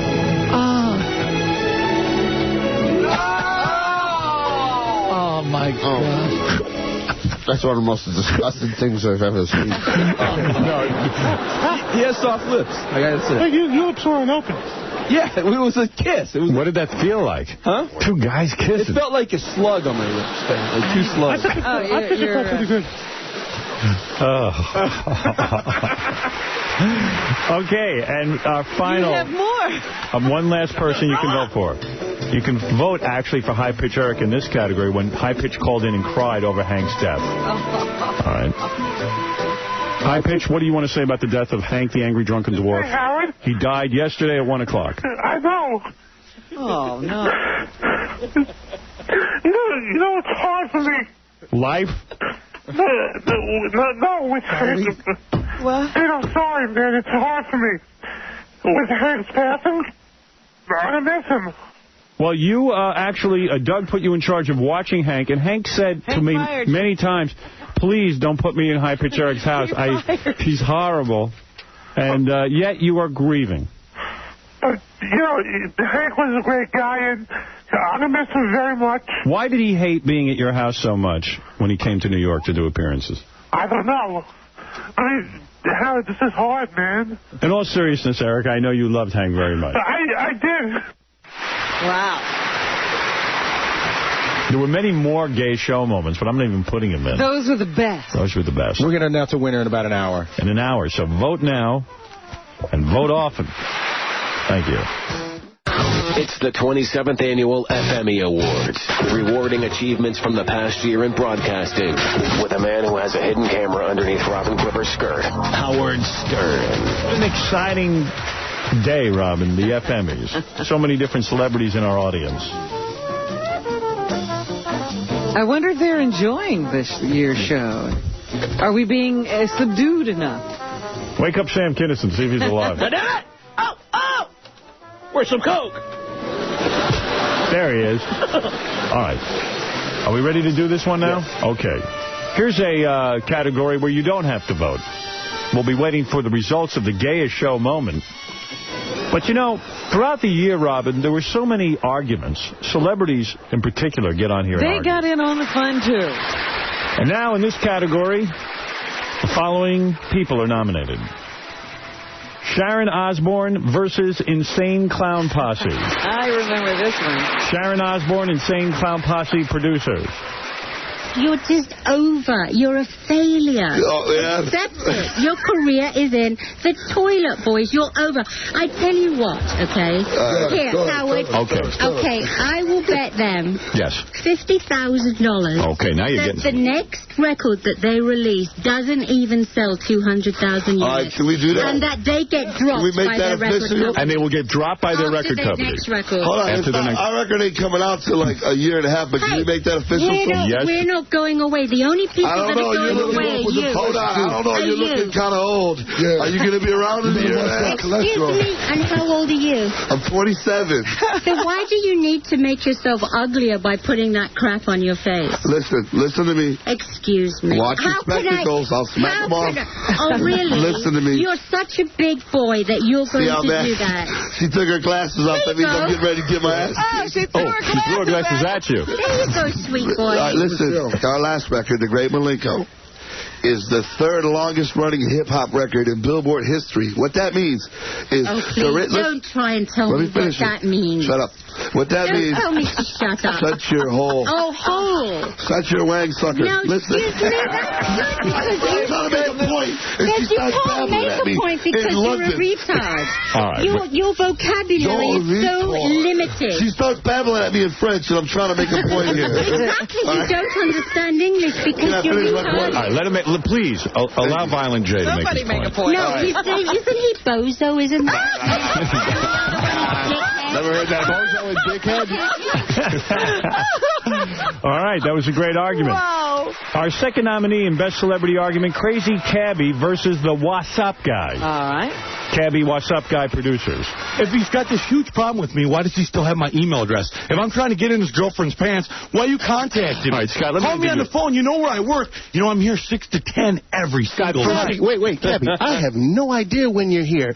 Dude, if you didn't come on the Howard Stern show, nobody would know who you are. Oh, okay, yeah, It took you coming on somebody else's radio. It took you coming on somebody else's radio show for you to get out in the public domain. Nobody knew who you were. Wait a second. To get on the Howard Stern show, I was hired by WXRK, the biggest rock station in the country. So nobody knew who I was. My nuts, your mouth, anytime you're ready. You just going to repeat the same lines over and over again? Just like you do. What? I get paid when I do it.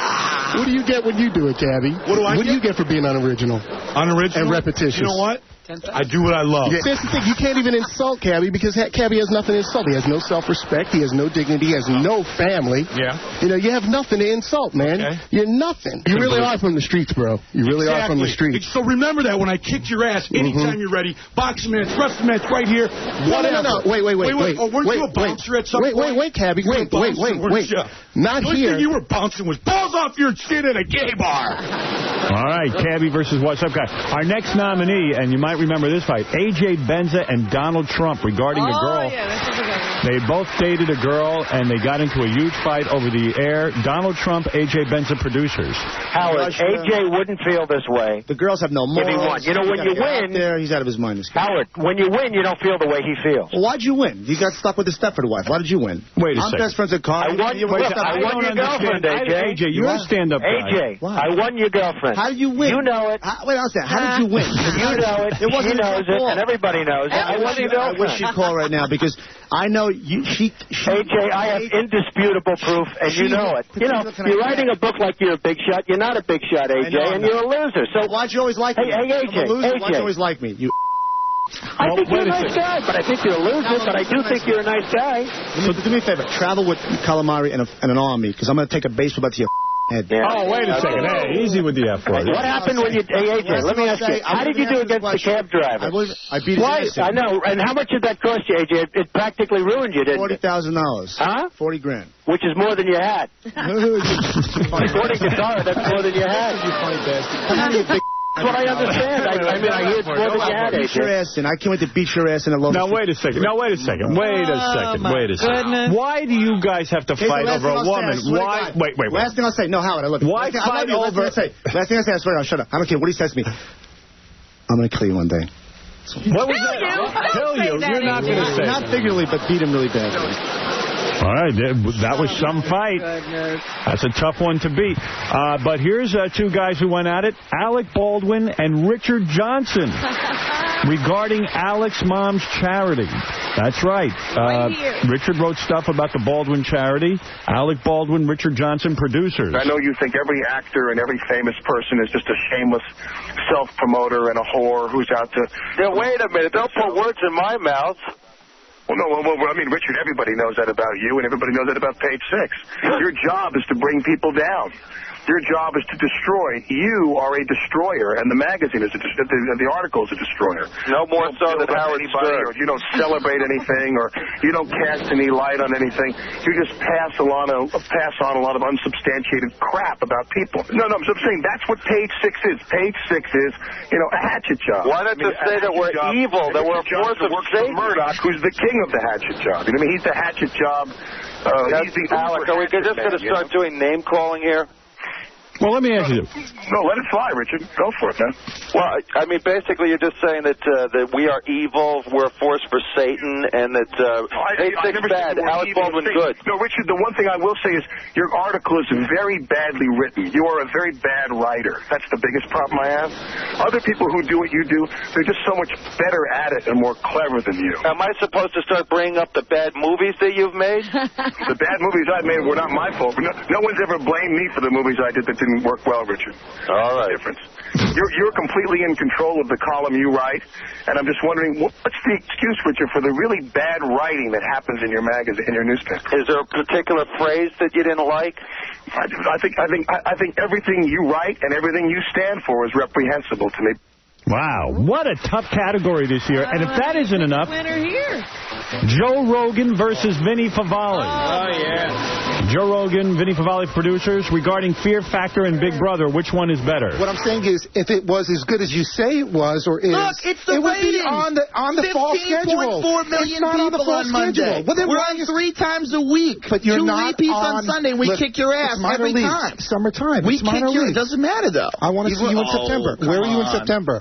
In production. Look, we're going to be in production. It takes a long time to do when will it air? Are you going to be in sweeps? That's a test. You're not even scheduled for sweeps. Vinny, it took you guys until January to get another I want you to kiss my ass when I come back here in January and we beat you then. Will you get it? Why do you make him a bet? There's no way you're going to beat. Let me ask you something. No way going to be what? What's the bet? When are you coming back? Hold on. First of all, we have no idea what we're going to be on. We're talking about a show that's not even on the schedule. We're talking about the number one show. You don't think it's coming back? We're in production. What do you say? Why can't you admit that it's a great show?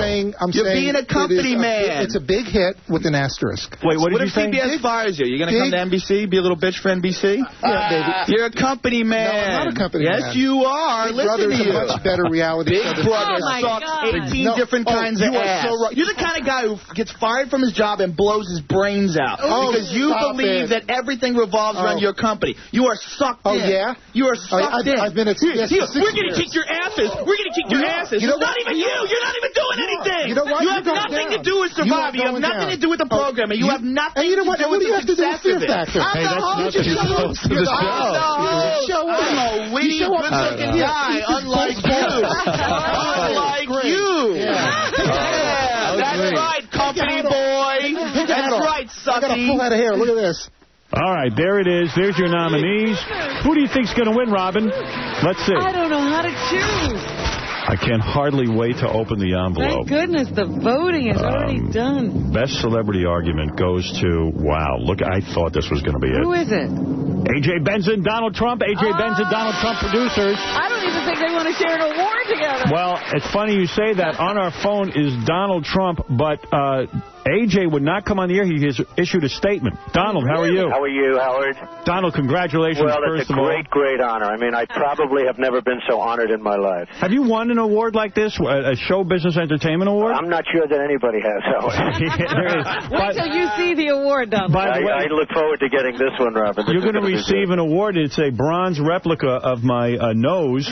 As you remember last year, the award was the bronze tampon with the tampon string that actually worked. Right. But this year you'll get my nose. It's an exact replica, and it's very big, and the nostrils are extra big as well. Well, I'll display it in a very prominent place in my office, Howard. I can promise you that. Mr. Trump, you might be interested to know that A.J. Benson would not come on the air. He has issued a statement. Go ahead. Do you want to hear the statement? Sure. All right, here is the statement. I accept this award and maintain my reign as the best celebrity arguer ever. If I may, rather than place this award on my mantle next to my other FMEs, I'd much rather jam it in the blank of Intern X. Long live Donald Trump, and goddammit, God bless America. Well, whatever that means. A.J. As inscrutable as ever. Donald, what do you want to say? I mean, certainly we want to let you have room to do your acceptance speech. I know it was controversial whether the FMEs would go on this year. Well, it certainly was, and it's great courage on your behalf to put them on, regardless, by the way, regardless. Thank you. As a matter of fact, there's extra security here. Ronnie, the limo driver's actually awake. He's awake. That's right. Good. Well, I really enjoyed it. I enjoyed my little combat with AJ. I have a lot of respect for a man that can dedicate a book to a woman who dumped him.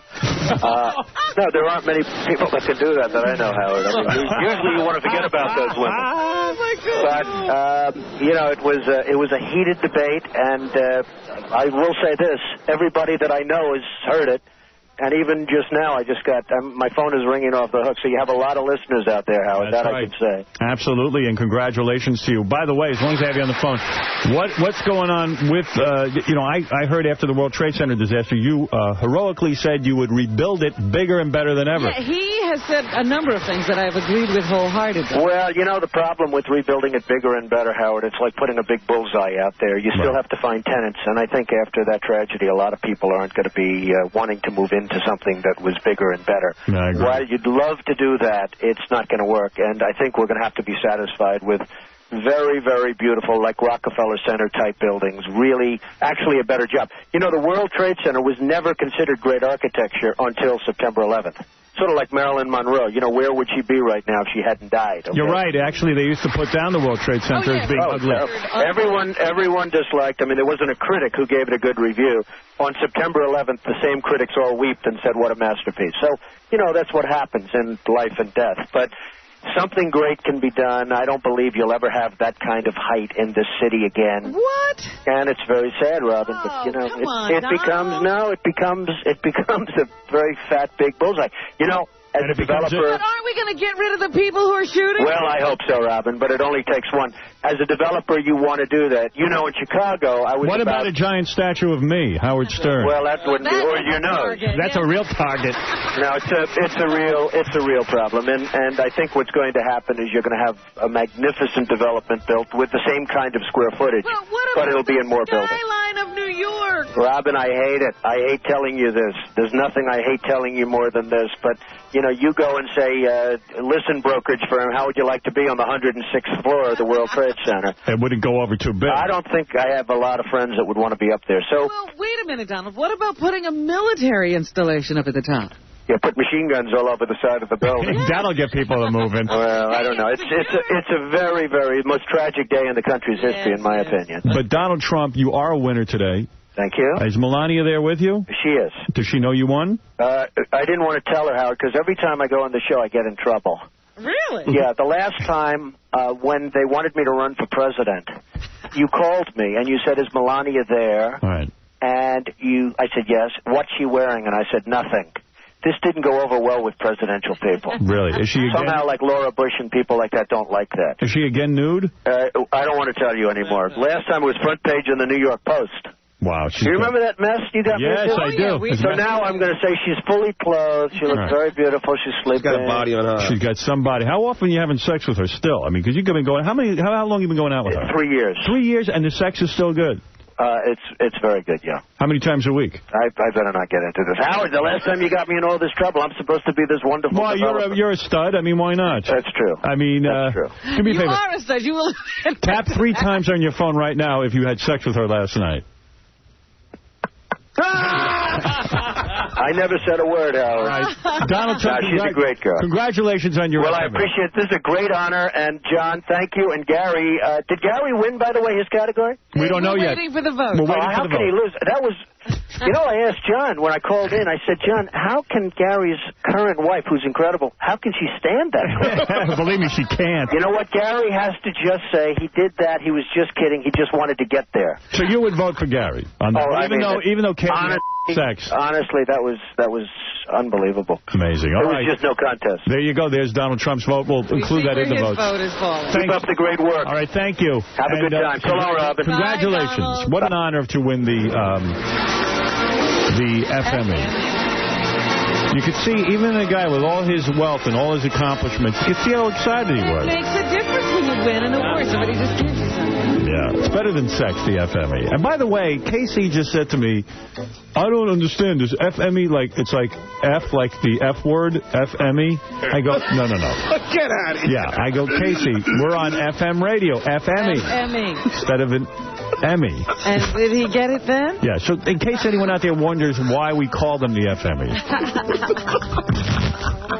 You know, when we come back, we have a bunch more FMEs and special guest appearances from Chris Kattan from Saturday Night Live. I'll be singing, Robin, when we get back. That'll make you feel better. Oh, maybe. I have a special song for the FMEs. Your songs always lift my spirit. And we'll be back right after these words. 27th Annual FME Awards, honoring the best in radio from the past year, with a man who has been touching himself during the last commercial break, Howard Stern. All right, just in case you're following the FMEs along and you voted in the gayest moment on the show category, I will tell you that Crazy Cabby and Baba Boohai are neck and neck for taking that award, according to the audience poll. I don't get it. I don't get how Benji, who kissed a man, gets 39 votes, and I, who just merely showed my emotions on my sleeve, got 694 votes. And where's Cabby at? Cabby's at 801. So he's leading. Yeah, but it's a lot closer than makes me comfortable. The voting's still going on? Yeah, you got 338 votes. Yeah, well, that was pretty gay. I spanked High Pitch Eric. I deserved it. I mean, that isn't a gay, but that is a gay act. So no one here is innocent, but you and Cabby are neck and neck in the voting. That's right. By the way, our next big celebrity category is Best Celebrity Impersonation. There are 10 nominees. Our first nominee is the Bob Hope impersonation done by... Who's it done by? Is it... I thought we were just... I actually thought we were naming we'll just pick... All right, we won't name the names. We'll just pick the... we'll just pick the person. All right, Bob Hope. Hello? Howard? Hey, Mr. Hope? Yeah, this is Bob. I'm so old I used to have a dinosaur as a pet, Hope. It is him. Howard, is that you? That's his material. Yes, it's Bob Hope. Bob, let me ask you how you're feeling. Bob? Hey, this is Bob. Somebody pull the plug Hope here. Calling in from the bed. I can't say it up straight, but goddammit, them Negroes hop right to it if I pee in my bed. Well, Mr. Hope, I got to tell you, it's been an honor. Yeah? I'll tell you something else. What? My Jewish friend. I was around when Hitler was doing his important and brilliant work. What? Open up your ears, Jew boy. Hitler was on the ball, boy. He was on the ball. All right, our next nominee is Billy Crystal. Billy Crystal, producer. Best Celebrity Impersonation. Billy Crystal wants to say something. Go ahead, Billy.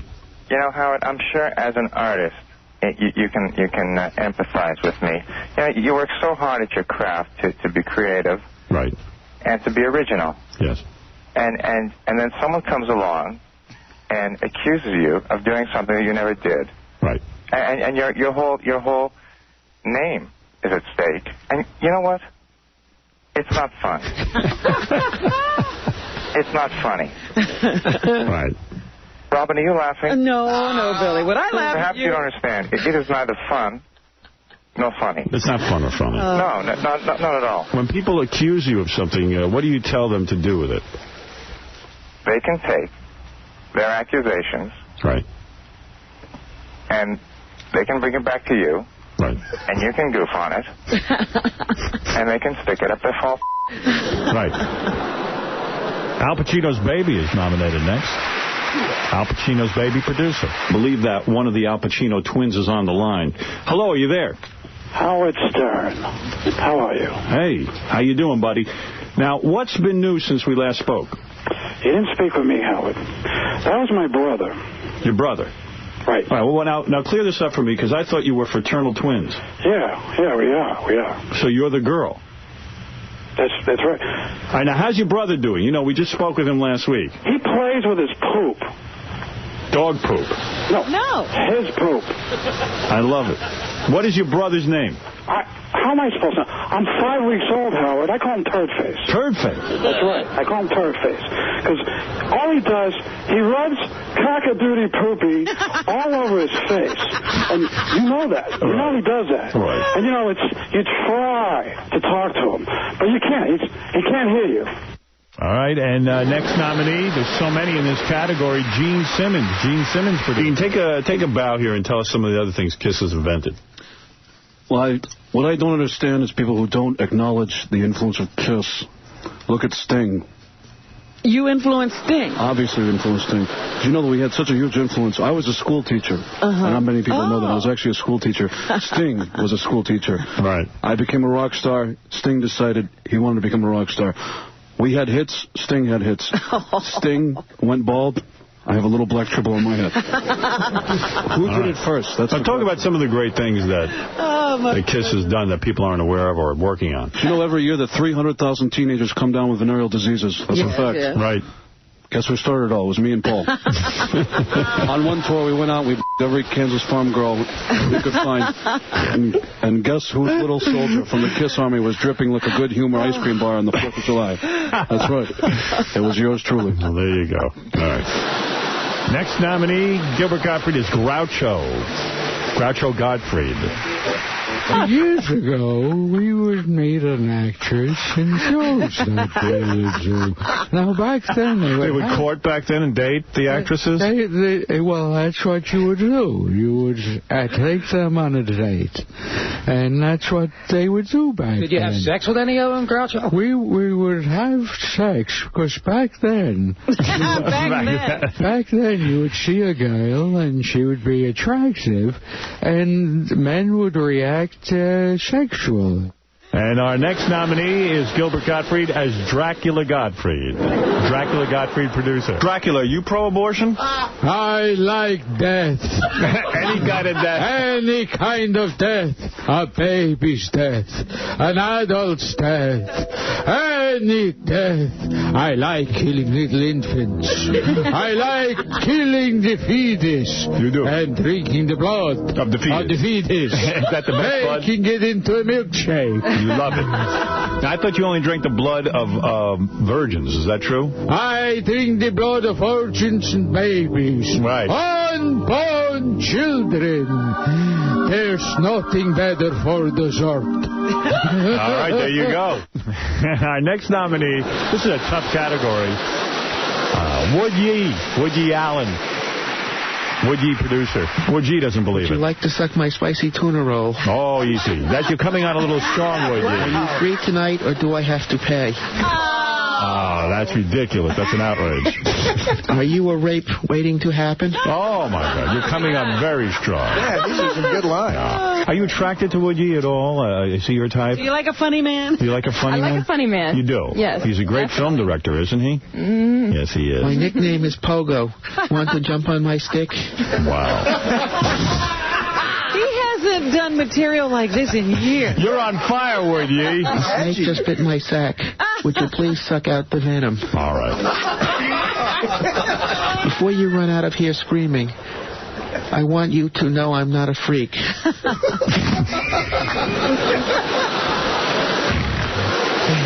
That's the greatest. All right, our next, there's 3 more in this category, believe it or not, Robin. Who's your favorite so far? Jeez, I can't choose between Groucho Gottfried and Dracula Gottfried. It's tough. Jerry Lewis is our next celebrity impersonation. Oh, dear. Jerry Lewis, producer. Why are you calling my show? I mean, listen. Yeah. I gotta tell you, I hate you. You hate me.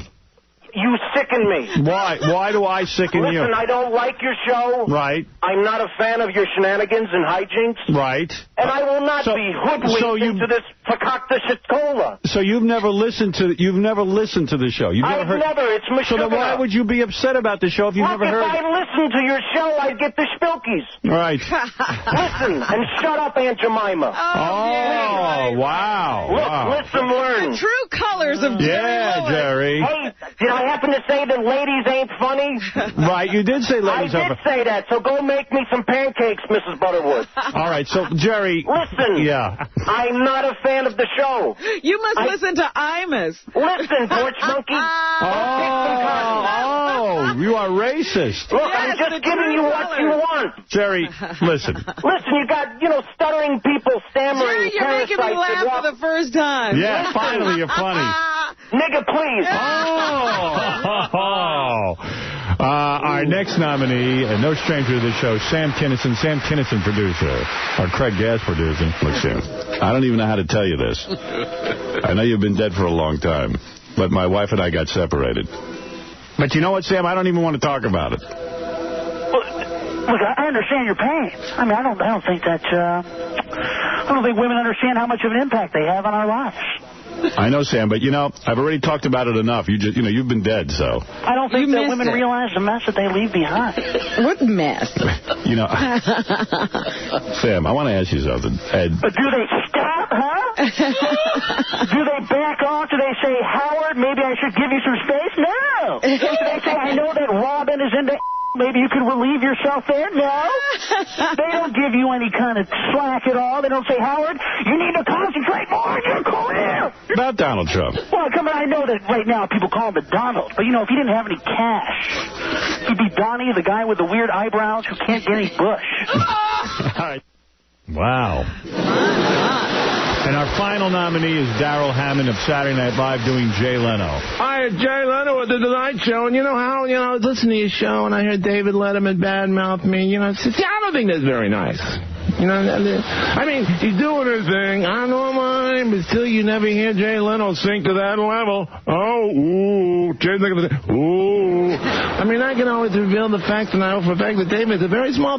Oh, absolutely. Oh, no, I'm not making this up. Come on, it's a Tonight Show. That means it's a small... What are you talking about? But he's doing his thing. Here's Howard Stern. Well, the winner is... Oh, my. Who won? Let's open the envelope of the best celebrity impersonation.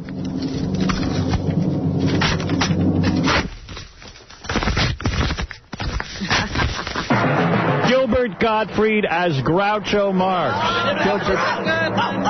Sam is Let's go to Gilbert. Gilbert. This is the most exciting moment of my life. It literally is. Have you ever won an award? Yeah, I don't believe you've ever won any award in show business. No, and I'm not even allowed back on the Emmys ever since the Pee Wee Herman masturbation routine. Oh, boy. Yeah, Gilbert had his big shot on, national TV. He was getting some national recognition. And he did Pee Wee Herman masturbating material, and it didn't go over real well. I remember the critics really bashed you for that. Yeah, it did well there, but the critics bashed it because it was too dirty for the Fox network. Well, Gilbert, I imagine this is a great honor. Because a lot of people thought that the FMEs wouldn't go on this year. Well, I almost canceled them, but I realized I wanted to be a hero and be brave and go on. Well, did you start crying about it yet? No, I'm not going to cry. Gilbert, did you cry? Yeah, well, do you think Gilbert showed... I mean, Gilbert... Does Gilbert know what... Do you know what... Gilbert, do you want me to explain to you what happened on...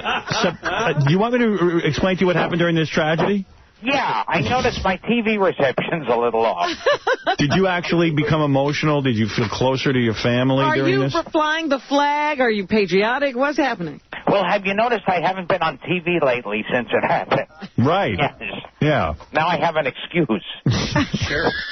You're pretending that you chose not to work. I had a bunch of really big films I was going to work on, but just you canceled everything. Can't do it in this time period. No, but I mean, even you, you never show emotion. I know you're very cold. You seem to care about no one. Yeah, you don't seem to ever even care about your girlfriend or your mother or anyone in your family. You certainly don't care about me. Did you care? I mean, you must have cared, of course. Hello? Well, let me preface this by saying nothing that we're saying now is against the many good and honest Muslim people. Right.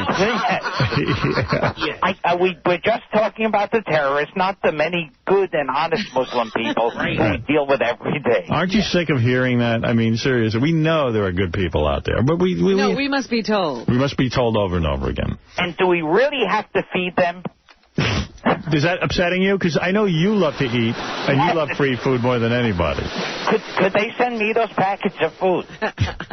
Well, Gilbert, I see that you're moved by winning an FME. Yeah, because, a lot of people thought being in two categories, I was going to get screwed. Right. Well, because it would separate the vote. Oh, yeah, I didn't think of that. Yeah, let you split the vote. Well, let me tell you, I know that the FME statue will go on your mantle along with your empty Chinese food container. Does he actually have a mantle? He has a shelf that he put up, but it's mostly like just garden furniture and empty food containers. But, Gilbert, congratulations to you. Oh, thank you. And thank you for the many great moments on the show. You certainly deserve the award.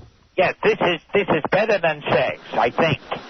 Well, your career is going so well. After all, did you play the voice of a toilet paper roll recently?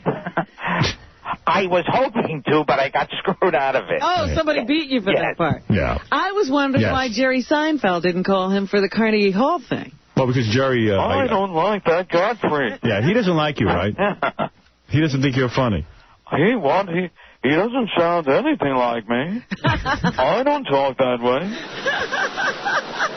He really doesn't think that that's a good impression, but it's dead on. All right, Gilbert, we'll be seeing you on the show soon, and congratulations. And I know you have to get back to your charity work that you're doing for all the victims of the World Trade Center.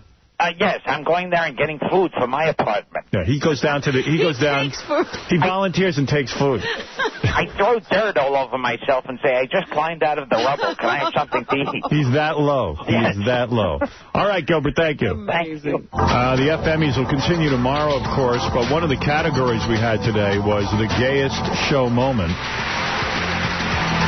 And the nominees were Gary, of course, for that unbelievable speech he gave to his ex-girlfriend about trying to get her back. Crazy Cabbie was up because, of course, he had sex. That seemed very, very gay to me. As a matter of fact, KC was up for one because he, of course, can't get it with women a lot of times. Regularly. Yeah. That's very gay. What do you mean not true? No one can hear you. Happened to you at least 5 times. It's not regularly. It happened a couple times. 5. Yeah, but that was that's a lot. It was a while ago. Ever since he told us that story, he's been trying to take it back. I know. When was the last time it happened? Hey, I talk to people, and people take my side like, look, I know those guys, and they won't admit it, but it's happened to every man. I swear, you guys on the life of my children, you don't have to which I shouldn't do. I don't care. Casey, on the life of my children, I've never had that problem. And I swear on the life of my children, I never had that problem. No, I remember. But I remember every time, believe me. Hasn't been that many times. I got them logged away. Yeah. So every time you've been with a woman, you've been able to perform it. Yes. Never happened. That's right. I've never gone there. I don't want to perform because I've already done it. But you've never been trying to and not been able. Right. I think you're honest people, but in this case, I don't think you're telling the truth. In fact, I'll tell you, I'm so much of a man that I've actually been able to go to attention for women I shouldn't even be able to do it for, who are so ugly. How about this? I have banged a woman, and did it, and then 10 minutes later, do it again. Mm-hmm. Yeah, that's fine. Everybody's done that. But what about, sure. Hey, what about, have you ever drank too much or something like that? No. Not been able to do it? I've been wasted and with the ugliest woman I ever laid eyes on. She was an albino. Oh, my. Yeah. And you were able to do it. Still did it. I drank a quart of scotch and did Coke and didn't have a wet noodle. It's happened to every man, and there's people that have taken me aside. Hey, listen. Okay, but in your own defense, I understand that you're saying that you're not having a problem with women, but I say you are. No. Now, listen. You're a nominee. Gary's a nominee. I'm a nominee. I spanked High Pitch Arc. That's very gay. You won, dude. Don't get defensive. I think not getting it up. He probably know the gayest act. Also, another nominee was Eric cried. Yeah, High Pitch Arc cried. And then Benji kissed High Pitch Arc. All right, now we left it up to our audience to vote. What is the vote? Now, this is a tight one. I got to tell you. We're not going to count the guy that voted for Casey 3,426 times all by himself. Yeah. He has to be disqualified. One vote for him. One guy voted for you a lot of times. 3,000 times? Yeah. That guy's so cool. not counting him, first of all, Casey only got 80 votes. And then Benji, who kissed a guy, got 97 votes.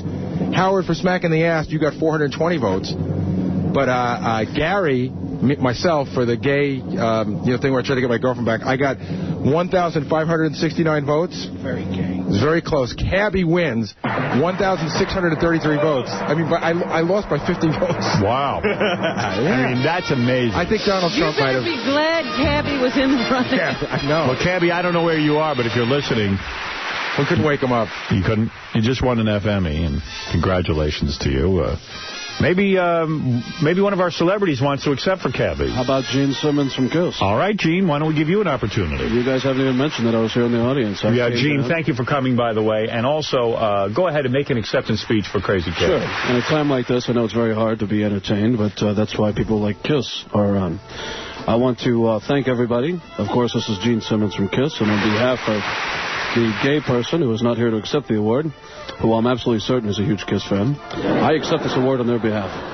You know, there's a lot of Kiss fans who could not be here tonight, but just remember that if you go on the Kiss webpage, we are standing by to take your credit card number. You can order Kiss mugs, Kiss key rings, Kiss computer bags, Kiss dishwashing liquid.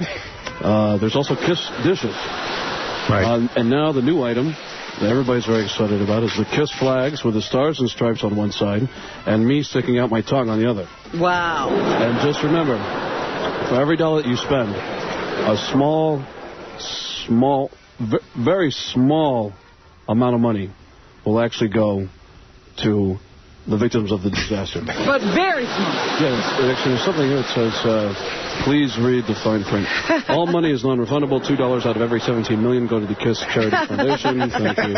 But this award means a lot. I know the Howard Stern Radio Show is the greatest show in America. And now, if you excuse me, I'm going to go and grab an unsuspecting woman by her breasts against her will and lick her face because I'm Gene Simmons for KISS.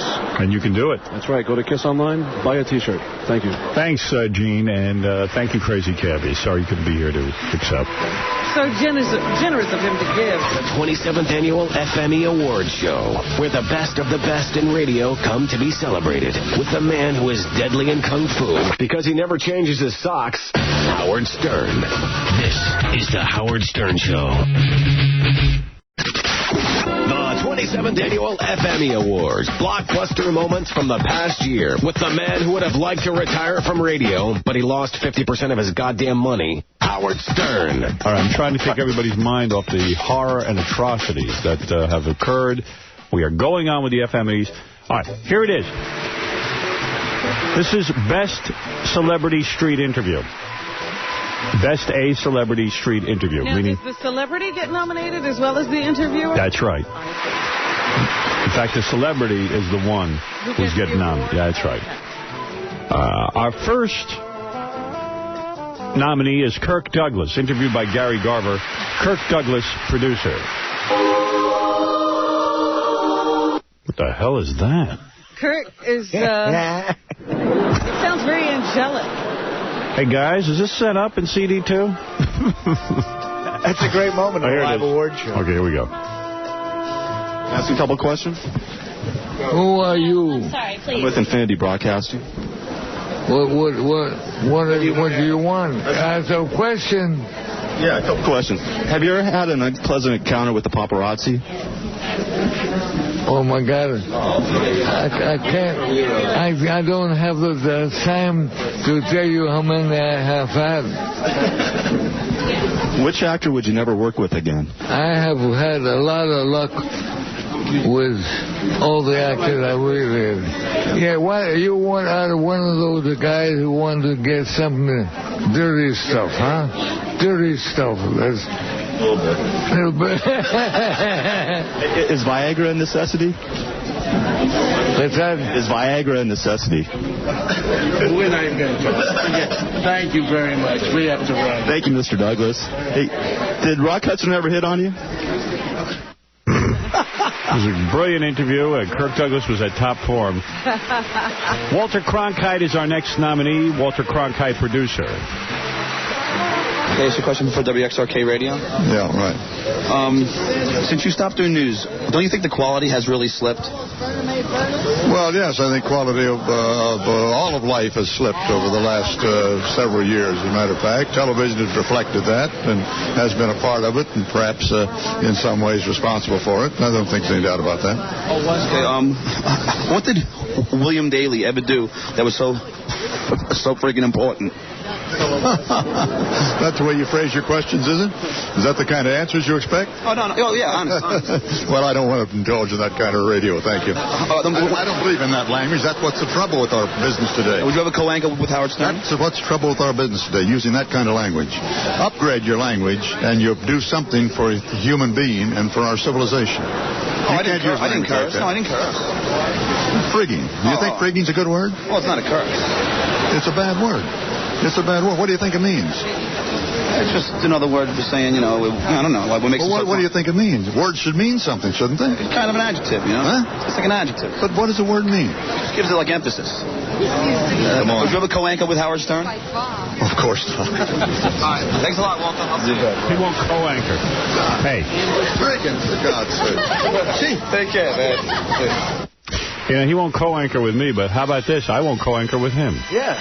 You show him.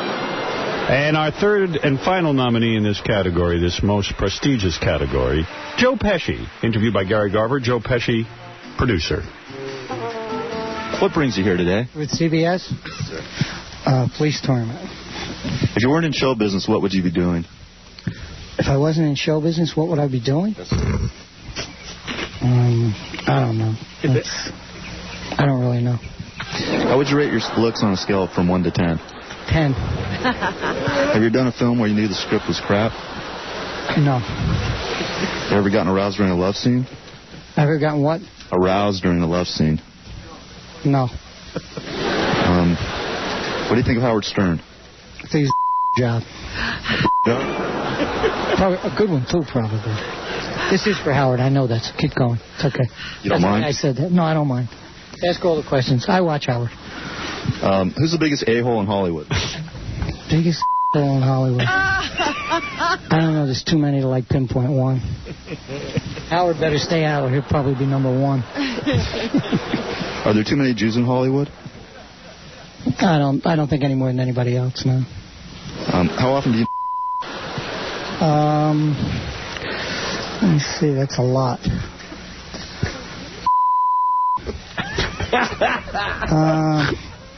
I don't know. It's too hard to put a ratio on, Let's see. How many dates do you have with a woman before you introduce sex?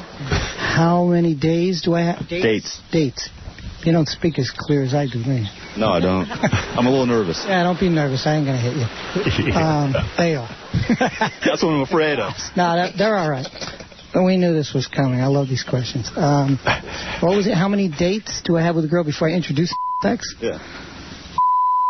I try to do that right away. Oh, yeah. Smart. Have you ever cheated on your wife? No. Do you feel guilty about playing golf when so many people in Kosovo are suffering terribly?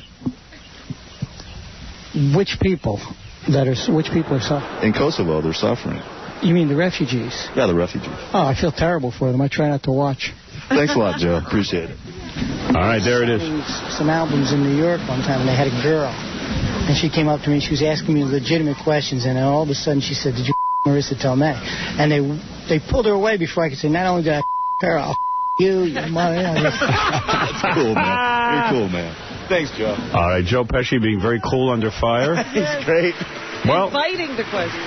Let's see who wins. Winner is, oh boy, Walter Cronkite, interviewed by Stuttering John. Walter Cronkite, producer, accepting. Wait a second.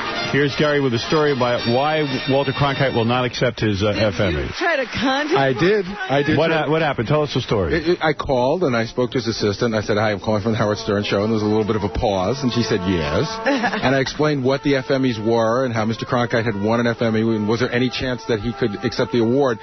But before I finished the sentence, she was saying no. And then she said no, but she said no. And I said, "Well, thank you very much." You got 15 no's at once. Yeah, you should have said, would he accept a frigging award? Well, accepting for Walter Cronkite, since he's not available, he's obviously very busy with his schedule, sitting on a boat somewhere, staring at a wall. We have Sam Kinison to accept. Sam Kinison, go ahead. Good. Yeah, wake me up at 6 a.m. to accept an award. All right, folks, I want to say thank you to everybody. On behalf of the person who won this award, I accept. Of course, I never won an award in my lifetime. I was up for a comedy Grammy, but I lost to some fellow named Professor something or another. But I guess I did too many drugs. I guess I was unable to have a significant role in Hollywood. I was unable to have a significant film career because all the pussies in Hollywood were afraid to hire me. I would always hear these people whining. And always saying, oh, you can't hire him because he does cocaine and he on the sheets in the hotel room. God damn it. You guys were afraid of me while you guys were snorting cocaine off some producer's hairy ass. Great. Just because I did some drugs. You know, maybe the only show I had was a Fox show called Charlie Hoover. I'm sorry. I'm sorry I couldn't play the faggoty Hollywood game. I'm sorry I couldn't kiss Whoopi Goldberg's ass. And I'm going to be honest with you. I want to say something to the Academy, Howard, if you let me. Go ahead. You people suck. Wow. You people are going to hate you. Wow. I don't know why you want to know why people didn't have the Emmy Awards here tonight? I'll tell you what. Why? All right, Sam, thank you for the... You know, this is the FMEs. Yeah, it's the FME, Sam. I heard you guys right. We can't have an award show. It wouldn't be appropriate. We're too scared to get in their living rooms and drive anyone. Hey, Sam, what kind of phone are you on? I'm just curious. I'm on a Morocco phone from hell that I bought at Radio Shack down here in South Hell. Yeah, I got to tell you, you're almost ununderstandable. Well, I'm also buzzed. What'd you say, Gary? No. Okay. Thank you, Sam. Thanks, guys. All right. I almost couldn't understand Sam. I think it was better. You do? You like it better when you can't understand it. Bad connection from hell. Every other word. I think he doesn't realize he should be on a hardwired phone. He was. Oh, he was on a hardwired phone. He just doesn't own a good phone? Well, the phone... Well, what do you know? I think Sam might have been staying at a hotel. Oh, Sam was at a hotel. Yeah. Oh, I get it. A hotel in hell. Poor Sam. Oh, hell. Well, I want to thank Sam for accepting that award. Do we want to move on to our next set of awards? Yeah, sure. All right, what do you got? The FMEs are moving along, Robin. There's so many of them. Well, I can't even... you know, there are a lot of awards to give out. I think, what are there, over 60 FMEs? That's right. Where'd Gary go? Gary left me. Oh, I see. He's not even ready. He said he was set up, and he's not. All right, I have to take a break. We'll be back right after these words. It's the 27th Annual FME Awards, rewarding achievements from the past year in broadcasting, with a man who has a hidden camera underneath Robin Quiver's skirt, Howard Stern. The man who has a camera hidden under his Robin Quiver's skirt. The hell does that mean? Who writes that stuff? You're not in charge? I am, actually. All right, we have to do an FME here. And this is a great category. It's called Best Crying. Oh. A lot of people... I like this category. That's a cool category. Now, some of these people haven't even cried on our show, but they've appeared on our show through tape. So we're letting them in on the nominations.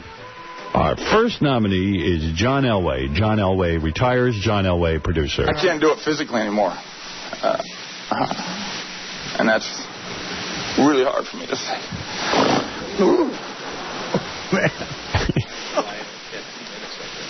I know what? Are there any other questions? All right. Next. Our next nominee is Rosie O'Donnell talking about her son. I think this is when she had to give up. She adopted him and then decided he wasn't that good, so she gave him back. That was a girl. What was going on with Which one was this? It's self-explanatory. She just talks about how much she loves him. Oh, okay. My friends all make fun of me because this will be bad. I document every moment of my son's life. I have a daily journal. I have color Xeroxes of pictures of us. I write down the words he says and the way that I feel about him because I want him to know, if I go, that he was loved. Well, you're going to go if you keep eating out of control. That he was the most important thing in his father's life. Yeah. Well, how's he going to feel if you kill yourself through obesity? You know what's horrible about this world? The people who love Rosie O'Donnell probably think you're the devil. Right. And is there any doubt in your mind that you're a million times better of a parent than Rosie O'Donnell? Absolutely. I mean, it's not even close, right? I know, and it's like Kathy Lee Gifford. Her fans think that she's like a real good person. Oh, what is she? That's child abuse, what she's doing. Yeah, but dragging those kids out on TV, that's about as abusive as you can get. Well, you're so involved with your kids, you can never possibly document it all. When Rosie sees her kids, she can write it down because it's not that often. I actually sit there and talk to my kids. All right, Dennis Rodman cries at his own press conference. Last year, I missed 10 games. I gave $1 million charity. And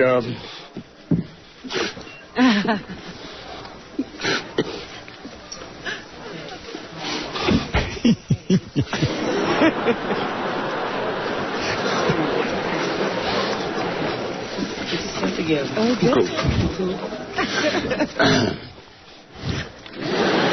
That's cool. That's cool. It's amazing. I'm not going to never win in this game of basketball, right? No matter what I do. Okay, Worm. One more. Okay, it's okay. Come on, Worm. He's worked so hard. These people just cut him up. No matter what I do for this league or what I do for the game of basketball, I'm going to never win. And in a situation like this. All right. Our next nominee, Robert Dole, Bob Dole, eulogizing Richard Nixon. Bob Dole, producer. Unyielding in his convictions, living every day of his life to the hilt. Nixon lived every day to the hilt? Yes, Nixon. He was Nixon every day. Blowing it out. Listen, get me 4 hookers out of Boston. I'm ready to go. $20, that's nothing. The largest figure of our time, whose influence will be timeless. That was Richard Nixon. How American. May God bless Richard Nixon. And may God bless the United States. Our next nominee is Brian Gumbel, leaves the Today Show. Brian Gumbel, producer. Television is not medical research, and 15 years is not a lifetime. But 15 He didn't cry as much when him and his wife broke years up. has been about a third of my life. And it has been it's been a real pleasure and a genuine privilege to represent this program and the wonderful, wonderful people who put it on. You know what's really funny about that tape? He's back doing it again. Yeah, right. Yeah. Yeah, we all thought he was going on to greener pastures. Now he's doing it on a loser show. Our next nominee in this category of crying, Mike Schmidt. Mike Schmidt, producer. Mike Schmidt retires. Some 18 years ago, I left Dayton, Ohio, with 2 very bad knees.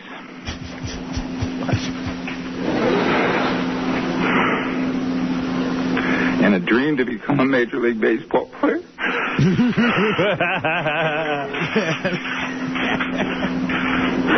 I thank God that dream came true.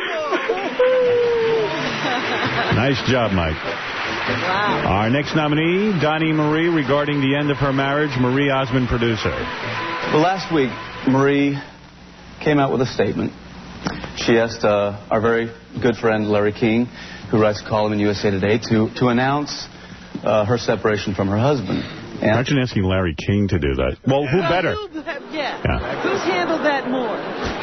Guy who's been married 7 times, or possibly 8. You got to know something. You have such a support system here. On the TV show. Right. Especially for me. That's almost over. I love you very much. I love you. And it's great doing this in front of people. Everybody around here loves you. Isn't that even good? Yeah. I do want to say that no outside parties or influences affected this. She's reading a statement. Let me make sure you know my husband didn't cheat on me. I just want to say no outside parties or... This decision and that I'm doing I didn't fine. cheat on him. And that I know that any of you... I'm just depressed. Right. I had a baby. With kids. I think it shows Larry King to make the announcement. That blows my mind. He's so sensitive. Could there be no phonier allegiance than Donnie Marie and Larry King? I know. Marie Osmond, I just want to make an announcement. Who knows where he made this announcement? Marie Osmond has contacted me. His USA Today column. Yeah, because that's such a... ... Yeah, divorce is tough, ... Will there ever be a woman as hot as Marilyn Monroe, ... What's bad about incest, ... Oh, Marie Osmond's divorced, ... For my money, Marie Osmond is divorced. For my money, leg for leg, pound for pound, Marie Osmond's a great gal. A great lady. Oh, this is a fun show, isn't it? That you'll accept and understand my desire to protect the privacy of my children at this time. Now, you know what's funny about that tape?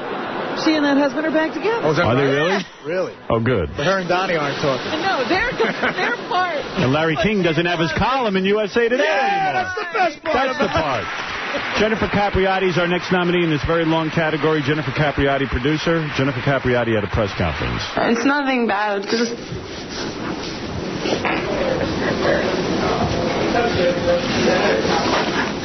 Just a little overwhelming, that's all.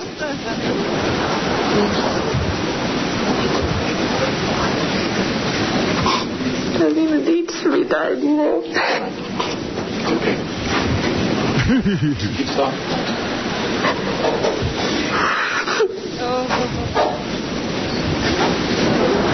Oh, go have a Twinkie. I just wish I didn't have to talk about this stuff all the time. Right. Thanks. Our final nominee is Stuttering John when he went to the House of Miracles and pretended to cry. Oh. When he saw the Jesus in the window. Everyone's looking at the window and they're touching the window, and this woman's touching and she's praying. She's praying. Her eyes are closed. Her hand is on the Virgin Mother. And she's praying. Why don't you go up and do it? Yeah. I'm gonna go do this. Here I am. I'm touching it. Start crying. I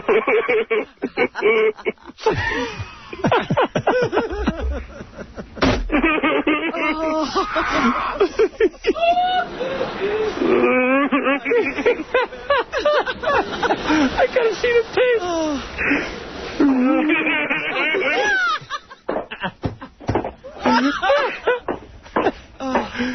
Wasn't there like some Mexican family and they had the window had formed into the Virgin Mother? Yeah. Somebody's picture was in the People window. were praying to it. Yeah, I saw that on the E-show. That was and then John goes up and starts crying and touching the window, and they're like, "Oh, this is very beautiful." But we should go back now and see what's on the window now that, you know, the condensation is... There's a lot of Windex. All right, here's the winner.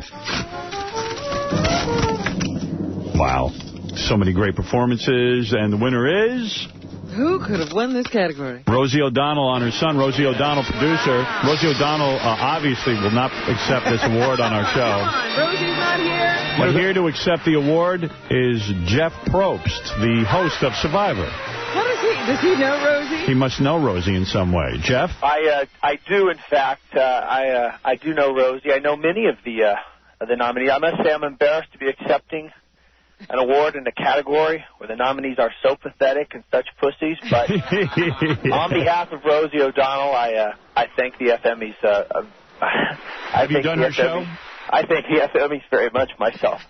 Thanks. Now, will you be delivering this award to Rosie? Yes, I will, because I have a personal relationship with Rosie. Although I've never been on her show, I've watched many times from my living room, and I would love to deliver this to Rosie O'Donnell. Well, Jeff, as long as, I mean, first of all, I think it's nice that you accepted Rosie O'Donnell's FME, which is a statue in the replica of my huge nose with my huge nostrils. It's bronze. It's very beautiful, and we replaced the old FME, which used to be a tampon bronze with a tampon string in it. Yeah. All right. Hey, Jeff, thanks, and we'll be watching tonight. Hey, good talking to you guys. Later. Bye. Jeff Probst. Probst. P-R-O-B-S-T. That's a Yiddish name. Was he a comic? What's his story? Was he a comedian? Nah. He's just like a guy who used to host like bad game shows on cable. Oh, really? And lucked into this thing. Man. All right. Next FME. Let me get right to it. All right? Because we're falling behind again. All right. This is a category I think all of us are excited about. This is for Best Band Performance Female. Best female artist that appeared on our show over the last year. All right, Dido, the next nominee. These are all performances from our show, by the way, lest anyone think this is off a recording. This is Kay Hanley. I Want You to Want Me. Kay Hanley, producer.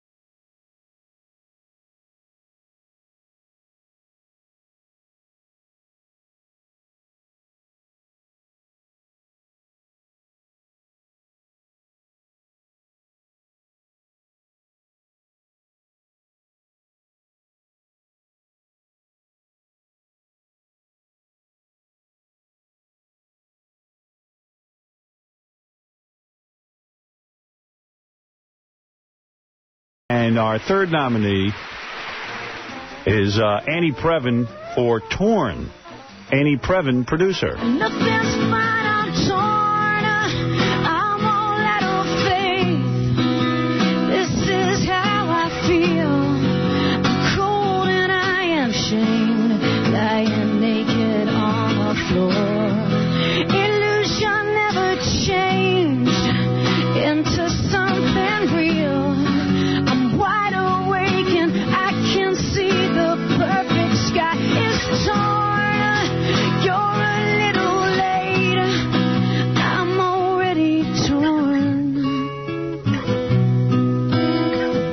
Let me open up the envelope. As a matter of fact, also weighing in on this is what the girls were wearing. Dido was conservatively dressed. Annie Previn wore a little belly shirt. Kay Hanley wore a little belly shirt, too. Oh, so there are two belly shirts competing. Belly shirts do get extra points. So are you telling me Dido's out of it already? Yes. Not out of it. She had to just work extra hard. She wins it. Who will the winner be? These envelopes are so secure. The winner is Annie Previn for Torn, and she deserved it. They all deserve something, just only one can win. Accepting for Annie Previn is Annie Previn. Wow, we got her? We got her. Man. Annie. I told you she was going to win. How are you? Wow. You deserve to win. I am speechless. A lot of people thought Dido would win because that was a sort of a bigger hit. But Torn was a big hit. Dido didn't Actually, I invite don't you think to a that's personal performance. Torn was a big hit, but not with me singing it. Who sang Torn? Torn was sung... Torn. Who was that girl? The story was Ann wrote and, performed Torn 3 different ways. The record company wanted it to be a hit, right? Yeah. And it never took off. And Annie's version is 10 times better. Then what actually became a hit? And what was the girl? Natalie Imbruglia, right? Right. Yeah, she recorded it and became a big hit, but she didn't even do it that good. No. What happened to her? No, but she did kind of like a fast and perky poppy version. kind of Yeah. version. Yeah. Gay version. Yeah, it was gay. Annie, say it gay again. often wins out. And make an acceptance speech. Go ahead. I know that... Howard, it's like such an unbelievable honor. Of course. I feel like my whole career has kind of been building to this moment. And by the way, Ann, I just want to remind you that when you receive your award, it's not the same one as last year's, which was as you know, is the bronze tampon with the actual real string. Oh, no, I don't get one of those? No, you get the one. This year, we've updated it. It's a replica of my gargantuan nose. Is it life-size? Yeah, and big nostrils, so you'll have everything. Yeah, people will be able to look at that FME and know exactly what year it was from, because this is the first year of the big nose image. Yeah. Does it come with anything else, or is that pretty much it? Some coke you could snort with. No, there's boogers up that nose. But go ahead. I didn't mean to interrupt. I just want to say I'm sure it's no coincidence that, the Nobel Prize is also given out this week. Well, that's true. And I want to say that I'm obviously much happier to have this. By the way, my male audience would like to know, and some of the gay women, what are you wearing as you accept the FME? I'm actually naked and in my bed. Is that true? It's very early here in L.A. She's got a kicking body, baby. I tell you, it's very nice. Is she hot? Oh, yeah, she's hot. Man. She's hot, and especially when she performs, because she knows how to move, but not move too much, so she looks geeky. Where's the new album, though? That's what I want to know. What's going on with the new album? Well, the new album is kind of in the toilet at the moment. What? Wow. Yeah. Well, why don't you fish it out of there and play something? Our record's been pushed back to never, it turns out. Oh. You're kidding. Possibly. Sorry to hear that. Well, it's complicated, but we're sort of in a bit of a feud with our record company. Oh. Why feud? I mean... Actually, it's not really a feud, because they, have all the weapons, and we're just, surrounded. Wow. Well, I'm sorry to hear that, but you did win the FME, so... I know, this is huge. Maybe this will rekindle those talks. Yeah. Who are you in bed with, your husband? My boyfriend. Whatever. Who's that jerk? With that jerk? That scumbag? Who is that dirtbag you're dating? No, she's dating one of the guys in the band. Yeah, whatever. No, he's actually not a musician. Oh, that's right. The other guy was... The other guy, I'm done with musicians. Yeah. So who's the guy in the bed with you? An actor. No, I don't do actors. Who do you do? He's a writer. Oh, yeah. Oh, yeah? What's he writing? I don't know. Somebody over there better be making some money. He's writing his name on your checks. Jeff Probst is probably your boyfriend. Well, Ann, all I know is you are a great artist. Thank you so much. And I congratulate you on the FME. Thank you so much. Thank you. That's Ann Previn, everybody. Bye, Ann. Okay, bye. Isn't that exciting that Ann beat out Dido and Kay Hanley? Who else will win an FME today, Robin? We're going to come right back after these words. It's the 27th annual Emmy Awards, radio's finest moments from the past year. With the man who terrifies Sumner Redstone, Howard Stern. Let's get to an FME, please. Please. Bobby, you've said a lot. That's not enough. I didn't interrupt your words. You know, on the Emmys, you can't just get up and start talking. Bobby just left the audience and took over the show. All right, this is Most Insane Guest. At some point during the year... Oh, dear, most insane? People get angry on the show. Our nominees for this year. Mr. T gets mad at Howard for talking about his mother. Mr. T, producer. And by the way, your mother was working for the white man? Is that correct? Go on. She used to screw up floors. No, I'm trying to get a history here. My mother was not allowed to go in the white people's front door. She had to go in the back door. Where was your father? That's old school. Where was your father? My father was a junk man. He was a minister. Was he used to go around? Was he living with your mother? Yes. I'm from good stock, man. Is he still alive? No, my father passed 1985. And speaking of that, Howard, let me make a point. Is your mother beautiful? Seriously, I want to know. All right. Is she a good-looking woman? Let me tell you something, Howard. Howard, let me finish up. Yeah. We joke on some things. If you know Mr. T... I'm not joking about your mother. I'm asking about your history. Now, let me tell you. Yeah. Go ahead. I got in more fights. I hurt more people for saying something about my mother. No, I'm not saying anything about your mother. You want to get a black man to fight and kick your ass? I grew up in a black neighborhood. You disrespect his mother. If you make fun of a black man's mother, they get very upset. You might get killed. I'm going to tell you. All right. Especially with my mother. I've heard more people talk about my mother. I don't play with my mother. I'm asking you about your mother working for the white man. I told you she worked for the white man. She used to screw up the floors. And that's why I want to buy a house, because I love my mother. You said your mother picked cotton on a plantation. Did you say that? I told you. I said I bought a plantation in Alabama. Where your mother picked cotton. That's right. How could she be picking cotton? How old is your mother that she's picking cotton on a plantation? She must have done it as a child. Oh, 82 years old? So she had you as an older woman. Is that correct? Please, mad at that. Would you answer the phone? Why? Because I don't want him to hit you. He's scarier when he gets quiet. You are much scarier when you get quiet. That is not a bad question. That's not insulting to your mother. You think that's insulting? Mr. T, hello. He's mad at me. Are you telling me you're not talking to me? I don't think it's telling you. Oh, it's comfortable in here. Taking a time out. What did I do? What did I do? I asked him about his mother and his life with his mother, and what is that? Well, be quiet. Apologize. Do something. I'm not going to apologize. I didn't say anything wrong. No. Mr. T, do I owe you an apology? Do I owe you an apology? It's looking like it. I think I do owe an apology. Mr. T, do I owe you an apology? Did I say something wrong to you? No. Blink once for yes. He's really mad at me. Wow. For what? Oh, what did I do, Mr. T? Take this. Are you not talking to me anymore? Let me tell you something, Howard. Jackie done said I done already talked about it. Leave it alone. I told you, open the show. All right, so we left it alone, but I'm trying to interview you. No, you interview me, we move on to something else. We know about my mother. We've been over that, okay? Yeah. Now let's get on with something else, man. Well, I mean, I would apologize if I did something wrong, but I don't think I did. Did I ask you to apologize? I didn't ask you to apologize. I don't believe I should. You don't have to. I don't want nobody to apologize, Yeah, right.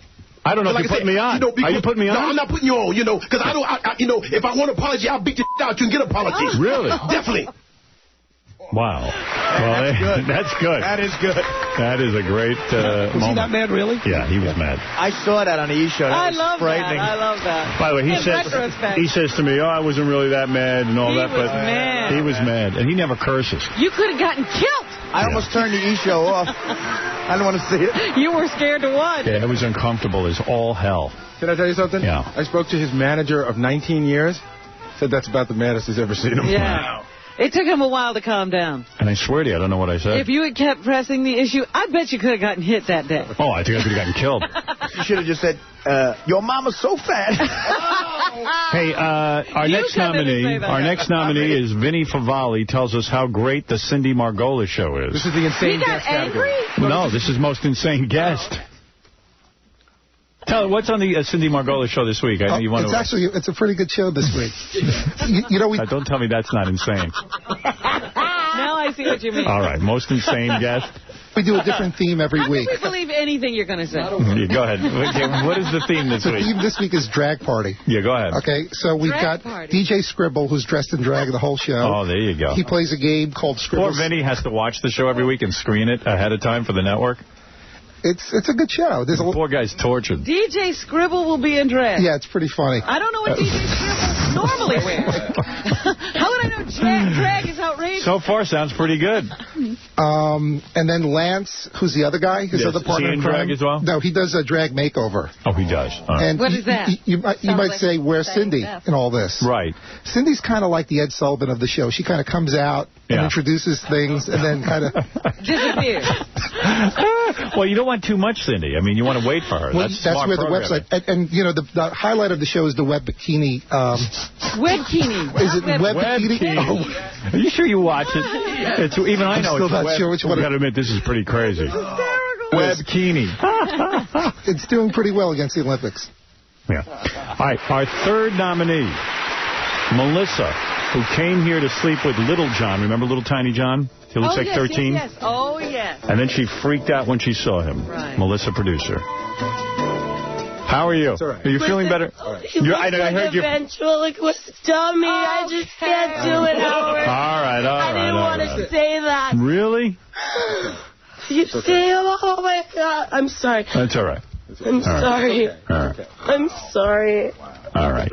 He really looks like a... All right, so listen to me. All right, so listen to me. So I think it's impossible to set you two up on a date. Oh, my God. It is. Oh, my God. You could offer me the world and I wouldn't.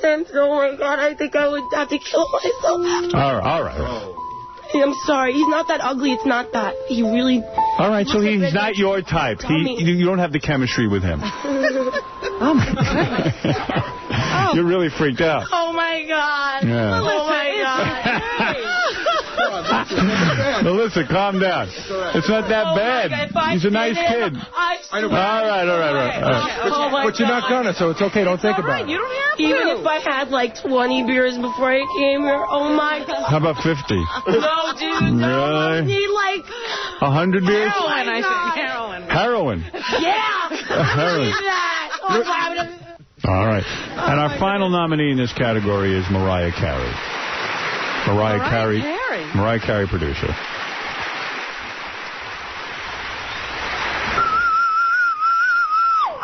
Yeah, I'm tired. I'm trying to keep my voice in check, in fact. You know, my other two messages, I just listened to them, and I did them when I was, like, on no sleep, so I don't want you guys to think I'm boring and droning and annoying. So this is my next message. No sleep. I wonder why. All right, never mind that. Here, let's get to the winner. You know what's amazing to me, Howard? What? What's amazing to me, you got the most angry and the most insane, and Mark Harris is in either category. That's right. I heard him last week, and I'll tell you something. Since the World Trade Center, the only thing that's made me laugh more than anything is when you play him singing, it's like Ethel Merman with a penis. That guy is out of his mind. Well, he'll be nominated in 2002. That's right. The winner is... Well, it had to be. Who is it? Mr. T, producer. All right. Accepting for Mr. T is Mr. T. Mr. T, how are you? Oh, good, Howard. Good, brother. Good. I tell you, I'm really excited, man. I can't believe it. Well, let me tell you, you've won most insane guest because you went completely berserk on me when I asked you how your mother was, and you got so upset that I even asked. Yeah. You know, I wanna thank you for the effing Emmy. I wanna thank God first of all. Right. And then I wanna thank my mother, because if it wasn't for my mother, you know, this Emmy wouldn't be possible, because I had to rise to the occasion to protect her as a baby boy. Well, I know you love your mother very much, and she was the inspiration. How is your mother, by the way? How's your mother, by the way? She's fine. She's fine, Robin. Thank you so much. You know. Good. I'm glad to hear. That's all I was trying to ask. Right, I got a couple thank yous. Can I get them in? Please, go ahead, Mr. T. All right, well, you know what I want to thank God. I thank my mother. Then I want to thank my doctors at Cedars-Sinai Comprehensive Cancer Center. I want to thank Dr. Robert Huizinga, my internist. I want to thank Dr. Gregory Sana, my oncologist. And I want to thank my nurse, Eileen Brown. They the greatest. Have you defeated cancer entirely now? No. I'm still got out because it's rare form. Not on the hardcore chemo, you know, but I still go check in every 3 weeks, you know. And you're in remission? No, not in remission. You know, it's being controlled right now because it's a rare form, you know. And I want to thank my best friend and my only friend in the world, Paul Sansone. And I want to say a shout-out to Aunt Vicky. She's just got out of the hospital. We love you, Aunt Vicky. God bless you and get well soon. Well, Mr. T, congratulations. Mr. T is live at the East Studios in Los Angeles. Definitely. I want to say one more thing, Howard. You know, with this here F and Emmy, you know, my stock should go up. You know what I mean? I mean, from now on, when I start appearing on shows, I should get extra money because they didn't give me no F and Emmy, no kind of Emmy when I did the A-Team and nothing like that at Rocky. But thank you, Howard. You recognize talent when you see it. Yes. You're the greatest, you know. And I want to thank you because it's going to help me get more commercials. You know, I want to thank Lipton, you know, for helping me do that scene with Lonnie Anderson. You know, I want to thank all the commercial Wacky Wobblers, the little dog they got out by me. You know, oh man, thank you, Howard. How does Lonnie Anderson look up close now? Is she still? Oh man, she look beautiful. She look beautiful. Don't you ask me that. She played my wife. That's a beautiful. Did you lady. bang her after the commercial? No, man, wasn't no kind of stuff like that, Howard. You know I don't do that, man. What do you mean you don't do that? You've got children. You do that. Well, let me tell you something. Howard, you the best, man. You the best here. I tell you, man, really, man, with this F and Emmy 2001, I know my stock going to go up. I'm going to start charging more money. Mr. T, let me tell you something. Howard, you are seen and heard by over 100 million people. And I know, they had to vote me in, and I thank the people for voting me in because, you know, there's only one and only Mr. T, and I tell it like it is, you know. So I want to tell everybody who want to endorse me, who want to use me out there, they better give some more money because with this F and Emmy, Howard, that makes my stock rise. Well, let me tell you something, Mr. T. Never won an Oscar for Rocky. Never won an Emmy for his TV never work. Won a Tony. And this is the first time. Have you been on Broadway? No. You have to be on Broadway in order to win a Tony. He was nominated for Kiss Me Kate. Well, the first I get to Broadway is State Street Avenue in the ghetto, you know. But I think so, Howard. Well, Mr. T, you're going to be honored to know that you just won another award for most. For longest acceptance speech. Yeah, man, I had to get everybody in, and I got a new pal over there with Cornell Pro in Connecticut. You know, Lee Rizzuto Jr. You know, they just hooked me up. You know, they spoke. Well, you had more plugs than Bobby Slayton. You know, get the prices up, go to the bank, because the Mr. T gonna be charging more money because I got an epic Emmy from the Howard Stern show. Mr. T, I want to thank you. I'm not even going to ask you again about your mother ever again. All right, thank you. And thank you. My mother told me to tell you hi, because I told her I was doing your show, you know, so she liked you, Howard. Well, thank you, Mr. T, and congratulations. Right. Thank you, Howard. Bye-bye. Thank you, Robin. Bye. Thank you, everybody. There's the guy who just picked up 2 FMEs. Wow. I thought I was full of hot air. Man, Also, we do have one more FM category for today, FME. What's that? Bobby Slayton, I know you're excited about this. I'm very excited. This is Best Band Performance Male. Okay. I don't even know who's accepting this one. You would know the winner. Maybe I should wait for tomorrow.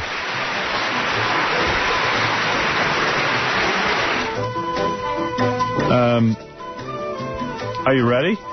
Yeah. Or should I wait for tomorrow because we have news and stuff? Why don't we wait for tomorrow? Oh, okay. It's a little tease. Little tease. Wow. I don't know. That was a midstream switch. All right. I'll do it. Because Bobby insists. Thank you, Howard. All right, our first nominee is Lenny Kravitz, Are You Gonna Go My Way? Lenny Kravitz, producer.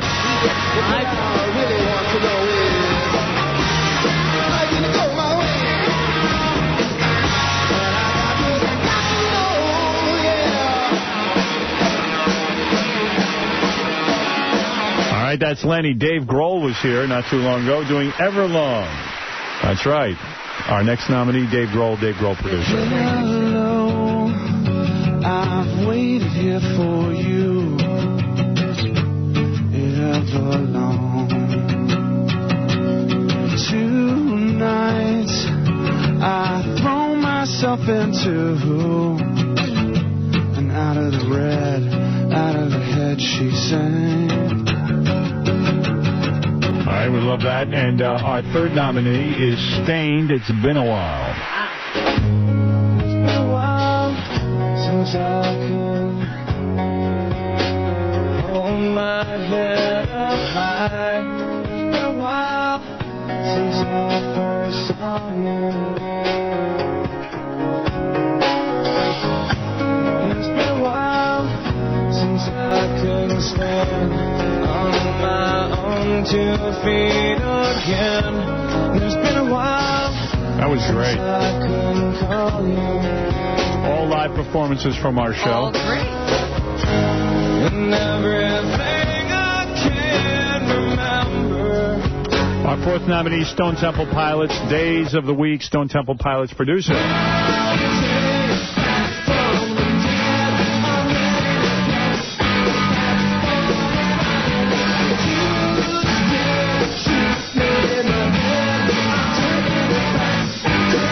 Our fifth nominee, Green Day, and Good Riddance, Green Day producer. This is complicated.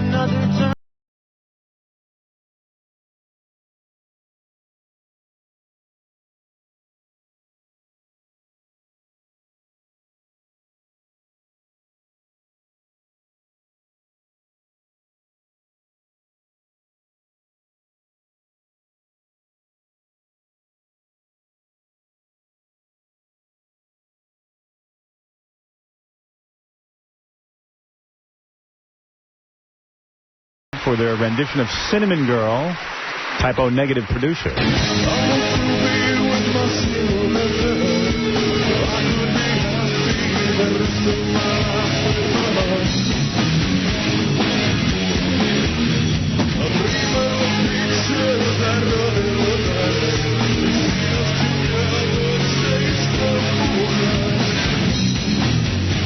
And finally, our seventh and last nominee.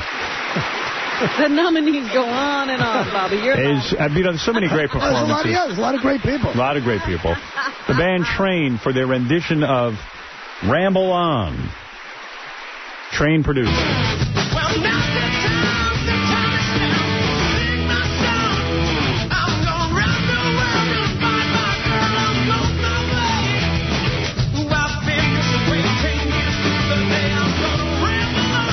I'm gonna find me all my dreams. Got no time. God, I love this. They did a great rendition of this. Time's come to become more. I hope they win. To our health we drank. But then again, I love Cinnamon Girl. What about the other performers? Dave Grohl I love. I love Green Day. Green Day, too. What about Lenny Kravitz? What about him?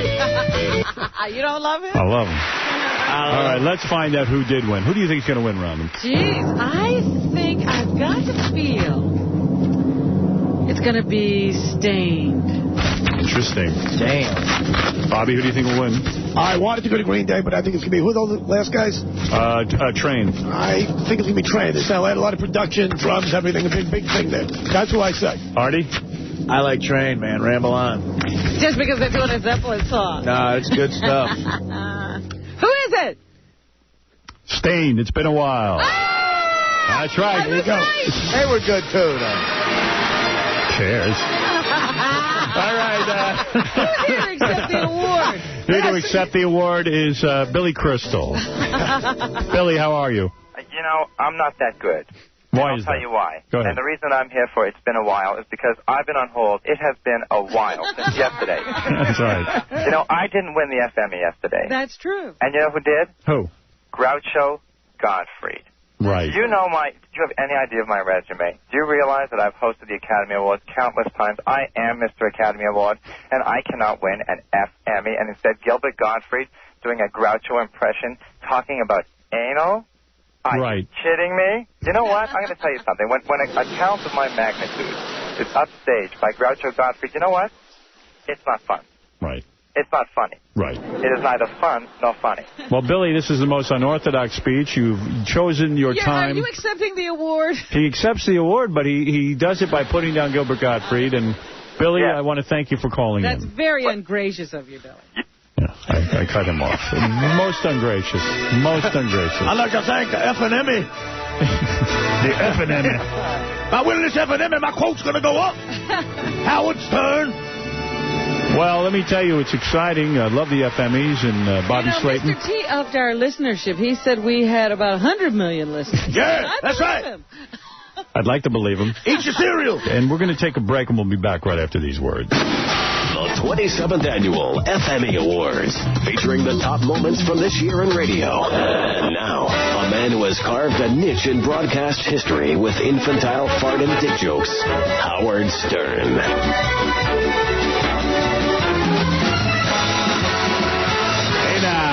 Hey, am I back at the FMEs? Good. All right, I'm going to do an FME right here because we're so busy today on the show. It's very jam-packed. Please try and hang in there with me. This is a category that is very popular. This is Best B Celebrity Street Interview. You understand what that means, Robin? No, B Celebrity Street Interview. That's right. Every once in a while, we send out Gary Garver or Stuttering John or one of these guys to interview celebrities. And some of the celebrities are less famous than our interviewer. Okay. All right. Now, here we go. This is Robert Loggia. Loggia? Loggia. What's he from? You know what? A lot of things, like Scarface, he was in there. You'd know him if you saw him in a minute, but you'd never know. Was he the brother of Al Pacino? No. He was the other mob guy. You know, that Al Pacino eventually overtakes? See? He was the big mob guy. What'd I tell you? Gary Garver's more famous at this point. He's an old guy and he's got a gruff voice. And he was Richard Gere's father in Officer and a Gentleman. Okay, another movie I certainly remember Richard Gere, but not him. By the way, in the paper today, Richard Gere says the way to handle all of this is to love the terrorists and love everybody, because you can only feel bad for them. Because they're not going to... I do feel bad for them because they're going to die. Yeah, because when they die, their karma will be bad and they won't go to a good place. So, are actors the dumbest people on the planet? I mean, are there dumber people than actors? He's more Dalai than the Dalai Lama. Yeah. He's dippy. Richard. Whoa. I mean, come on, dude. I'm sorry. What's the matter with you? How dare you? I don't mean in that way. I mean just dumb. Weird. Richard Weird. Richard Weird, exactly. There you go. Okay. All right, Robert Loggia. Interviewed by Gary Garver. Robert Loggia, producer. Here we go. What brings you here today? Well, the event. Steve DeMarco and the event. We're the event. And, going to be help the cause. Why are all caddies black and golfers white? Who said that? Who said that? That's a stupid question. What? I'm with Howard Stern Show. Oh. Well, that fits. You don't like Howard? Get lost. All right, there he is, Robert Loggia. Our next nominee, Alan Young, who used to be on Mr. Ed. He was, of course, the husband on Mr. Ed, the husband of Mr. Ed. He was married to Mr. Ed. He was married to Mr. Ed. A lot of people didn't know that. He was Wilbur. Oh, Wilbur, I'm in love with you. I'd want to make the Mr. Ed movie X-rated. Alan Young, producer. How you doing, Mr. Young? Hi. How are you? Fine, thank you. A couple questions? Sure, I have an answer for you. Do you think George W. Bush is qualified to be president? Is what? Do you think George W. Bush is qualified to be president? I don't answer questions like that. Yeah, because, Alan Young has an image to protect. If he gets political, then, he could change the vote. No. How many times have you been married? Get away. Beat it. You're a What? Get away from here. A nosy bastard? Don't say that at all. Just get away from me. Thank you. Start trouble. What? You're trying to start trouble. What's wrong with that question? They're rude questions. That's a rude question? You know what rude is? Well, I don't think you do. I don't think that, just asking about George Bush. Rude. Politics is none of my business. I don't... How are we supposed to know that? Please get away. Will you do me a favor? Thanks. Please get away. Beat it. You tell him, Wilbur. Yeah. I'm begging you. Get away. Politics. I think he went, you nosy bastard, and then Gary Garver goes, you just called me a nosy bastard. He goes, I did not. I never said that. Yeah. Never said that. All right, our next nominee is David Leisure. David Leisure, producer. David Leisure, interviewed by Gary Garver. Can I ask a couple questions? Sure. Who are you? That's a good question. Next question. No, my name is David Leisure. What made you famous? What made me famous? I killed reporters. I was on a spree, sort of a killing spree. I was just from a psycho serial report killer. Yeah, I am on a spree. Yeah. Do you think it was wrong of Hillary to address the Jewish people as Jew bastards? What? Yeah, if that's what she did. Would you agree to do a movie that was also starring OJ? Probably. Not. What kind of questions are these, and who the are you? Excuse me, these are weird questions. I have to say that because I don't know who you are. What are you doing? I'm with Infinity Broadcasting. And what is your purpose here? Do interviews. Oh, okay. Well, I'm done. Thanks. Thanks, man. Our next nominee is Tyne Daly. You might remember her from Cagney and Lacey. Tyne Daly, interviewed by Stuttering John. Tyne Daly, producer. What is a Tyne? What is a Tyne? A river in England, as far as I know. Do you dig black guys? I do. I dig guys of all flavors. Very nice. Were you Cagney or Lacey? Can't remember. Why didn't they ever do a lesbian thing with Cagney and Lacey? I guess we weren't in the mood. So you think O.J. was guilty? I leave judgment to God. You ever fart in the bathtub? Of course. It's fun. It makes that little sound. Well, you seem like a good sport. Is there anything I can shock you with? I'm a very bad sport. I don't take to sports, except, of course, for private sport. Do you still... I never did. Are you a fan of Howard Stern's? No. Oh, this is Howard Stern. I mean, this is why I work? Yeah. Why don't you like him? I think he's crude. You think maybe you got to give him a chance? No, I don't have to. I'm too old to give people chances. But is there something that he said that you didn't like? No, it's his general demeanor. Yeah? Yeah. You think he's, what, a sexist?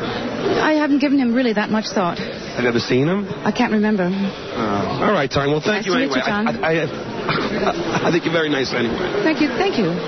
All right, Tyne Daly. And our final nominee in this very important category, Best B-Celebrity Street Interview, Buddy Epson, formerly of the Beverly Hillbillies. Buddy Epson, interviewed by Gary Garver. Buddy Epson, producer. What would you say to someone starting out in the business? Is going out of business? No, what would you say to someone starting out in the business?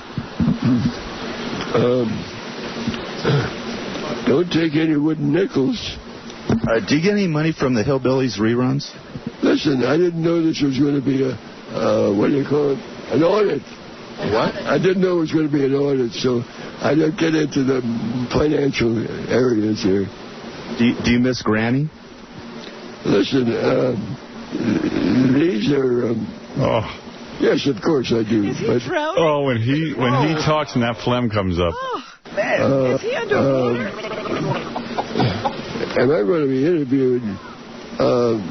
I prefer to be not as tired as I am right now and give you some good answers.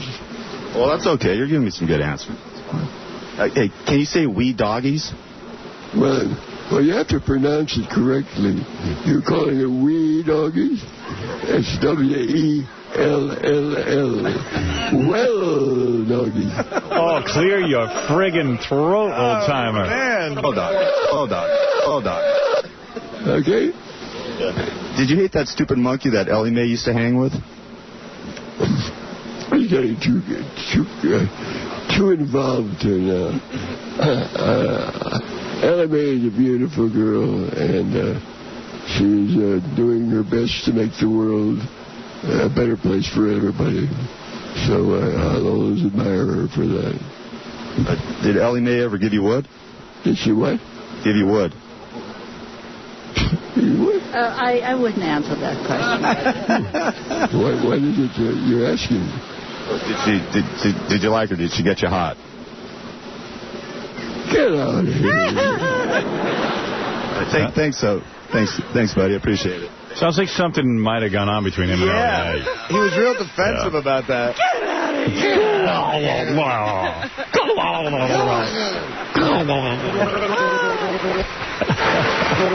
Audience going wild for this category. Ladies and gentlemen, it's time to open up the envelope and find out who our winner is. And get out of here!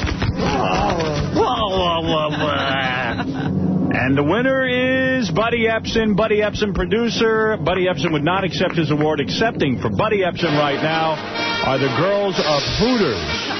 That's right, the girls of Hooters who are dressed in Hooters outfits. Do they know they're accepting this award? And they do now. Hi, girls. What brings you to the FMEs? Oh, hold on one second. What's your name? Okay. Lori Lynn. Lori Lynn. And what is this young lady's name? Melissa. Melissa. And Erica. Erica. Carrie. Carrie, all you girls are from Hooters, and you all have big Hooters, fortunately.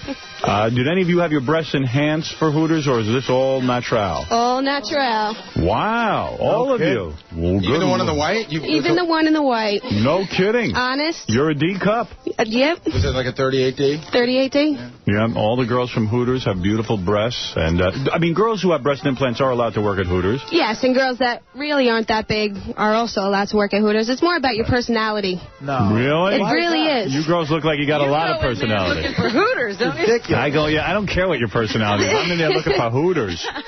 Well, girls, what an honor to have you at the FMEs. I noticed you sitting there, and I know you want to accept for Buddy Epson. But what do you have, a check in your hand? What's that all about? Check for $5,000 for you that we had raised. $5,000. Yeah. In fact, Mayor Giuliani will be here later in the show to accept over $3.5 million from us. Are you letting the Hooter girls give him the...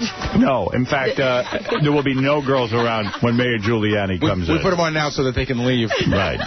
But, girls, you look great in your little short shorts. Are those tights with your short shorts? Are those stockings? Yeah, yes.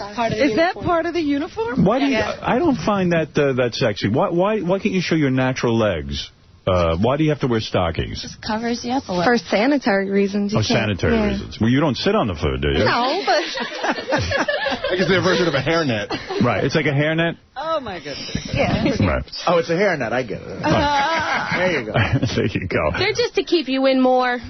You know. Keep you solid and keep everything tight. Mm-hmm. Right, okay. Well, let me tell you something. I would let you meet the mayor, but you can't. The mayor cannot afford to be distracted by you beautiful women. Very busy. By the Hooter Girls of Wayne. Of course. But I know the mayor is going to appreciate the additional $5,000 that Hooters brings here, and Hooters has been a great sponsor of ours. And you girls are patriotic. Who's the vice president of the United States? Quick. Dick Cheney. Dick Cheney, right. Okay, you see the girls know. Yeah, 1 of 4 knew. 1 of 4. Hooter girls know. Who do girls know? Your father gave you a brush up? On that particular question, he said you were going to ask that. You girls seem very young, are you? How old are you? 20. 20, yeah. 22. Nice. 23. Perfect. 21. Oh, like God. That. Like that. Nice. Yeah. Yeah. Artie loves Jersey girls. Artie will be in later. He'll be at the Hooters in Wayne. I'll see you on Route 46 later. All right, I'm going to ask you a question. Which girl volunteers to answer? I like this one. All right. All right, there you go, Erica. All right, let's ask Erica. But you can't help her. How many sides on a pentagon? 5. There you go. See, I told you, Hooters girls know. Hooters girls are smart and pretty. It's 6, but they're close They're enough. generous. They raise money for All right, who wants to answer the next question? You know what? Let's go with this one because she got the one that her father quizzed her on. I'm sure she didn't get the other ones. Are you ready? No. Who is, don't think about this, who is Artie Lange? I have no idea. Exactly. You know, that's the right answer. That's the right answer. All right, girls, congratulations. Thank you to Hooters. They're the greatest and a great sponsor. I love Hooters. Got any big promotion going on down there tonight? Should I be down there tonight? Just tonight, Friday night. No, Friday night. Just the pretty girls. Just the pretty girls. Hooters of Wayne, and yeah. the good food. NYC PPI, the check says $5,000. Thank you, Hooters girls. And thank you for accepting on behalf of Buddy Epson. Thank you, Howard. Thank you. That's very nice. Well, you know, it's people like Hooters, it's people like you who give $5 even that have gotten us up to $3.5 million. And man, this money is greatly needed. Here's our next category in the FMEs, because there's so many to get to and we're not getting to them. This is best celebrity bashing. This is when a celebrity comes on and bashes another celebrity. Ooh, I like this. And the nominee is? There's only one nominee? The nominees are? Oh, okay. The nominees am. Where's the carts? Here they be. The nominees be? They're on my console. An FME. Gary, give me the goddamn carts. What is wrong? I don't know. This is goddamn ridiculous. You said it's on cart. All right, here we go. Come on, Gary. Jeez, he always looks at me like I'm the guy. Yeah. All right, here it is. Our first nominee is Joan Rivers bashes Janine Garofalo. Ooh. When you critique these women about what they wear. Yeah. Or how they look. Or how they look. A lot of times, they get angry with you. I'll give you examples. Give me an example. The first one we've talked about before. Don't even mention the name. Janine Garofalo. I don't want to keep this girl. Why? Why can't I mention the name? I think, just me. Right. I just think Go ahead. trash. Yes. Just my opinion. What does it count? I'm a comedian. Low white trash. Just my opinion. No, but she said, wait a second. I'm a fat girl. She said, I'm fat, and then when Joan picked me apart, it hurt. Wait a second, Howard. Right. This girl wanted to make a statement. She Right. was downtown. Okay. She went to an award show, Right. and a lot of my friends know her, because all the comedians know her. Okay. Yeah. And she wanted to make the statement, I'm hip, I'm what's happening. Okay. I don't dress up. And then when everybody noticed Miss Now, hip, what's happening, didn't dress up, she didn't get what she wanted, so she then went, oh, boo, you've hurt me. No, but wait a second. You called her a pig, right? On TV, right? No, come on. She was eating corn. All right, that was Joan Rivers bashing Janine Garofalo. Here's Dave Letterman bashing multiple celebrities. By the way, I was watching that Benicio del Toro on that movie Traffic. Traffic, yeah, I love that movie. Exactly. And, all I could think to myself was, where's my wallet? I kept checking to see if it was in my pocket. Yeah. I just want to let you know that I don't know if you're judging me and... Dave, that there is a bit of bad blood between you now. Yeah. Yeah. Let me ask you, Heidi, you were talking about George Harrison? Yeah. Why won't the guy die already? I've got some Beatles stuff. I want to put it on eBay. What's the deal with that? You got Beatles stuff you want to put on eBay? I just want to put it on eBay. Yeah.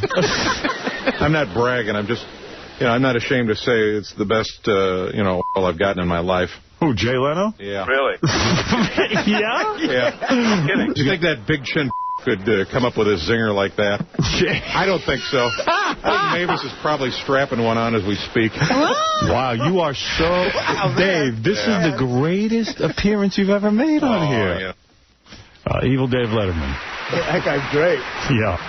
Chris Robinson of the Black Crowes bashes John Popper of Blues Traveler. So what was with John Popper? I had no idea you guys... I don't... I just don't care to be... No, I don't care that much. I just don't care to be around him. I don't like his band. I don't like what they do. I don't like him. We did the Horde tour. In 1995, which was like their thing. But that year, it was the most successful concert tour. We were on it. Right. Yeah. We basically took the tour over, put a bunch of acts on that we wanted. We put the ticket prices the way we wanted so more people could come. And afterwards, he ran his mouth about our band. It's like, hey, Haas, play the harmonica, enjoy yourself. You know what I mean? Like, I don't need to hear that about... I mean, it was one thing for us to go play with a subpar group like that anyway. You know what I mean? But we got paid so handsomely, I could put up with listening to them from my luxury dressing room every night. Music is such an important part and such a huge commitment in our lives that I don't find it necessary for pleasantries. I don't find it necessary to go, hey, John. Yeah. You know what I mean? Screw you, Tubbs. Take a walk. You know what I mean? You badmouth my band and you think that's my family and my life. That band's your whole life. Yeah, you know what I mean? So just because you're a novelty act doesn't mean we all treat music like that. You called him a circus act, I think. I think that was the quote that I read. I think I mentioned something about Circus Peanuts. All right, Chris Robinson bashes John Popper, Blues Traveler. And our final nominee in this category, Henry Rollins, who bashes so many people it's impossible to list them all. Henry Rollins, producer. You even said that Bob Geldof was a douchebag, more or less. I think the guy's an idiot. Yeah. Why is Bob Geldof an idiot? Explain to my audience. Because he basically just put on a rock concert and wondered why the world wasn't at his feet, and I just think it was just one of his attempts to get his crap band, the Boobtown Rats, over the wall. The Boobtown Rats? Yeah, the Boobtown Rats. And I think at one point some band allowed him to do his crap song, I Don't Like Mondays, like one of the most diabolical crap since I've ever heard, since the last U2 record. And U2 you hate also, right? Are they pretentious? This is the worst rhythm section I've ever heard in a big band. Really? Guy can't play. Neither bass player nor drummer can really play in that band. You even attack Jim Carrey, one of this nation's most beloved things. But you got me thinking about this. What movies has he done that are good? I think he was really twisted in that The Cable Guy. I thought the character was really interesting. But by and large, I just don't get what's funny about him. You say, I watched 10 minutes of the horrendous Ace Ventura, Call of the Wild. This is funny? Jim Carrey's funny? The guy puts me off my effing food. I watch him about half an hour of Dumb and Dumber, The Cable Guy, suffer through Liar, Liar, and The Truman Show multiple times due to bad luck on airplanes, and thought they sucked. These are crappy movies. So you don't understand his appeal at all. No. You don't like him. But, I don't understand the appeal of Ally McBeal. Right. I mean, I watched that. I think the chick's a moron. The show sucks. Oh, there it is. Henry Rollins. This is a very tough category from some very tough. He made a lot of points there that I think are valid. Do you do it by volume? If you trash more people, do you get more votes? Don't ask me. All right, here we go, Robin. Let's find out. Who do you think's going to win? I got to figure Henry Rollins is a lot. And he trashed like more celebrities in 1 minute than anybody. I'm going to guess either Chris Robinson or David Letterman. Really? David Letterman was brutal. Artie, who do you think is going to win? I think Letterman is clearly the harshest. He should win. Yeah, David Letterman. Oh. Yeah! All right, to accept the award is David Letterman. Evil Dave. Good morning. How are you? How are you, Dave? Yeah, is Mayor Giuliani still there? No. Because there's some guy in Newark, New Jersey this morning claiming he's Christopher Columbus yelling land ho to some woman, probably his girlfriend. What? Well, this is some sort of achievement, Howard. Yeah, why don't you say a few words about your award and what's on your mind? Well, this is some sort of achievement. This reminds me of the time that Paul and I had... Oh, wait, I wasn't supposed to say that. We're on the air. We're on the air, Dave. Go ahead. I don't know. I can't think of anything to say. So, let me tell